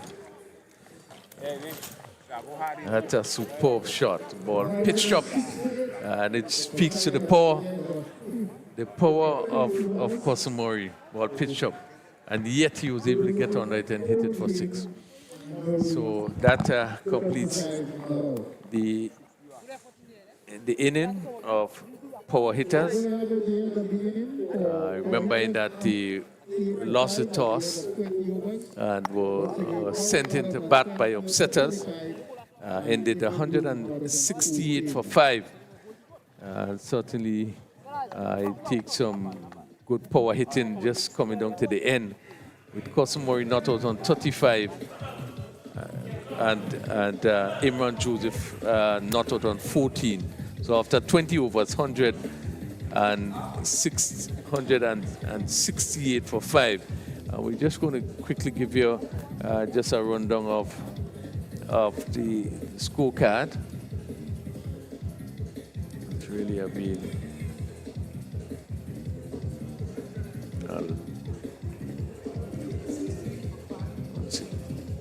68 for 5 of 20.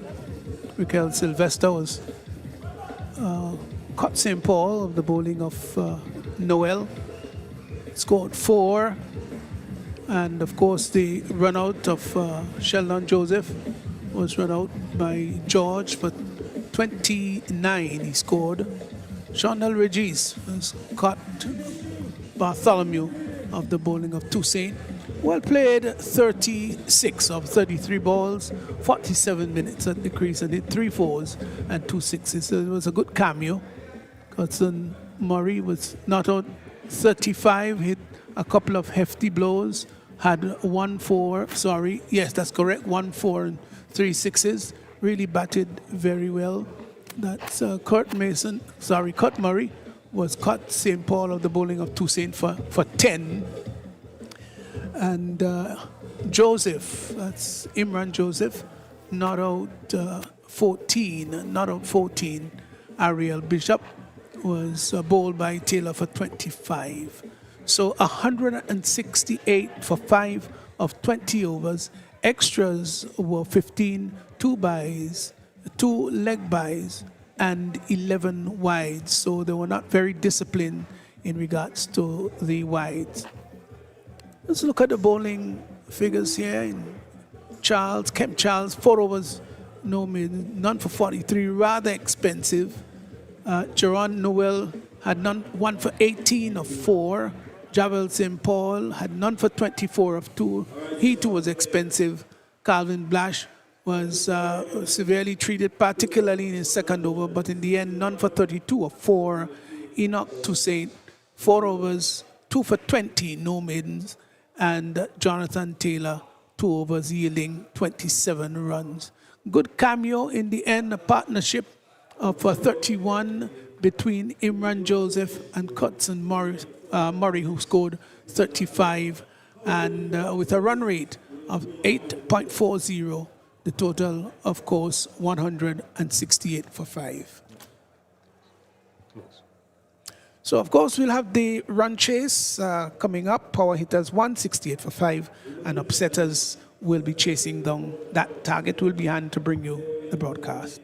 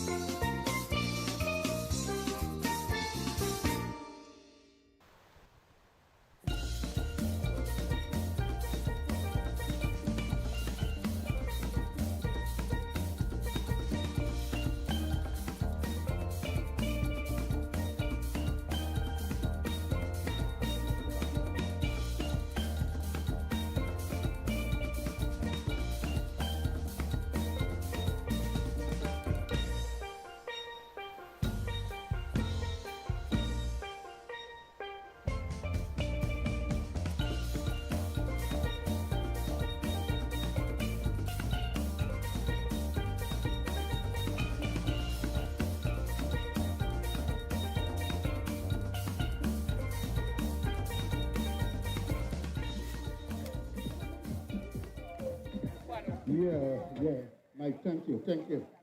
So welcome back to the second half of the NLA GCA T20 finals. We're live here in Spa.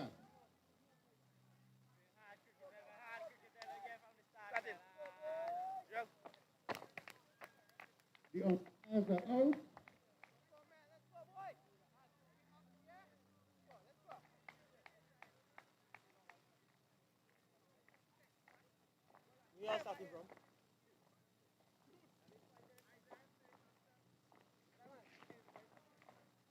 Openers are out there for the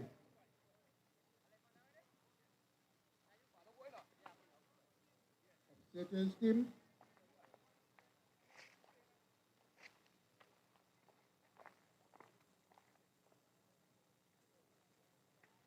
Come on, boys.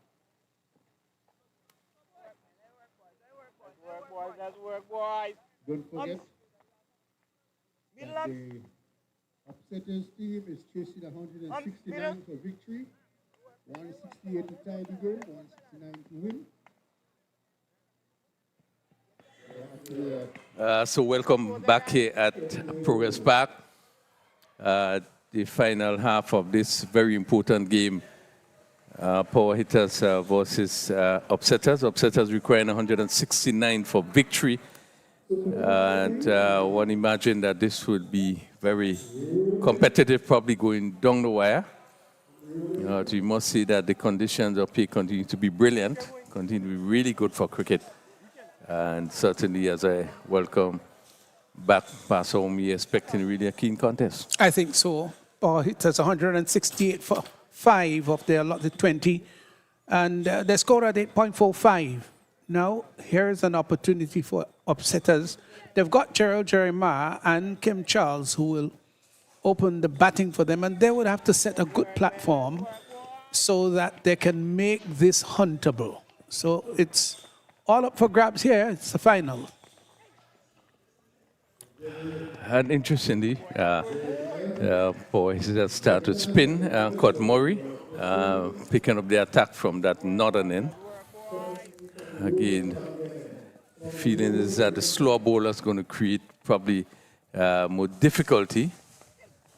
It's not a bad move, and he's been bowling well too, even from the youth tournament. So when you've got confidence, I think you've got to utilize it.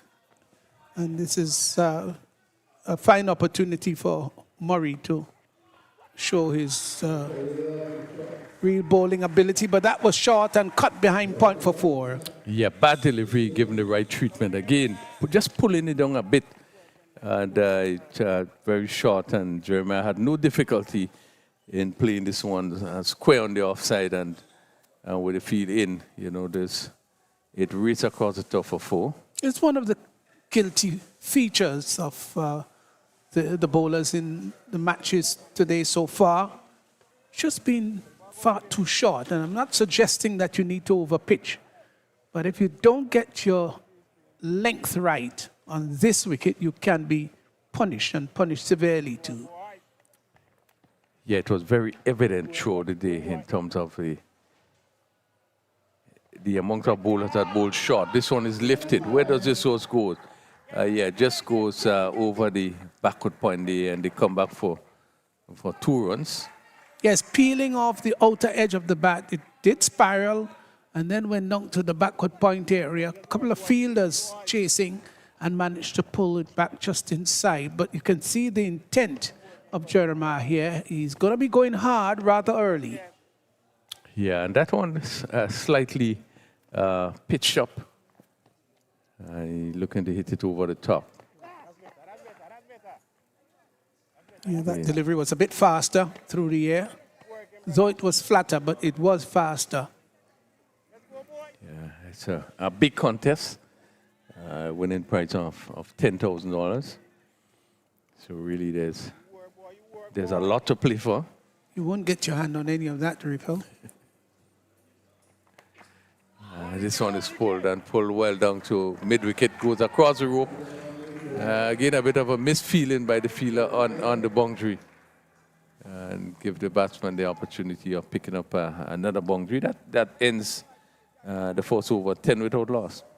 Yes, a pretty productive over there for upsetters with Jeremiah in aggressive frame of mind. Last delivery was pulled through with wicket and went for 4. So good start here.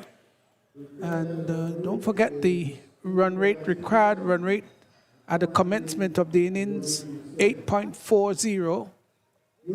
And the first over has yielded 10.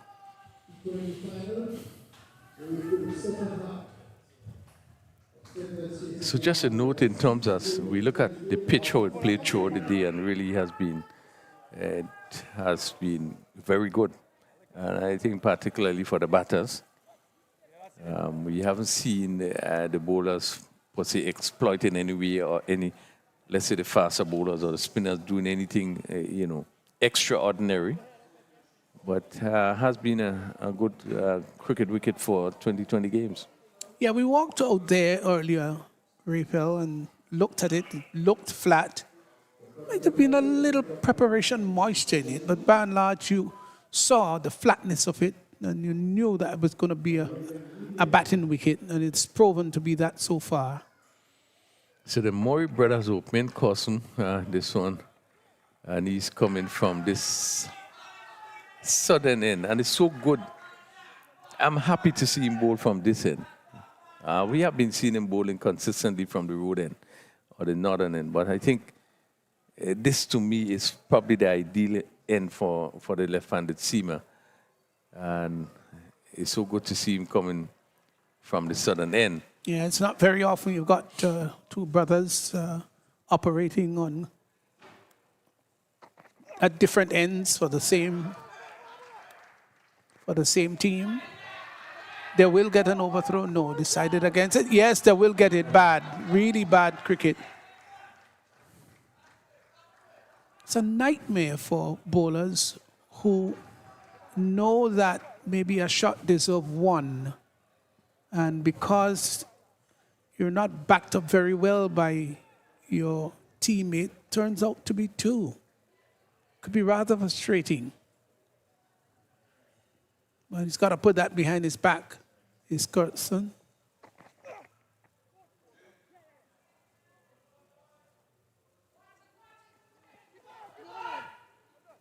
Whoa, there might be a bit of a trouble here. And there is an appeal for run out. I think he's gone. Yeah, run out. Oh, my golly. It was a wide, I think, signal. Wasn't it a wide, Raphael? I think it was signal wide. Yeah, signal wide. Yes, went down to third man. There was start and stop, and obviously the communication between both players really was bad, and it turned out to be ill-fated. Yeah, pretty unfortunate there. Already a wide, and really one should have been, you had an extra one, which made it 2. And he was turning to attempt another one. And really had to dash back. And really there was no need for that. So really unfortunate. Yeah. I think in addition to that, the striker who is the non-striker who, of course, has better vision of the ball because of the location of it. Yeah. Of course, you have to depend rather than the ball at your back or your back facing the ball. These are cardinal things that you've got to look at. Yeah.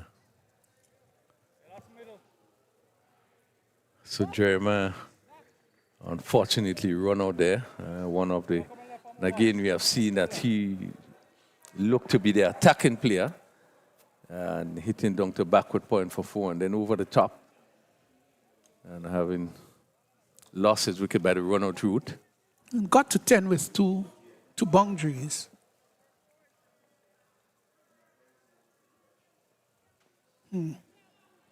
So the new batsman is Cavan Bartholomew. So not the best of start for upsetters, who are 13 for 1 into over number 2.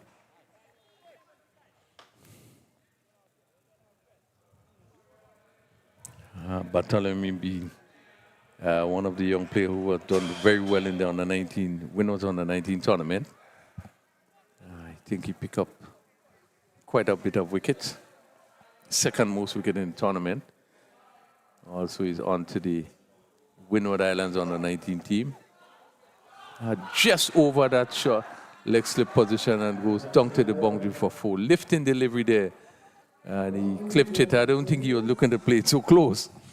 But it just went over that short fine leg field and go down to the boundary for 4. It wasn't a dangerous shot per se. Yes, the fielder was there, but it was over his head. Even on jumping, still was about 2 feet over his head. But the idea was good, to get inside the line and use the tide of the ball and just turned it nicely down to the fine leg area for 4. I would say well played in the end. Yeah, played it well. Should be 17. We make it here just so.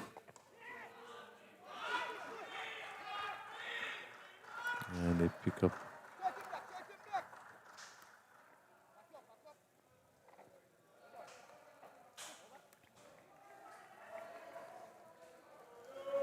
So it's 18-20 for 1.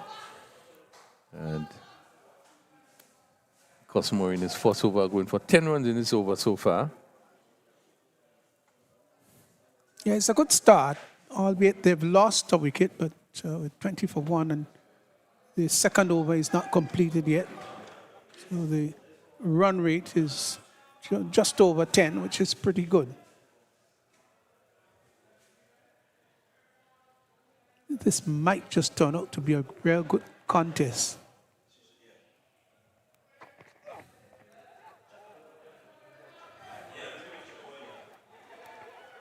They're going to go back for the second. The return comes in, belated, and they get 2.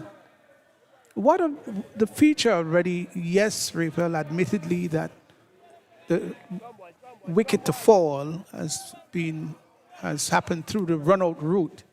Yet you've seen good energetic running between the wickets.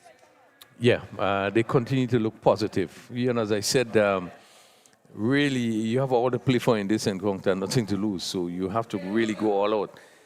You need to see positiveness from both teams. Runs is already on about 168. And certainly, I think upsetters should make every effort to try to get to that score. And therefore, it will require them to be positive in everything that they do.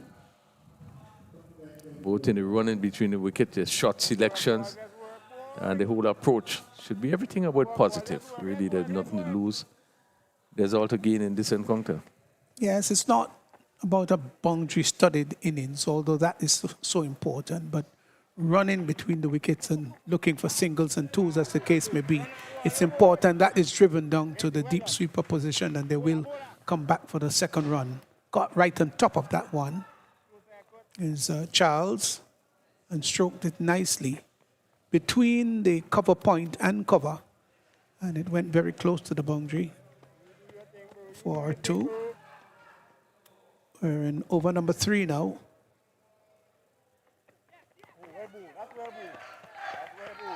Dot ball by Kurt Murray. First over, I think, went for 10. So he has an opportunity to redeem himself here. Yeah, one sense that this game could really go down to the wire. Very competitive. And, you know, as we say, these two players know each other very well.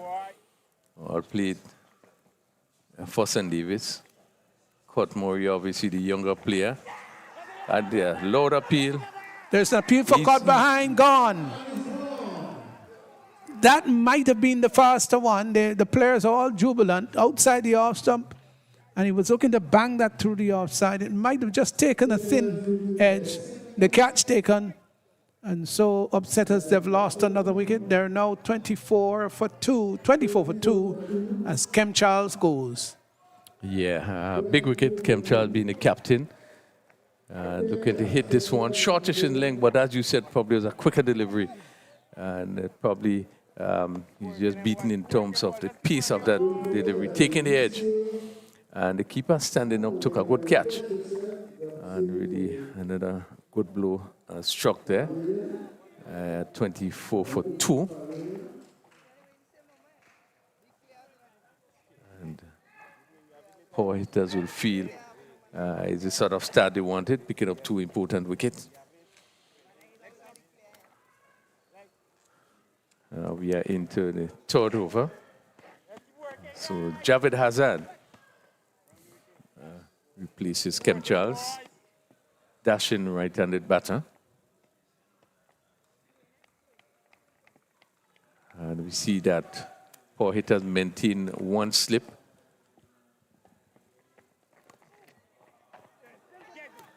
Down there and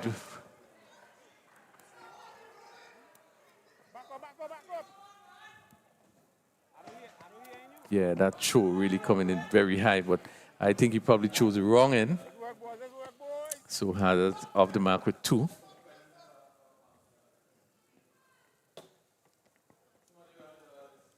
$26 for 2.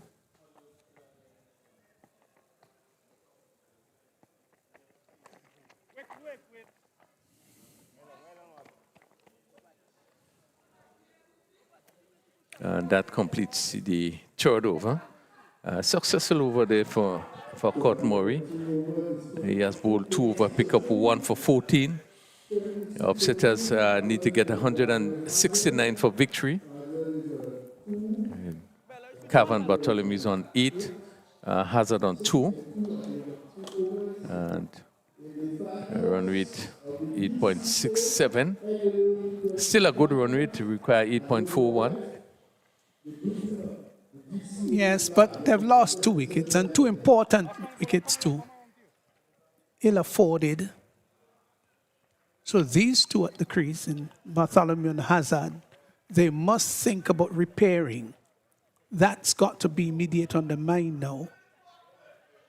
And we understand the importance of acceleration, fine, yes, but that must not be the principal factor right now coming into play. It's got to be consolidating and repairing, or repairing and consolidating this innings that now stands at 26 for 2. Yeah, they must dig in, sort of build a sort of foundation. Court Murray, again, looking to swing, but again, it's good to see the positiveness in both batters. And Murray's coming from wrong the wicket, maybe just seeking to cramp up the right-handed batsman. I think he started over the wicket. You've got to be thinking all the time, watching at your angles, not allowing the batsman to become accustomed to what you're doing, and not to be predictable. Change of pace, change of angle, change of trajectory. Dab down to the 3rd man area, and they come back for the 2nd run.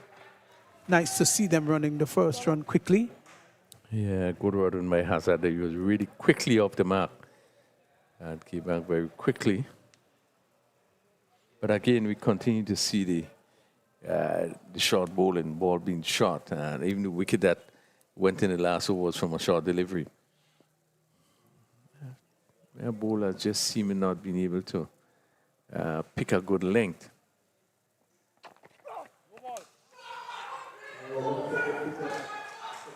Yeah, he really clobbered that. He hit that well. It was short, and we just want to confirm whether the umpire signaled a no ball. Did he? Yeah, he did actually. There's a no ball, overstepping there. And that was picked up from outside the off zone by Hazard. This is the sort of player Hazard is. You know, he is going to put back the ball and swung it over a wide long on. And it really sailed over the ropes for 6. Just 7 runs from that delivery. It was a good hit. It really was a good hit. Came up from the meaty part of the bat.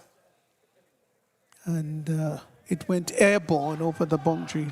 All the fielders looked helplessly at it. And to compound it, Murray overstepped. So it's going to be a free hit. Can't get dismissed except via the run-out route. It does hurt a bowler, refill, and also hurt a team when you go for a boundary, and in addition to that, there's a free hit, so there's a potential boundary in the next delivery. Yeah, it does hurt the team, and obviously the bowler will really feel it. It's seeming to stay in a while to retrieve the ball. But one aspect, that Hazard is going to put batter ball. This is the sort of player he is. So if he gets off well, he could really put his team in a good position, but still a long way to go.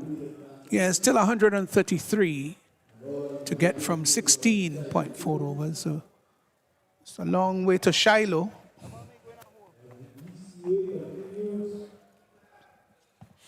Surprised that the ball they've taken so long to retrieve it.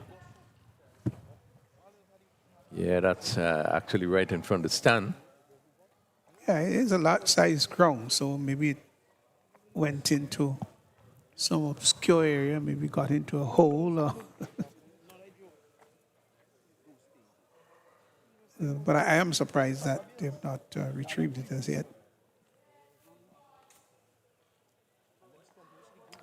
The light continued to shine brightly, the sun. Progress Park looks picture. Yeah, this ground is rather nostalgic. In fact, the first time I represented my school, back then, this was the ground I got my debut match. Didn't score many. I think I must have scored around 8 runs. That's what my memory recollects. Did you remember how you were dismissed? I was given out leg before. Can't remember the bowler. But I was given out leg before. You given out. I did, in fact, replace Rafael Guy, who was not in good form at the time. And it was a controversial replacement. The headmaster didn't want me to play in that game, and Kenny Hobson thought that the replacement was worthy. And that's gone for 6-2. Oh, it didn't look for a moment as though it would go all the way, but it certainly did. Got down on one knee and hit that over the extra cover area, and it went for 6. Oh, that was a mighty blow. That was a great hit. Yeah, really a powerful blow there. And you can see he put the leg and really swung all that he had. And that went over extra cover for 6. It's quite an extraordinary shot. He didn't move into it in that conventional way. He went down on the knee really, and slashed it over extra cover for 6. Now he turns it in contrasting style, down to backwards. They're coming back for the second. They've got to hurry. The return comes in. But just managed to get there. It was not the best return in the world. And so the keeper didn't get it full-bloodedly into the glove. And they got 2. But good, fine, aggressive running. It was close, but managed to get there. I guess they assessed it well. So this has been really a good over. Cos Murray in his second over has already gone for 30. And Hazard is on 18.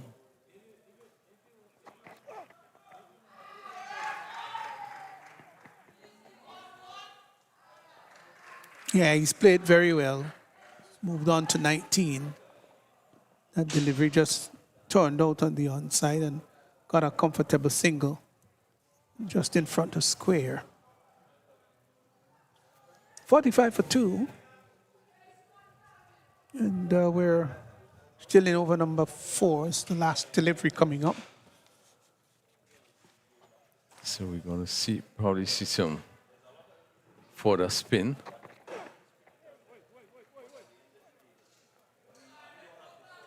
Had a big heave of that one, advanced down the pitch. didn't make contact. So the over has come to an end. 45 for 2, 4 overs gone. So 45 for 2 after 4 overs. Javed has a 19, Kevin Bartholomew on 9. And they're already scoring at 11.25. Really has been a positive start despite the 2 wickets they lost. But they're keeping up with the run rate. Matter of fact, in front of the run rate. They just have to try to secure the wickets, make sure that wicket doesn't fall. But this pair has been doing well so far. They are put on just 21. Scott Murray in his third over. He ticked up 1 for 14 so far. Very interested to see the approach of Hazard.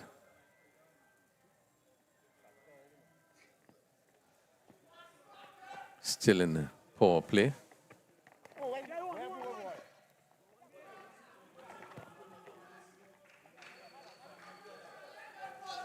Yeah, I think it's a good, nice gripping game. Evenly perched now, nicely balanced at 46 for 2. Going after a victory target of 168.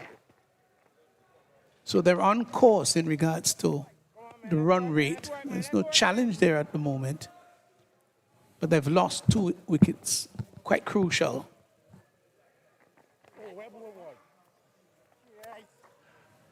Again, beating that ball going right through. Bartholomew looking to hit off the back foot. He's rather subtle there, is Murray. Times increases the pace and takes pace off. They come back for the second run. The return comes in. They get 2. And that's how important it is. It's about variation and varying your pace, which I think he does pretty well. Kurt Murray from the far end. And the run-in between the wickets by these two has been pretty good.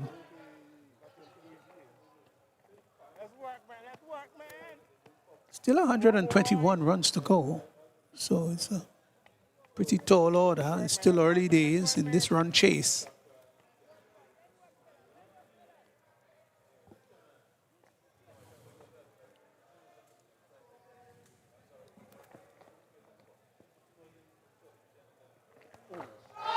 No, he's got under that one and lifted it high and hard and handsome, and that's gone all the way. That's a big hit.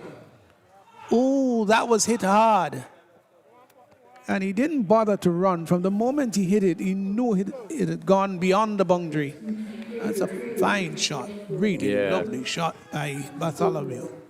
Yeah, that was well played. He caught in the position nicely. Ball pitched up, and he got under it and lifted it over long and safely. And it just seemingly just went across the road, but a good and positive hit.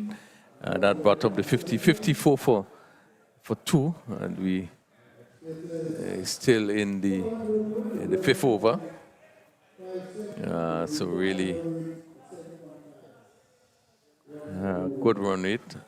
Hazard on 20, Bartholomew is on 17, and we have seen really the first real positive shot from Bartholomew.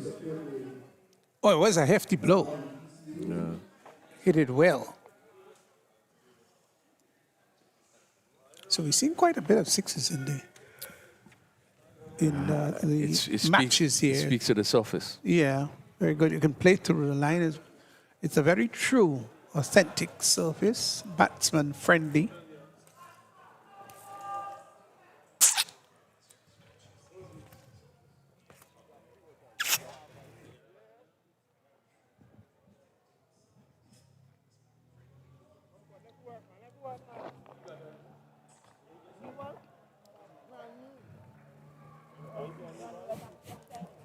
So a bit of a hold up in play, as that ball, I reckon, went such a long way. Whether they found it, I know that maybe they did. I'm not sure whether the replacement ball was accepted. So 115 runs required. Still have the better part of 15 overs. Yeah. 54 for 2.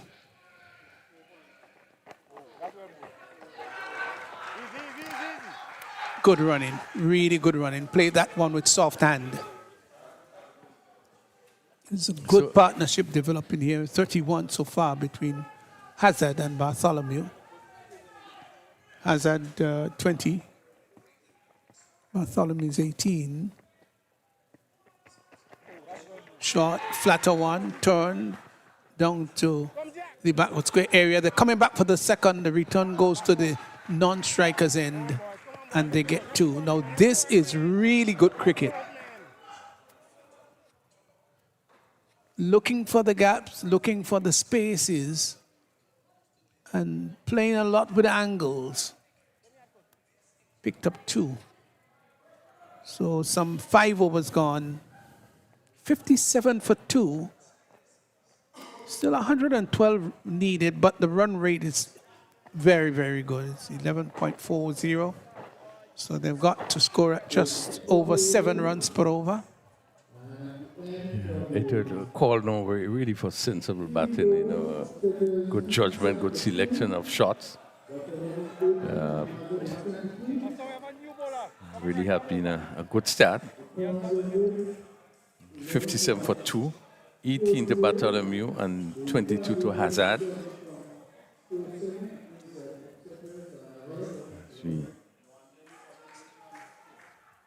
169 is the target.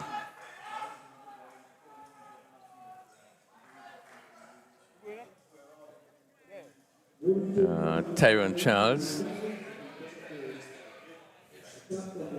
another young under 19 player.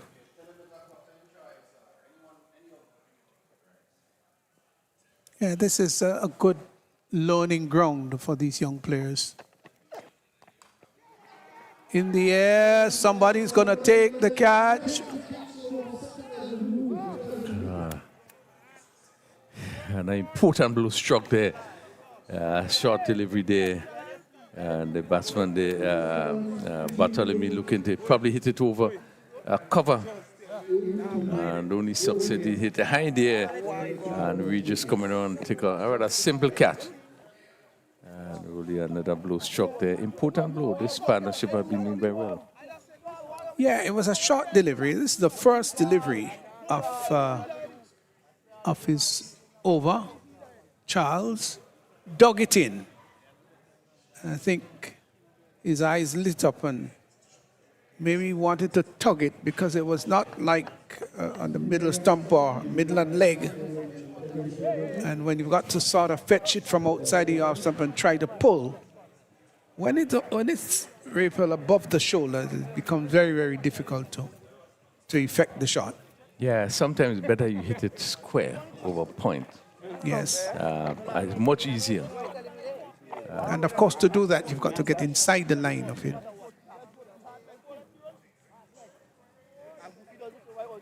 So another wicket has fallen. Bartholomew was caught Reggie's and of the bowling of Charles. It was a good little innings he played, and he's gone for 18. Cyprian Forsyth now joins Hazard. Just looking at the option that power hitters have in terms of bowling. Wayward delivery, wide signal by the umpire. Yeah, really poor bowling, almost similar to the first delivery. This one is a bit wider. But just looking at the option in terms of the bowling that power hitters has, There's Sheldon Joseph and Imran Joseph. We know who bowls pretty quickly. Charles is on. Don't seem to have much. Well, Chandler Regis normally bowls a spin. So he probably going to be one of the bowlers out that will come on. And then we have Richard Rogers, a good leg spinner. So it will be interested with Rogers and Regis. So it's important that Hazard bat as long as possible. Yeah, it's about the setting. Yeah, we haven't seen much spin cut. Maury's the only one they have used so far. He's really bowling. spraying it. Really poor bowling. And I think all this is because of the lack of work of these players. They have been working at the game. So when called upon institution, they find it very difficult to be able to deliver. You're right. It's so important that your work ethics be of high standard. Oh, that was a short one. Rose and had to get out of the way, pulled his head back inside the line. We haven't seen much of these other deliveries for the day, but this one really seemed to have bent his back. Yeah, dug it in. Lifted and seemed to call back in a bit. Yeah, it snaked back not a long way, but sufficiently to have him looking awkward. It was like sun dancing.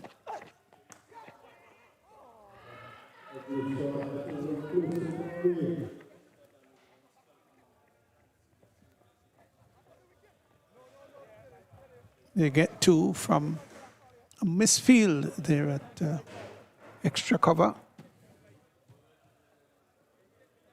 So important for players to be on their heels, on their toes rather, being alert. Such an important feature of the game. Got to be cat-like in the field.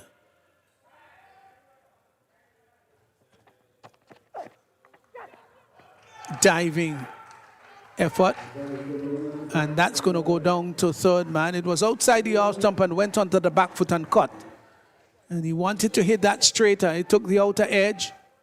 Fielder there, the lone slipper, or maybe in a short gully, he was diving across to his right and was not able to cut it off, and maybe dropped a little if we got to him, but it would have been a great effort had he stopped it. But it yielded 4. Yeah, it's not the best of overs by Charles. I think he's a bit erratic, very short and wide. On the body, turned it behind square. See what the umpire says. In fact, 4 runs. He did get something onto it. Yes, he was just got inside the line and tickled it. And then there's a short fine leg who hurled himself to try and cut that off. Wasn't able to do that. And it went down to the boundary for 4. Productive over. The coming to an end. So after some 6 overs, the score has galloped to 70 for 3 at a very impressive run rate of 11.67. Yeah, Charles, it was not one of his better overs. I think he sprayed it all over the place, and he started off picking up a wicket of a short delivery. That really should give him, what it takes to really bowl a good over. We saw him continue to bowl short, and the batsman really took advantage of it. So he went for 12 in that over, but he shouldn't be happy with the quality of that over that he bowled. No, he shouldn't be happy at all. He sprayed it about the place. And it's a matter of consistency, how important it is to be consistent. And you do not get that on match day. That has to be done in the net. That has to be done at practice. Yeah. That's why so many players have turned out so very well. When it's time for practice, they make sure they got it right, perfecting their particular skill in preparation for match day. So whether it's about running in and ensuring that you don't bowl a no ball, or whether you want to hit a particular area as a bowler, that has to be principal factors that you pay attention to. And when match day turns up, it becomes a much easier proposition. So Cotmore in his final over. Again, he went for... so you look at his stats, and 26 in the first 3 overs.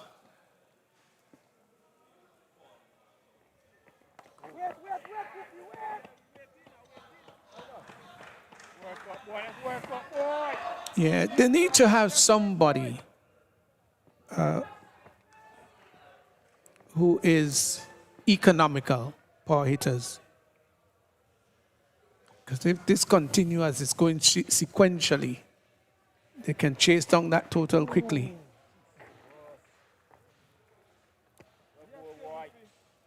Yeah, so that's 4 dot deliveries.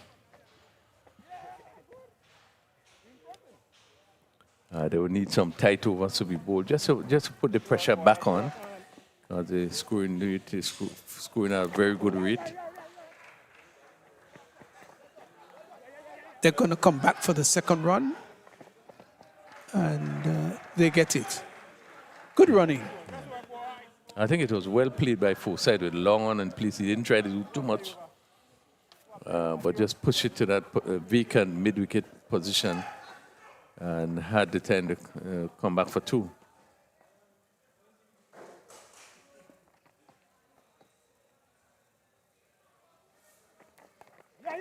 Short cuts down to extra cover. Gets another single. So Hazard has played very well for 32. Good opportunity for Forsyth to stay there with him. Over comes to an end. 7 overs gone. Is 73 for 3. Yeah, good one. Murray only going for 3 in that over. Finishes spell at 1 for 28, 1 for 29 in his 4 overs. So he would be a bit pleased with coming back in that particular over and keeping it in the single figures. But 73 for 3 in just 7 overs.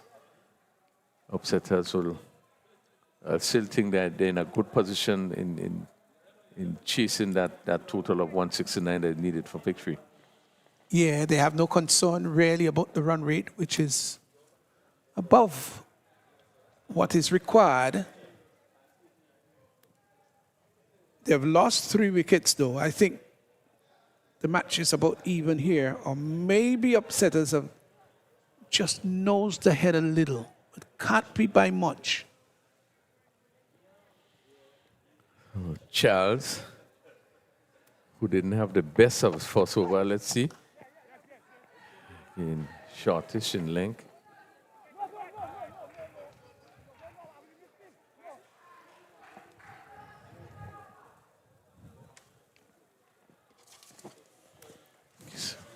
So we're probably going to see the likes of either probably Chanel Regis or Rogers, 2 of the other spinners.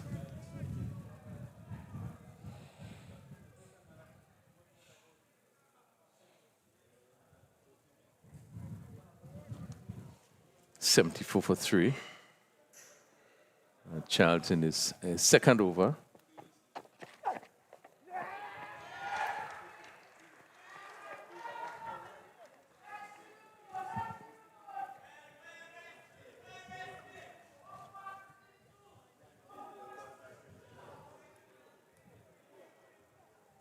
I think we've got a good match developing here, Rafael. Really good match.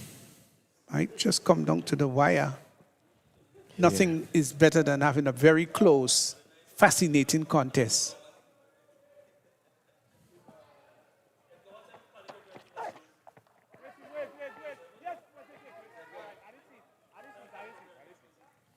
Yeah, all indication just gives one the impression that it will be the sort of finals that we all come to expect. A tight one. And that's what finals should be. I don't think it should be lopsided. It must be a close contest, fascinating one.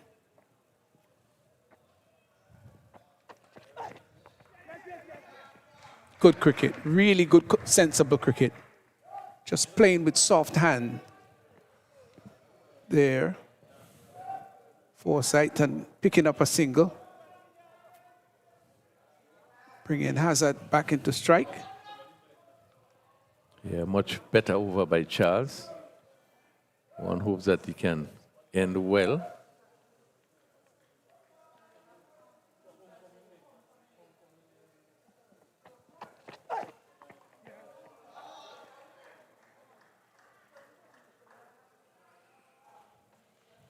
Still on the short side. That have been a lot closer to the batsman. Not really giving them the room.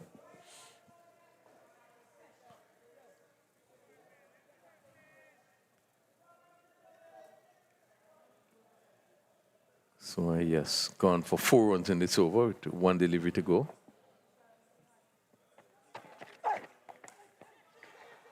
Clips that through mid-wicket. It's going to be a chase here. Will ball win? Yes, ball wins. 4. Nice shot. It was pitched up on the pad. And he came forward, Hazard, and he drove it sweetly. The timing was superb. The placement was excellent. And resulted in a fine boundary through mid-wicket. Well played. He's gone now to 34. 8 overs completed, 81 for 3. Yeah, and good position. No, I think they probably just have their head a bit in front. But we know how funny this game can be. Sure, right. It is a funny old game, that. Hazard 34 and Forsyth on 9.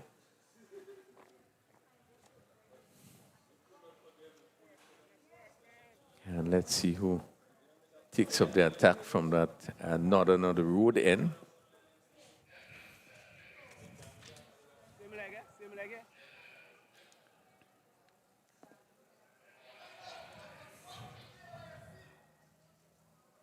You can't help but talk more and more about the pitch, which is so conducive for stroke play. It's very true. So you can play through the line, you can be onto the back foot and cut. Not many of the batsmen we've seen with the use of the feet. To the spinners, I mean, peeling off the outer edge that goes down to third man will be cut off. They're going to come back. No, they won't. Good return. Just a 1 bounce into the gloves of Celestine.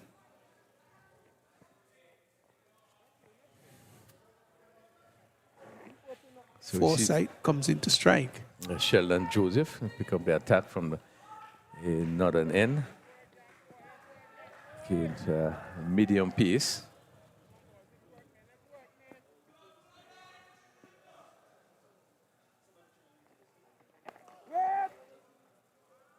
Well bowled, well played too. Just pushed out to short extra cover. You played on this ground, Raphael? Yeah, I played on this ground. Obviously, it was not in this condition, and I played. Oh, no. It's been remarkably improved, hasn't it? In the air, the cover goes wrong, and just get a hand to it, but was not able to hold on. Ball just moving away from him. Unfortunately, we didn't have the beauty of these facilities to play on. One remembers playing in Tantini, gravel actually. Yes. So we came through some rough terrain. I think this is why our cricket was of such a high standard. After coming off these terrain and being able to do so well when we go on to go to wicket. But we never had the quality facility that we have. And one remembers even last year, it wasn't like it is now. That's correct. You know, most of the venues, Victoria Park in Grenville was never like it was. Yeah, Cheetahs Park, even Guelph, it was, you know. But no, one can see that the facilities of tremendous quality. And you're batting outside there. Nobody can get in your wicket on that wicket there. You. Yeah. Nobody can get in your wicket outside there. Such a beautiful. And I think that's the difference in how we played. The passion that does not seem to be there now. Oh, he has launched a savage hit into that one and has gone all the way for 6. Pitched up, might have been a slower ball too, and he went underneath it and lifted it high and hard and handsome over the long on area. It's gone all the way for 6. That was a great shot, lovely shot by Forsyth, and yielded 6. So that's, is it Hazard? Yeah, Hazard. Yes, yielded 6 runs. So he's gone to 35. And we're in over number 9, 84 for 3. Yeah, and one would probably just need to check the score. I guess one thing that Hazard should be a little bit more. And even the score. But a good shot. It was a slow delivery, and he picked it and lifted it over long and actually crossed the road. And, again, another good over for upsetters. And we'll go with the scoreboard 85 for 3. This is now moved to 92 for 3, which I think is the right score. And 17 to Forsyth, 36 to Hazard. And yes, upsetters, I think, really are in the driving seat. You just have to continue. But you know, interestingly, we are not seeing the spinners. You know, there's the other spinners. Now we've seen a fast bowler coming again from this southern end that look like Joseph, Imran Joseph. But what is important now is wickets. Yeah, you're sure right. They've lost 3 upsetters, but the run rate is above 10. And they need 77, and quite frankly, a lot can happen before those 77 runs are found. But at this point, you would want to say that it's leaning in their direction. They've played pretty well so far, and this partnership has yielded 35. So they need to get 77 in 11, so exactly 7 runs per over to get there.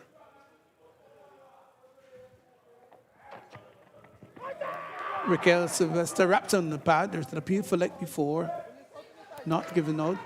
Ball goes out on the onside, and the batsman saw the opportunity for a single. Well, they had some baton to that one. No signal from the umpire. You got an insider, I would reckon.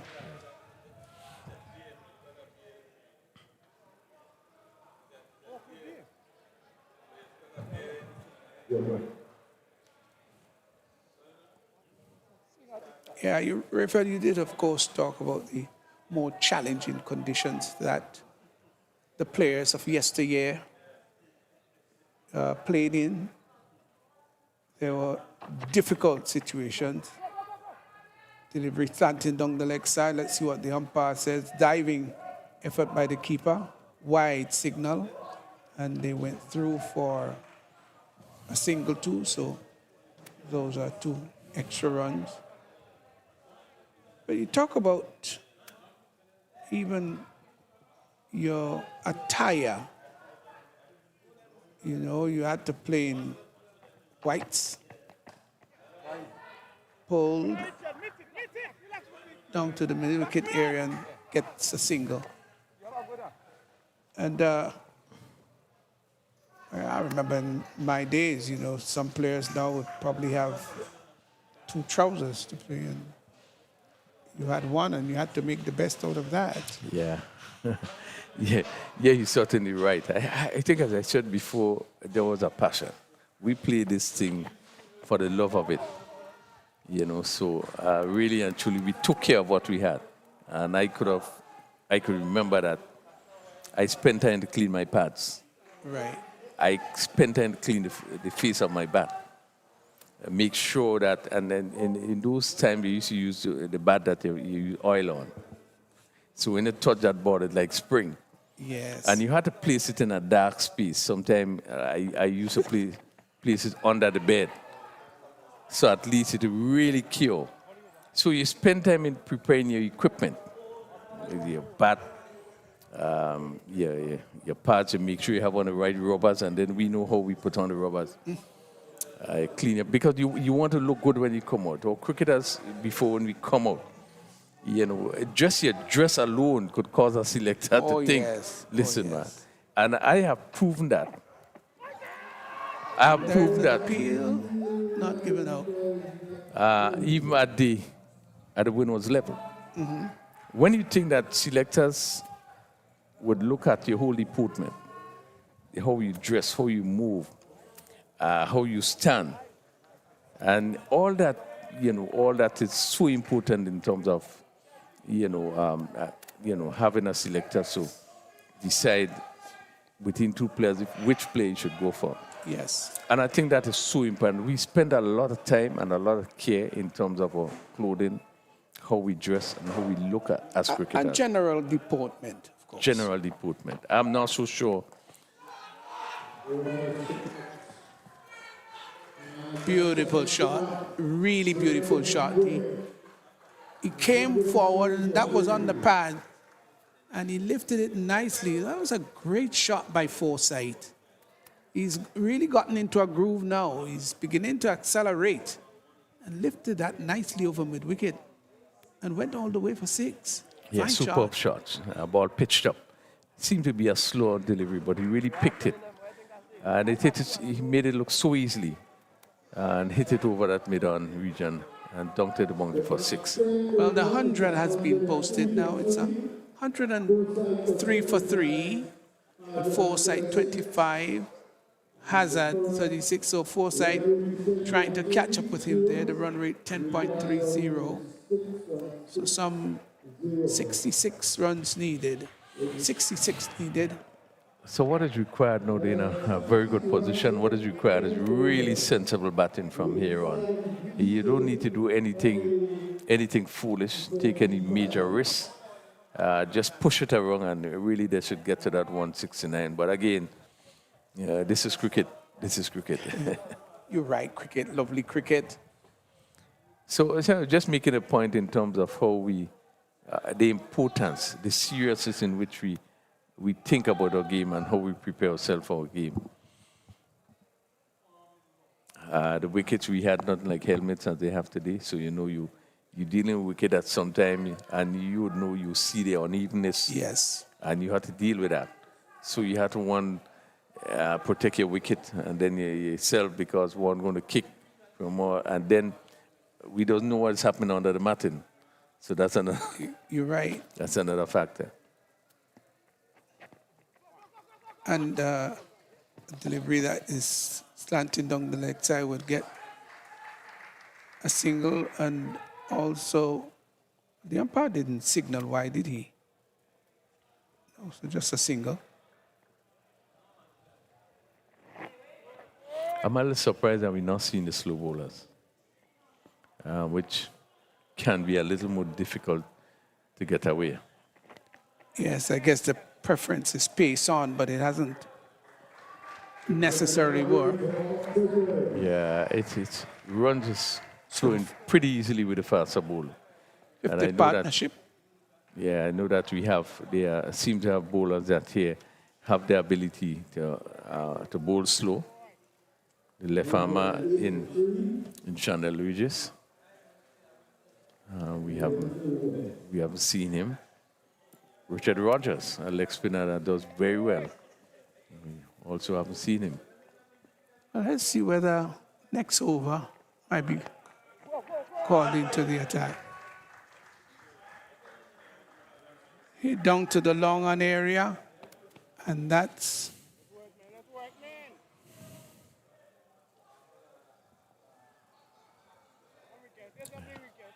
single, 108 for 3. Forsyth on 30, Hazard on 36.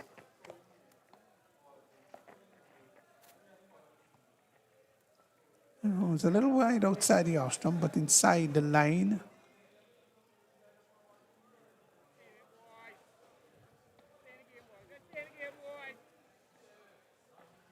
Fielding team, power hitters don't look particularly exuberant. 4 runs, lovely shot. Pitched up outside the off stump. And he drove into it, just climbed into it and hit it over down to the extra cover area. And though there is a long off fielder, made grounds to his left, maybe about 25 yards, but wasn't able to pull that off. Yeah, over pitch delivery, wide off the off stump.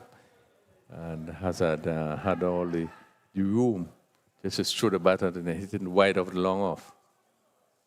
He certainly is creating a hazard here for the his opposing team in power hitters. Want to get that hazard out of the way. He's really motoring on now at 40. Partnership stands at 57. Outside the off stump. Wide signal by the umpire. 1 more to the extras. It's now gone on to 13 rather.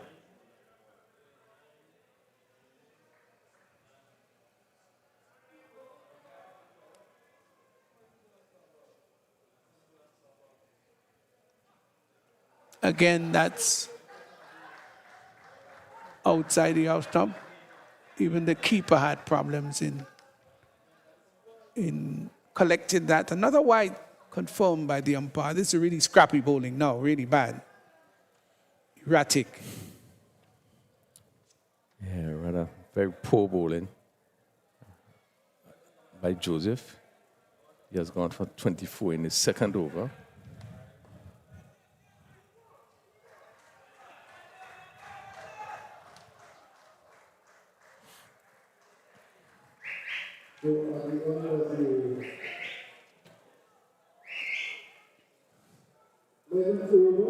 So 11 overs completed, 118 for 3, and they need a further 51.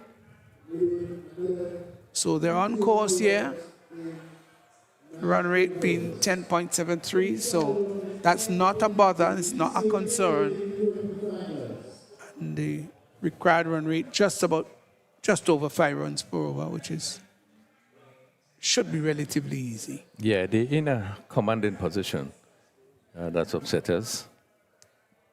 As you see, requiring just 51 runs, 9 overs. So we're now going to see some spin. And that seemed to be Richard Rogers. I think if they're going to make any dent, let's see what happened from the spin.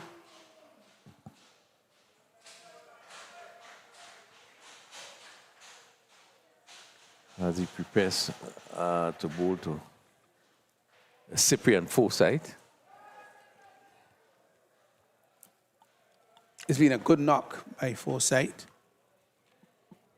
Started slowly, but really picked up.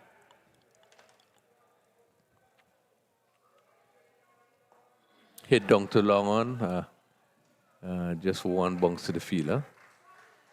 I think this is sort of a challenge that Rogers poses.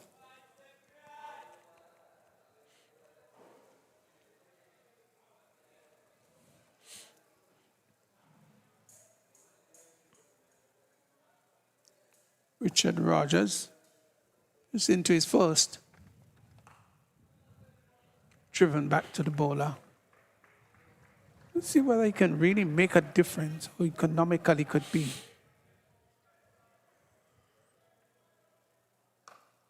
Bit shorter, hit hard into the ground. We're trying to hit the ball too hard.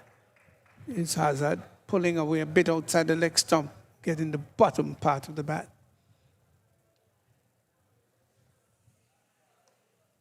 This time he pulls down to the square leg boundary, gets a single.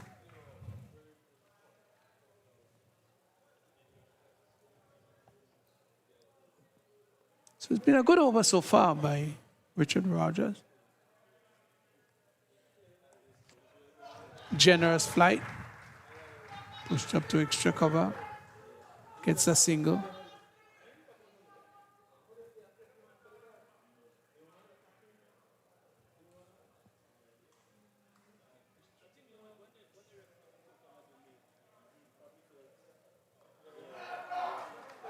Really good cricket, really good cricket.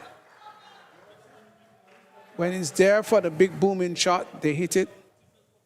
But when it's not for aggressive intents, plays with soft hands and pick up a single or sometimes two, as the case may be. Good sensible batting in that over. It was a good over by Rogers.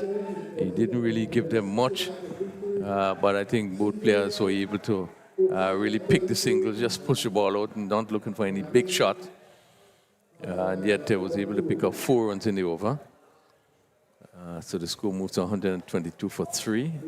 Forsyth 33, and Hazard is on 42.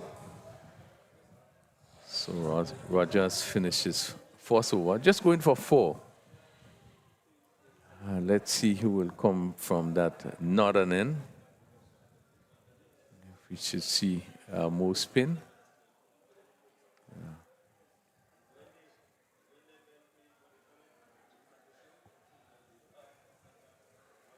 Run rate at 10.17.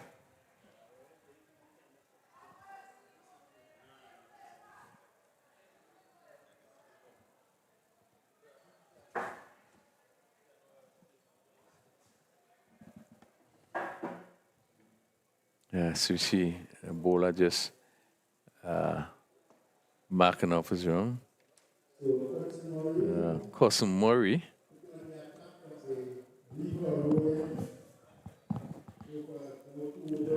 It has been a strong reply by upsetters. Welcome back, Rondell.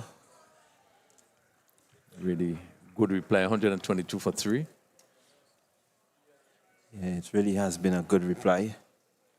This partnership really doing well for the upsetters.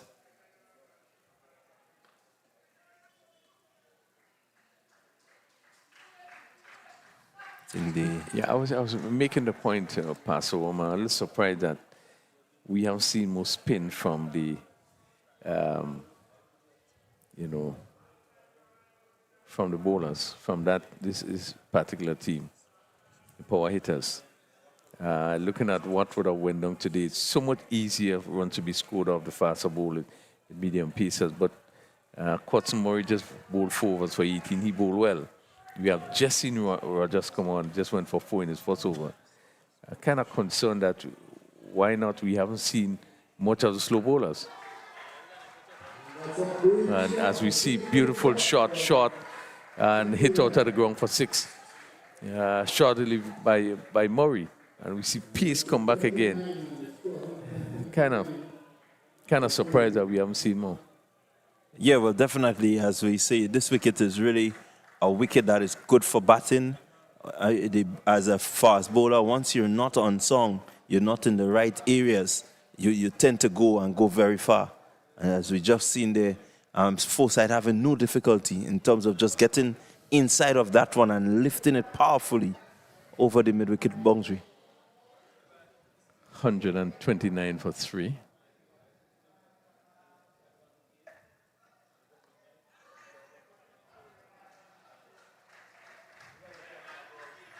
And very good sensible batting push for another single. One expected Chandel Regis to be on, and they had to come on a little earlier where you put pressure. When you lost 3 wickets, where you're going to put some extra pressure for the batters to score. I didn't think we'd see that. There's something in terms of the strategy that they use. we allow them to settle with the faster bowlers and, you know.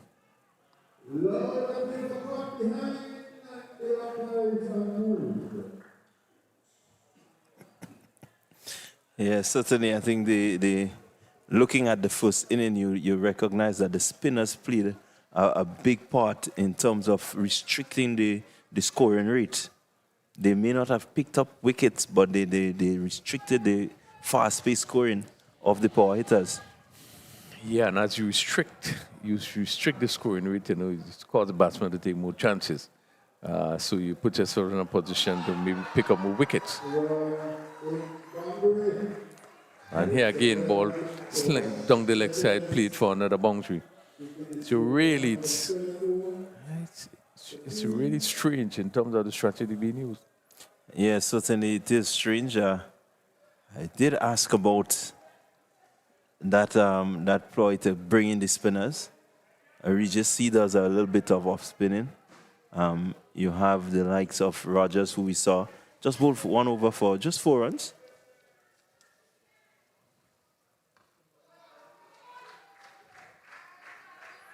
And so it means that they will need somebody who can just slow it up.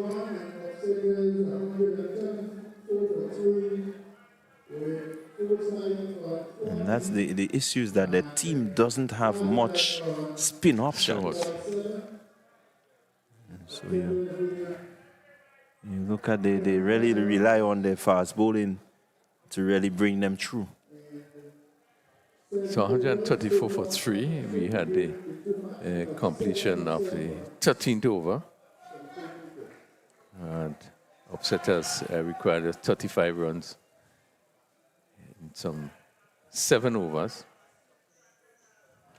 So really should be easy sailing from here. Rogers into his 2nd over, his 1st over, just going for 4.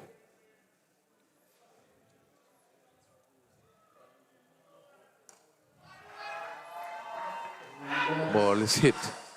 That goes over long on for 6. And Forsyth really just all timing, just came forward and lifted this one over long on and pick up another 6. That pushes his score on to 46. So he has played a really, really good inning.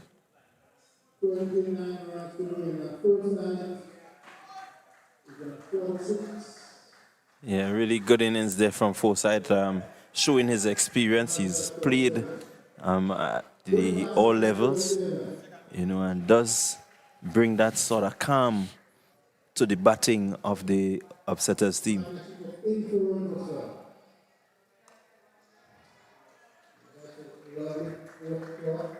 And his partner there by Hazard, who we've seen in recent times. I think if we go back to last season, T10 was a really big player for the Clove Challengers in terms of, you know, the display that they put on. They got Clove Challengers, got themselves to the finals of the T10.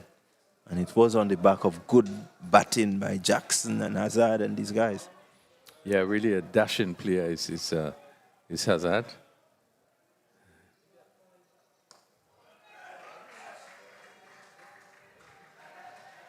So as you raise the name of Jackson, is he in the country? I'm not certain if he's back as yet. He should be. He should be in. But I've not seen him as yet.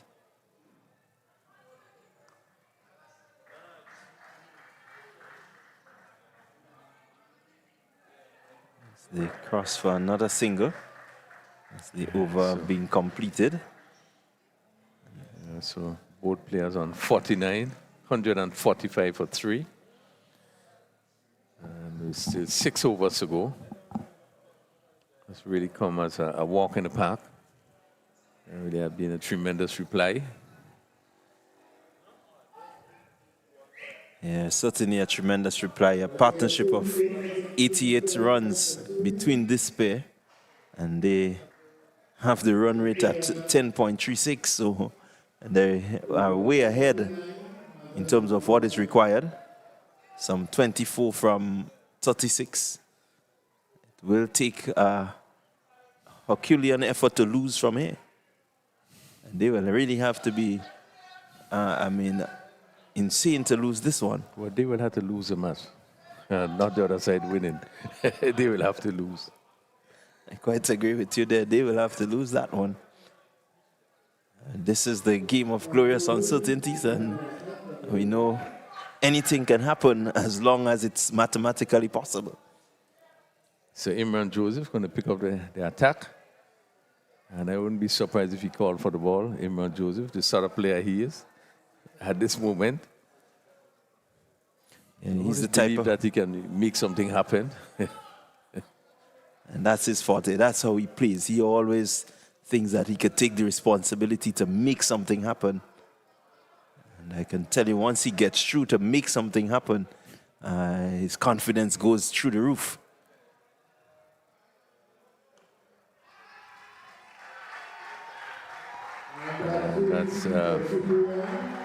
That's 50 for Forsyth.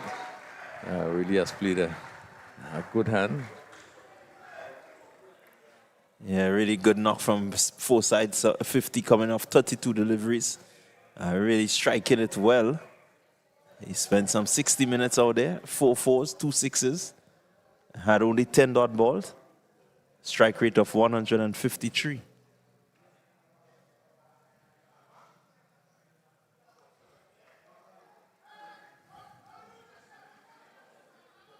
PC delivery there by Joseph. As they're doing well to not really go after that one. Does plays cricket very hard. Serious.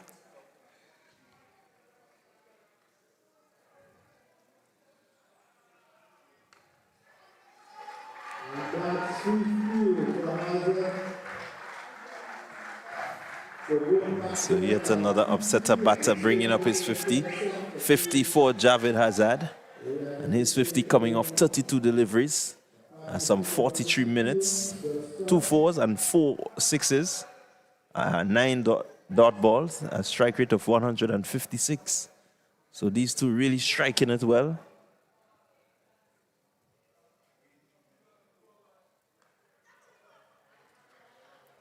This one just peeling off the outside edge. And they get one. Really has been a good clinical performance. I can't recall these two batters really giving any chances to the power hitter bowlers.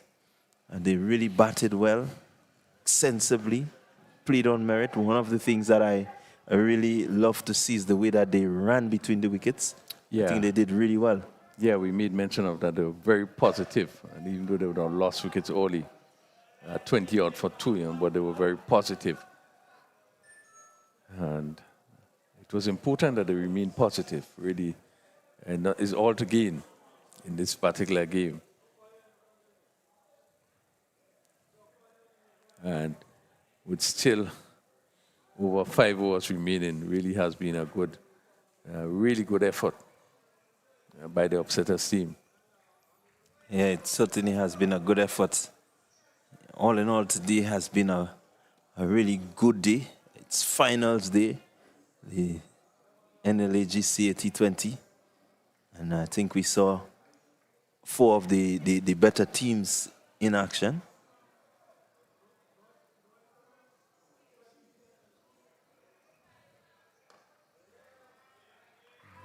Cricket has certainly been competitive. A much better over by Joseph, I think. But again, there's no need for the batsman to take any chance at this moment. 148 for 3. 21 runs needed. 5 overs to go. I guess Rogers is going to continue in his third over. So again, you see Rogers bowling pretty well so far. He did have a couple boundaries, 1-6. Yeah, I was surprised that he was not called upon much earlier. after the bowling of Curt Murray did bowl, just went for 18 in his 4 overs. But really, the faster bowlers really would have suffered quite a bit. Curt Murray didn't go too well again. I was happy to see him bowling from this southern end. Yeah, I think this is where the trick was missed by the power hitters. You recognize that your 2 frontline spinners in Rogers and Murray. So at the end of Murray's inning, that would have been an opportune time to get Rogers in, just to help to keep the scoring rate down a bit. Yeah, that's what's necessary. As you do that, you know, you create pressure. So you force the batsman to take chances. But there was really nothing like that.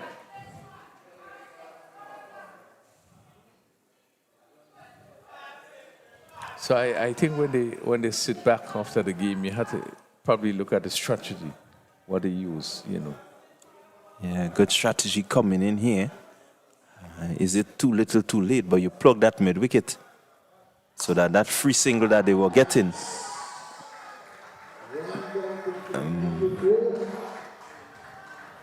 This Forsyth just deciding he's going to go over the top. He's not looking for the single anymore because they've plugged the mid-wicket gap. And so he decides to go straight. Bringing up another boundary to the upsetters. Really has played well, Forsyth.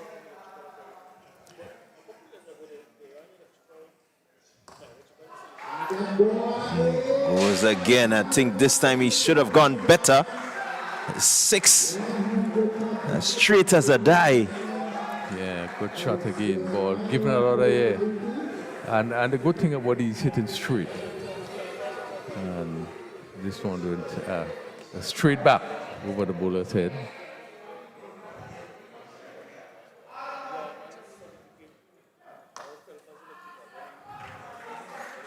Really good, mature innings. Yeah, he really has played a masterful inning. He's 61 for 3. Just one delivery to complete the 16th over.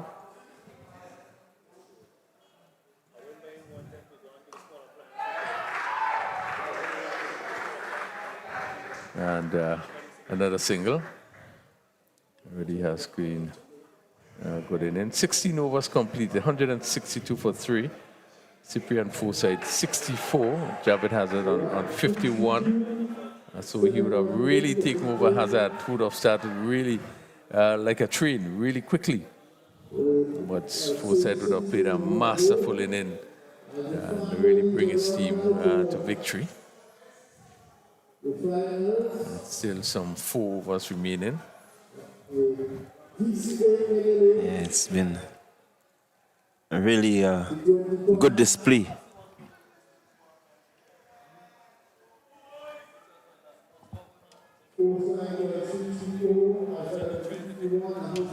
It's been a good display by the upsetters. They lost the early wickets, but they were able to just consolidate. And yeah, really, they certainly played. The better game, all-around game. I thought that the bowling was better. I think the strategy being used, particularly with the spin, certainly made a huge difference.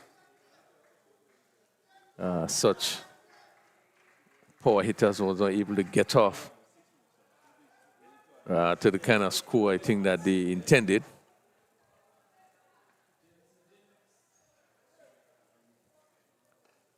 Joseph, this one is stroke, going through the covers. They're going to run close, goes over the rope for another boundary.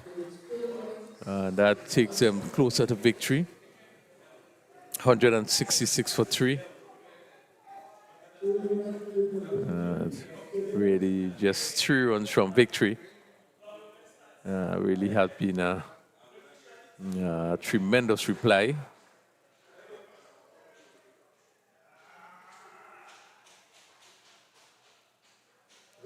good lifting delivery there. And the batsman really had to pull his head back. Hazard.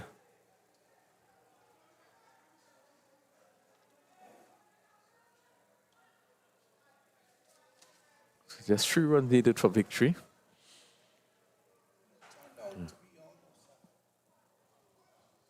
A canter in the park. This has been a very good knock by these two. Hazard started off so very quickly, got 55, but Cyprian Forsyth really came into his own refill and played some delightful shots, really batted well. Yeah, he played some beautiful shots, and he started a bit slowly, but he really picked up and really took the fight to the bowlers. And got a very good 50. 167. And probably would be fitting for him to score the winning runs. Played a good inning. Yeah, I like how they went about doing this. And their approach has been aggressive, running between the wickets, looking for ones and twos, and turning ones into twos on some occasions. And so the aggressive approach and the positivity really have been showcased today. Well done, upsetters.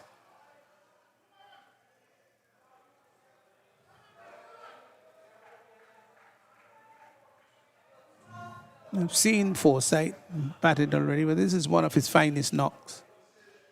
Yeah, I think so. I agree with you. This is probably one of the better knocks seniors played.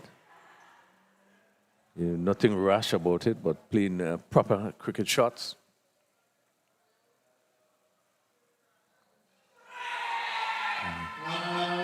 Well. Beautiful shot. Rocked on the back foot and lifted that over mid-wicket.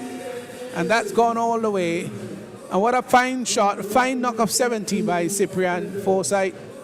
173 for 3. And so they've won this game with a rather consistent run rate, 10.18. And upsetters may not be correct to say they have upsetted power hitters, but they've certainly played their role very well here.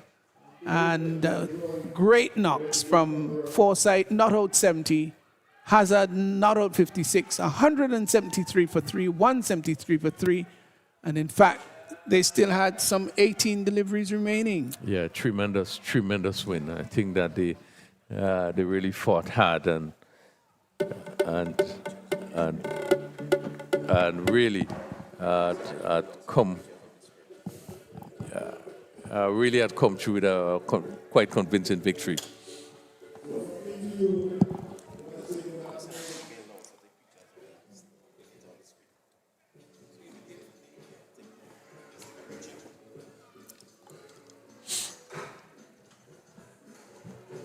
Yeah, it has been a convincing victory. I think that they played well. I thought that the strategy that they used throughout the game was much better than I think what we saw from power hitters. I was making a point earlier on in terms of the fact that we didn't see much spin from power hitters. Yeah, they probably didn't have the quality or the amount of spin bowling. But certainly in terms of the tactics that they use, I think really could have been better. But we have seen a good finals. One expected it to be a lot closer. But credit to upsetters. They were taking the fight to power hitters and came out deservedly winners of the tournament. And really, I think it's all congratulations and credit to the management team of the upsetters team, who would have fought and really tried to put everything in order to make sure that they come with victors on top. And power hitters, well, probably just need to relook in terms of some of the decision making, and in terms of their bowling, and probably even in terms of their batting. A couple of the players got started and wasn't able to go on. But again, we had a good game here today. All credit to the ground staff who prepared a good pitch so that we were able to have these 2 matches completed. What we have found today is the team batting second just seemed to have had the advantage. Team bat second would have won the games and won them very easily. So it probably says something in terms of the time, the decision you make to either bat first or to bowl first. So again, here from the Progress Park playing field, we have concluded the finals of the NLA Grenada Cricket Association T20 tournament, which probably was on for the last 2 months. I thought it was a successful tournament despite the challenges. We have been able to conclude today with the third place playoff and also the finals. And certainly, commendation to the organizers who would have worked to make this a reality. And one have to thank the officials and all who has been involved in this T20 tournament to make it a sort of success it has been. So upsetters 173 for 3, with Forsyth not out 70, Hazard not out 56. A partnership of 110 in the end, a scoring rate of 10.15. Wonderful performance indeed, and they have really defeated the power hitters. Well, just to quickly go through the scorecard, Jeremiah was run out for 10. Kem Charles was caught, Celestine Bowl, Murray for 4. Bartholomew was caught, Regis Bowl, Charles for 18. And as we said, Hazard not out 56 and Forsyth not out 70. Kurt Mason had 1 for 29 of 4. That's Kurt Murray. Kurtzen Murray had none for 43 of 3, rather expensive. Charles, 1 for 20 of 2. Sheldon Joseph had 1 for 25 of 2. So by and large, it was a wonderful performance by upsetters. They've done very well indeed, and they've run away champion in this tournament, and they will in fact be collecting $10,000 for a job well done and winning the tournament. I'm sure they're very happy and proud about this. So all in all, it was a pretty good tournament, and of course prizes will be awarded to specific individuals and teams, as the case may be.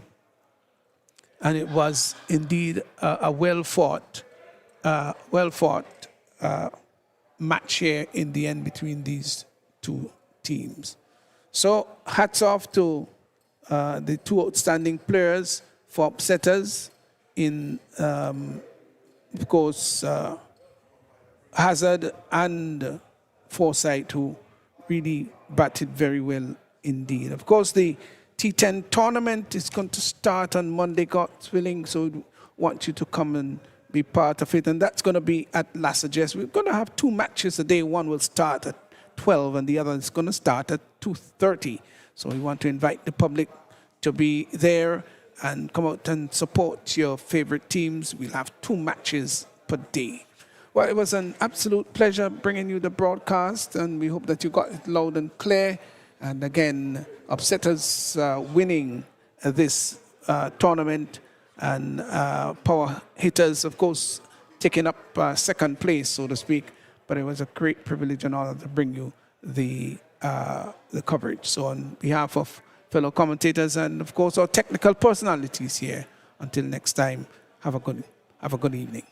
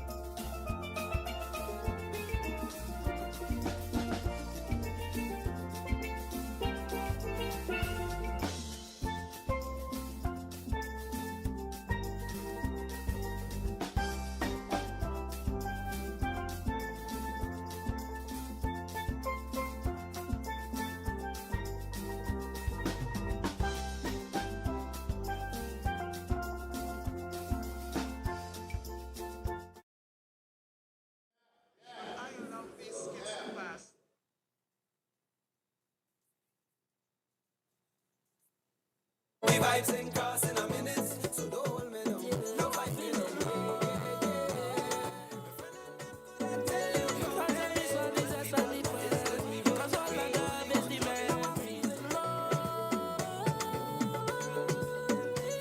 Only vibes, only fun in the party. Pick up you and your friend, everybody. Bingo, the party done ram. Music created, make the people dance. Trinidad and Tobago we from. Feel the vibes in the place, now I drum. Bottles never run out when they jump out. And need for the speed, so the thugs out. Girl from all over.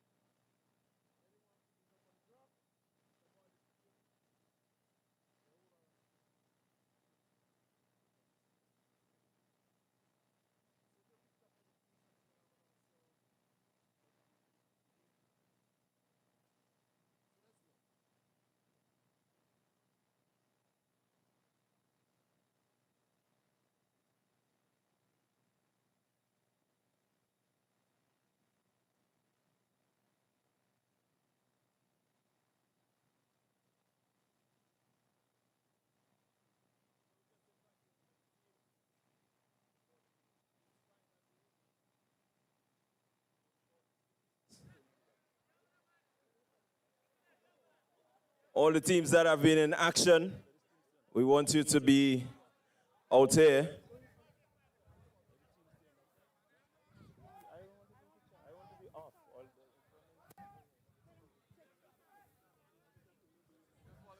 Ernie?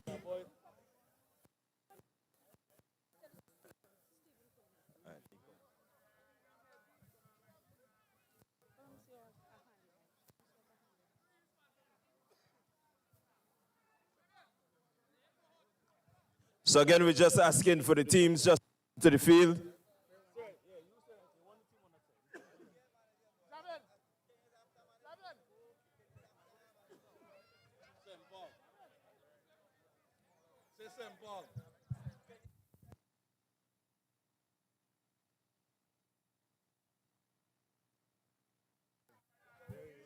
So we're looking for idlers B, police, upsetters, and power hitters.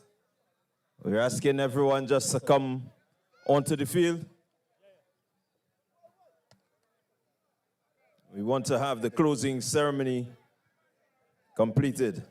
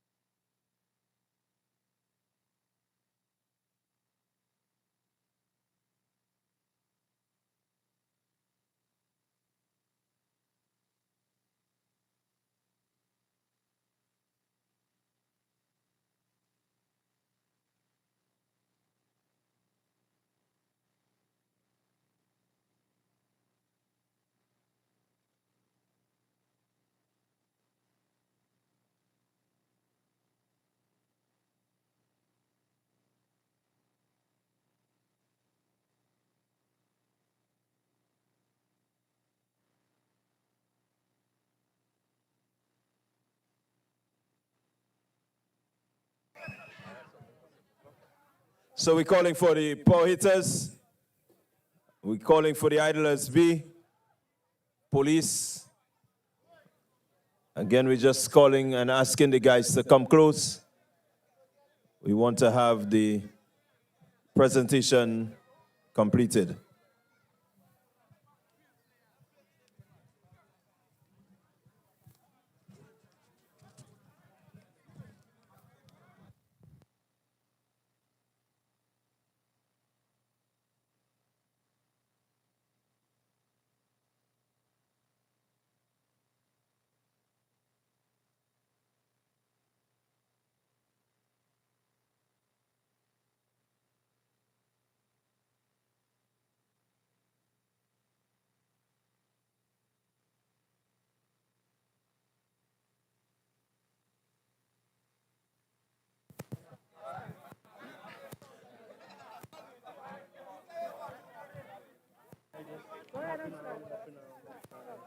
All right, so we're going to begin this afternoon's ceremony.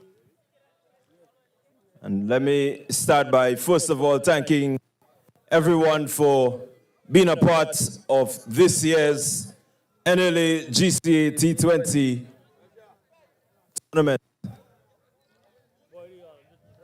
We are going to begin with just a few brief remarks, and I'm going to invite the President of the Grenada Cricket Association, Mr. Norman Gilbert, to make some remarks.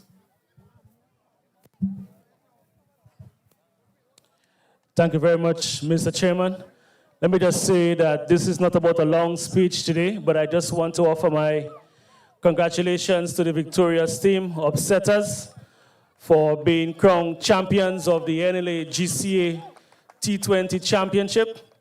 Of course, we also want to say a special thank you to the runners-up and for the third place winners who would have played earlier today. The GCA is very happy that we were able to have the support of the National Lottery Authority for this year's championship.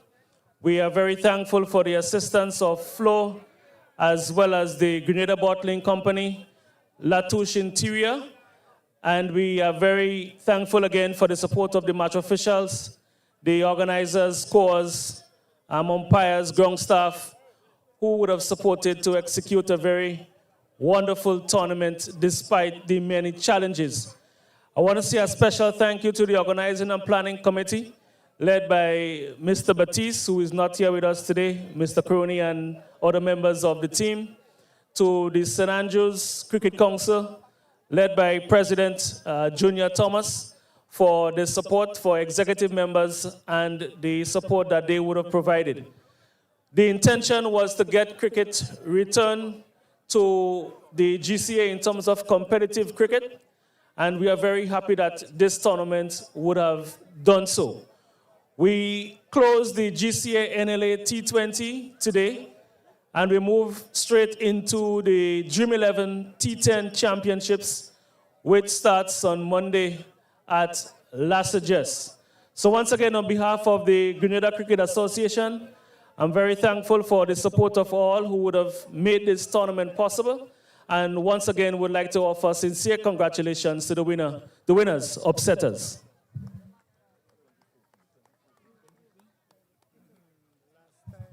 All right, thank you very much, Mr. Gilbert.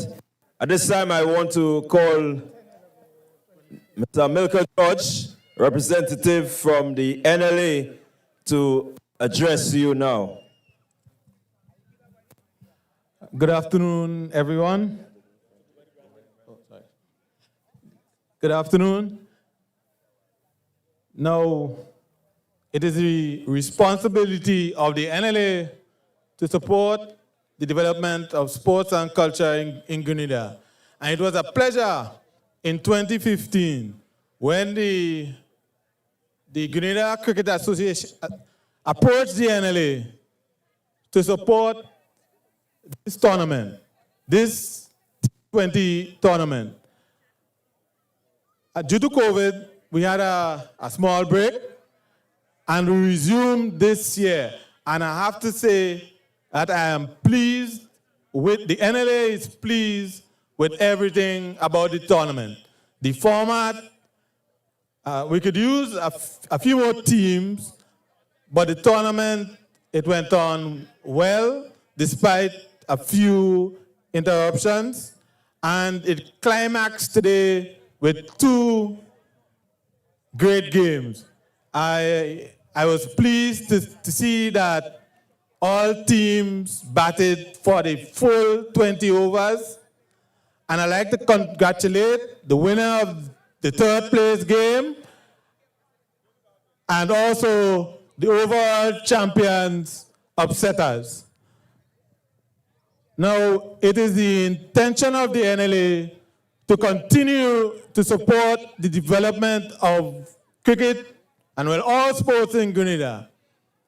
As it stands, cricket right now worldwide is very diverse, very exciting. Players can move from country to country, league to league. And given the Grenadian spirit, I think more of our players need to be out there. This is a platform for this development, and the NLA will support the GCA in the direction that it's currently taking this platform. Thank you all for being here. Thank the players for playing.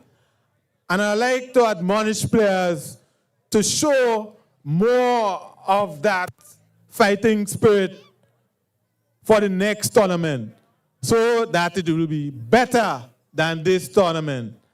And let's encourage our friends, our families, our neighbors to come out, support the game, support the teams. Let's build an atmosphere.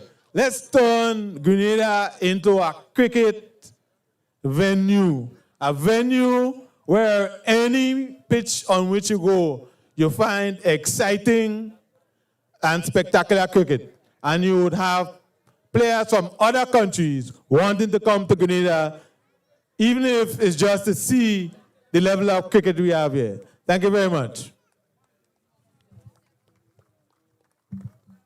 All right, thank you very much, Mr. George. And so we're going to go straight into the prize giving ceremony. And I want to call Mr. Ryan Boyd. He will come and assist in the presentation of the following awards. We're going to speak to the captain. We're going to speak to the man of the match. And so I want to invite the man of the match for the finals. And I think everyone knows you are here. It goes to Cyprian Forsyth.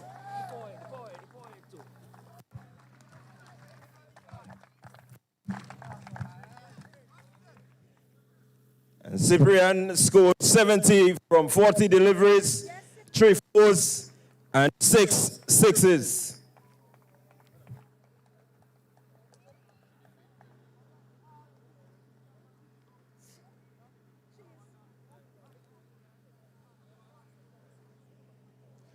All right, Cyprian, don't leave yet. You can rest it down. Let's have a quick chat. 70 from 40 deliveries. You really were seeing that ball today? Yeah, I back myself. I'm a player. I really like the big moments. If you look back at Upset's history, in finals is one time that I always come up. And I was looking forward to the game today, and I'm happy that I was able to get the team over the line. All right, you seem to be in a very aggressive mood. 70 from 40, 5 sixes, or 6 sixes rather. It means that you really brought the power hitting, took it away from the power hitters.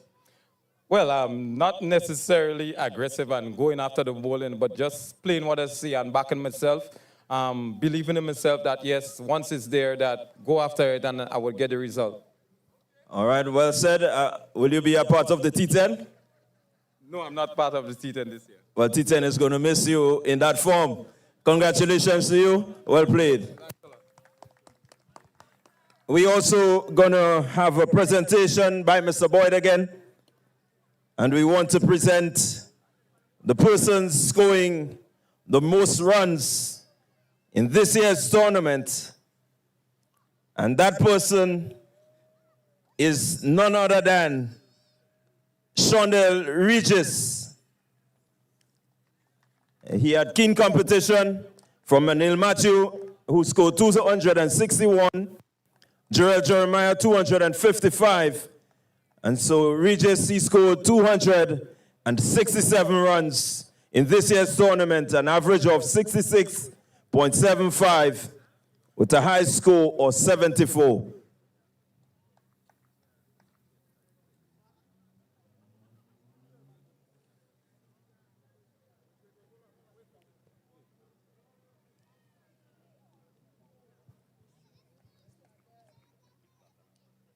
All right, don't run off, Shondell, don't run off. Quickly. Commiseration, things didn't really go the way you planned. First of all, you didn't get to that 180. Your thoughts on your team's performance today? Well, we have a lot to take out of this game. I think the boys did that the best. I still think we could have put probably 190 on the board. At the point when I was batting, I think we started off going after the ball a little too late. At the end, I just want to tell the boys, hard luck, move on to the next tournament. All right. Again, we saw that the spin played an integral part. I know I questioned you on that. I didn't see you bowl. I saw Rogers come in pretty late. Kurt did a good job. Your thoughts on your spinners? Well, today, I don't know. I think we just read the wicket wrong. We bowl a lot of pacers. Didn't work out for us. I think that's the only mistake we made in the field. All right, hard luck. Next time, you're going to be a part of the T10, so we wish you best of luck.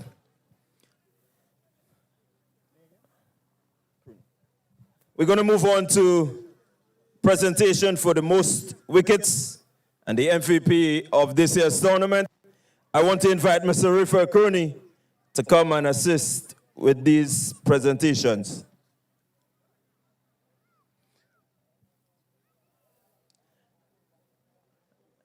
And I know that the competition this year has been really a keen one.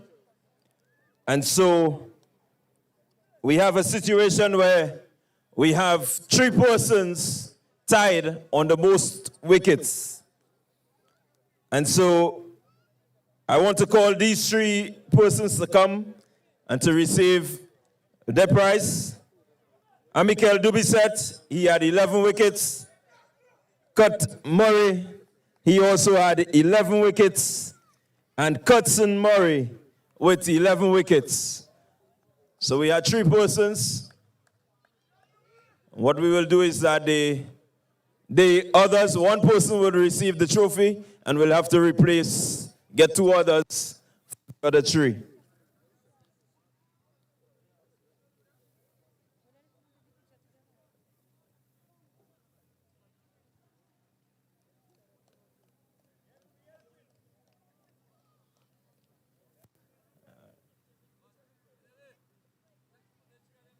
Yeah, don't go.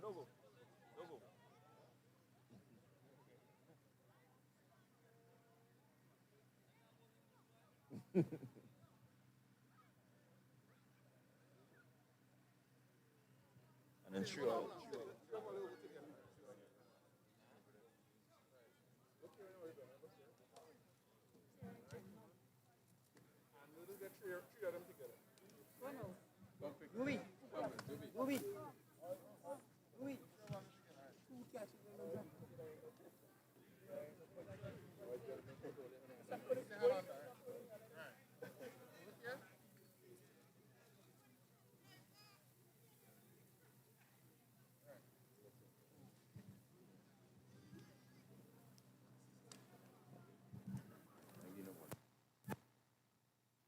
And so we want to present the MVP of the tournament. And the MVP of the tournament goes to Cut Murray. So Cut Murray, all-round performance. His batting average, 29.63. Bowling average, 43.87. And so he scored a total of 75.5 points.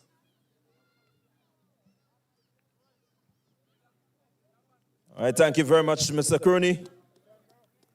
We're going to go into the position awards. And so to present the 3rd and 4th place award, I want to invite Ms. Lydia Edgar to come and assist in these presentations.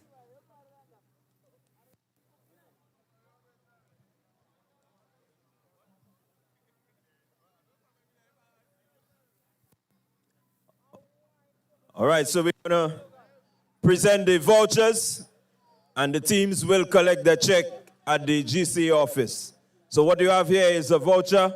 You will collect your check at the GCA office. So 4th position, we want to invite a member of the Royal Grenada Police Force cricket team to come and to receive the award for 4th position in this year's tournament.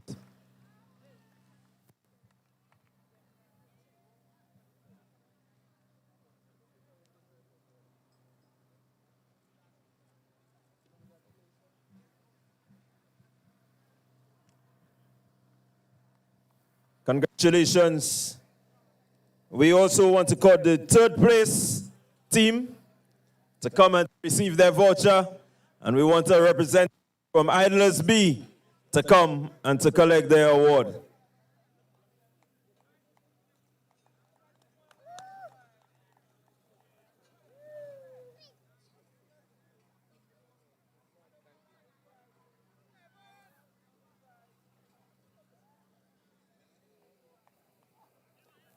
Thank you very much, Ms. Edgar.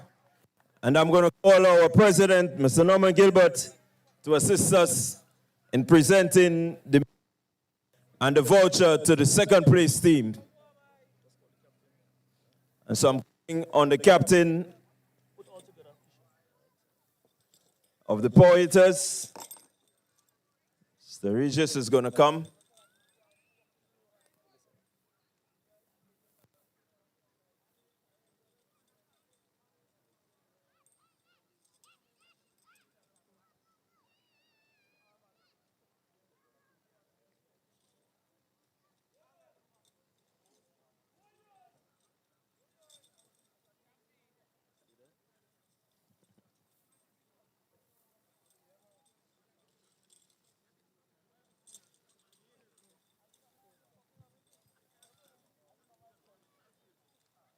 And I want Mr. George back again, and he's going to present the trophy. We have a trophy to be presented to the winners. They're going to receive their medals, and they're going to receive their check and voucher, winning the grand prize of 10,000 big ones. Captain of the Upsetters Cricket Club.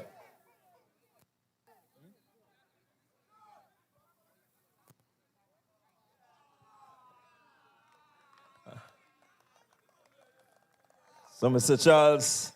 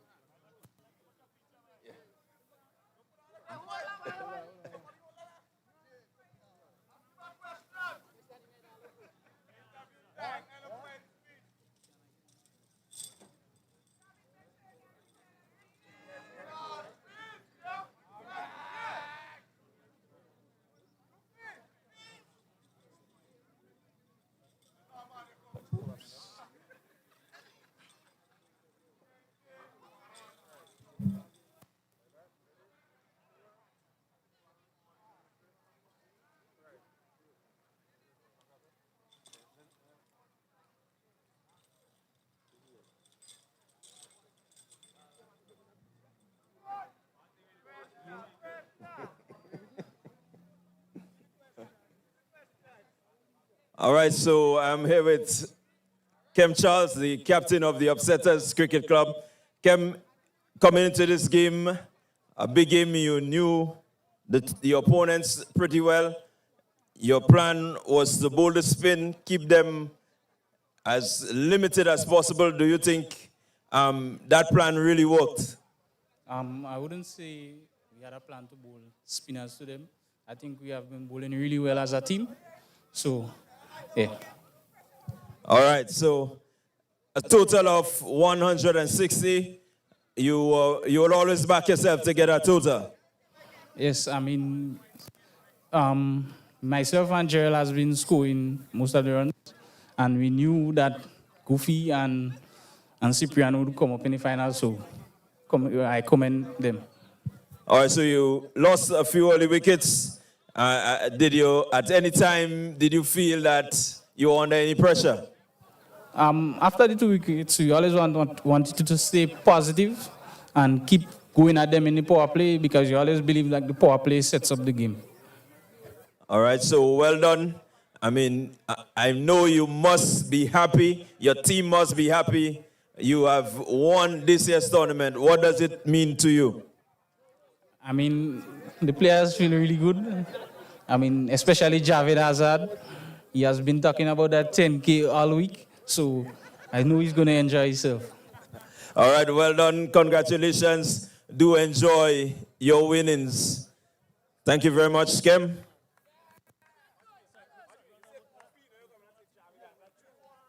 All right, so we want the team to come close. Also, I want to ask Cyprian to come again. He has to receive his check.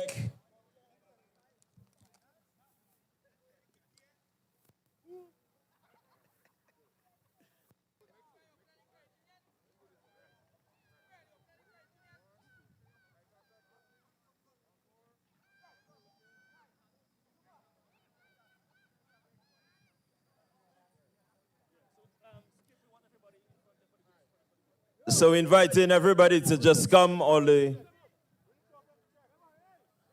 members of the Upsetters team, come and have your photos taken.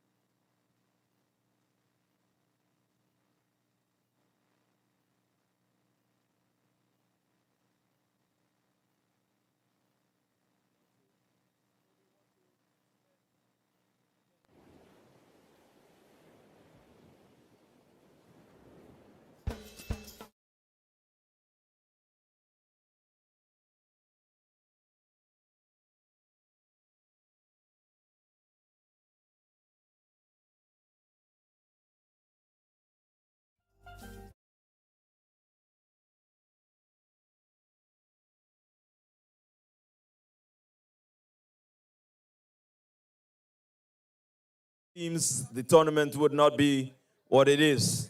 We want to say thank you to the supporters. Special thank you to the Ministry of Sports for providing the facilities. Again, we want to say thank you to the hardworking ground staff who work to ensure that the both venues, Progress Park and La Sagesse, were ready for cricket. I think they did a really good job. Again, we must thank the GCA staff members. We must thank the umpires, match referees, and everyone who, in some way, made this competition a success. So on behalf of the Grenada Cricket Association, we say thank you, thank you, thank you.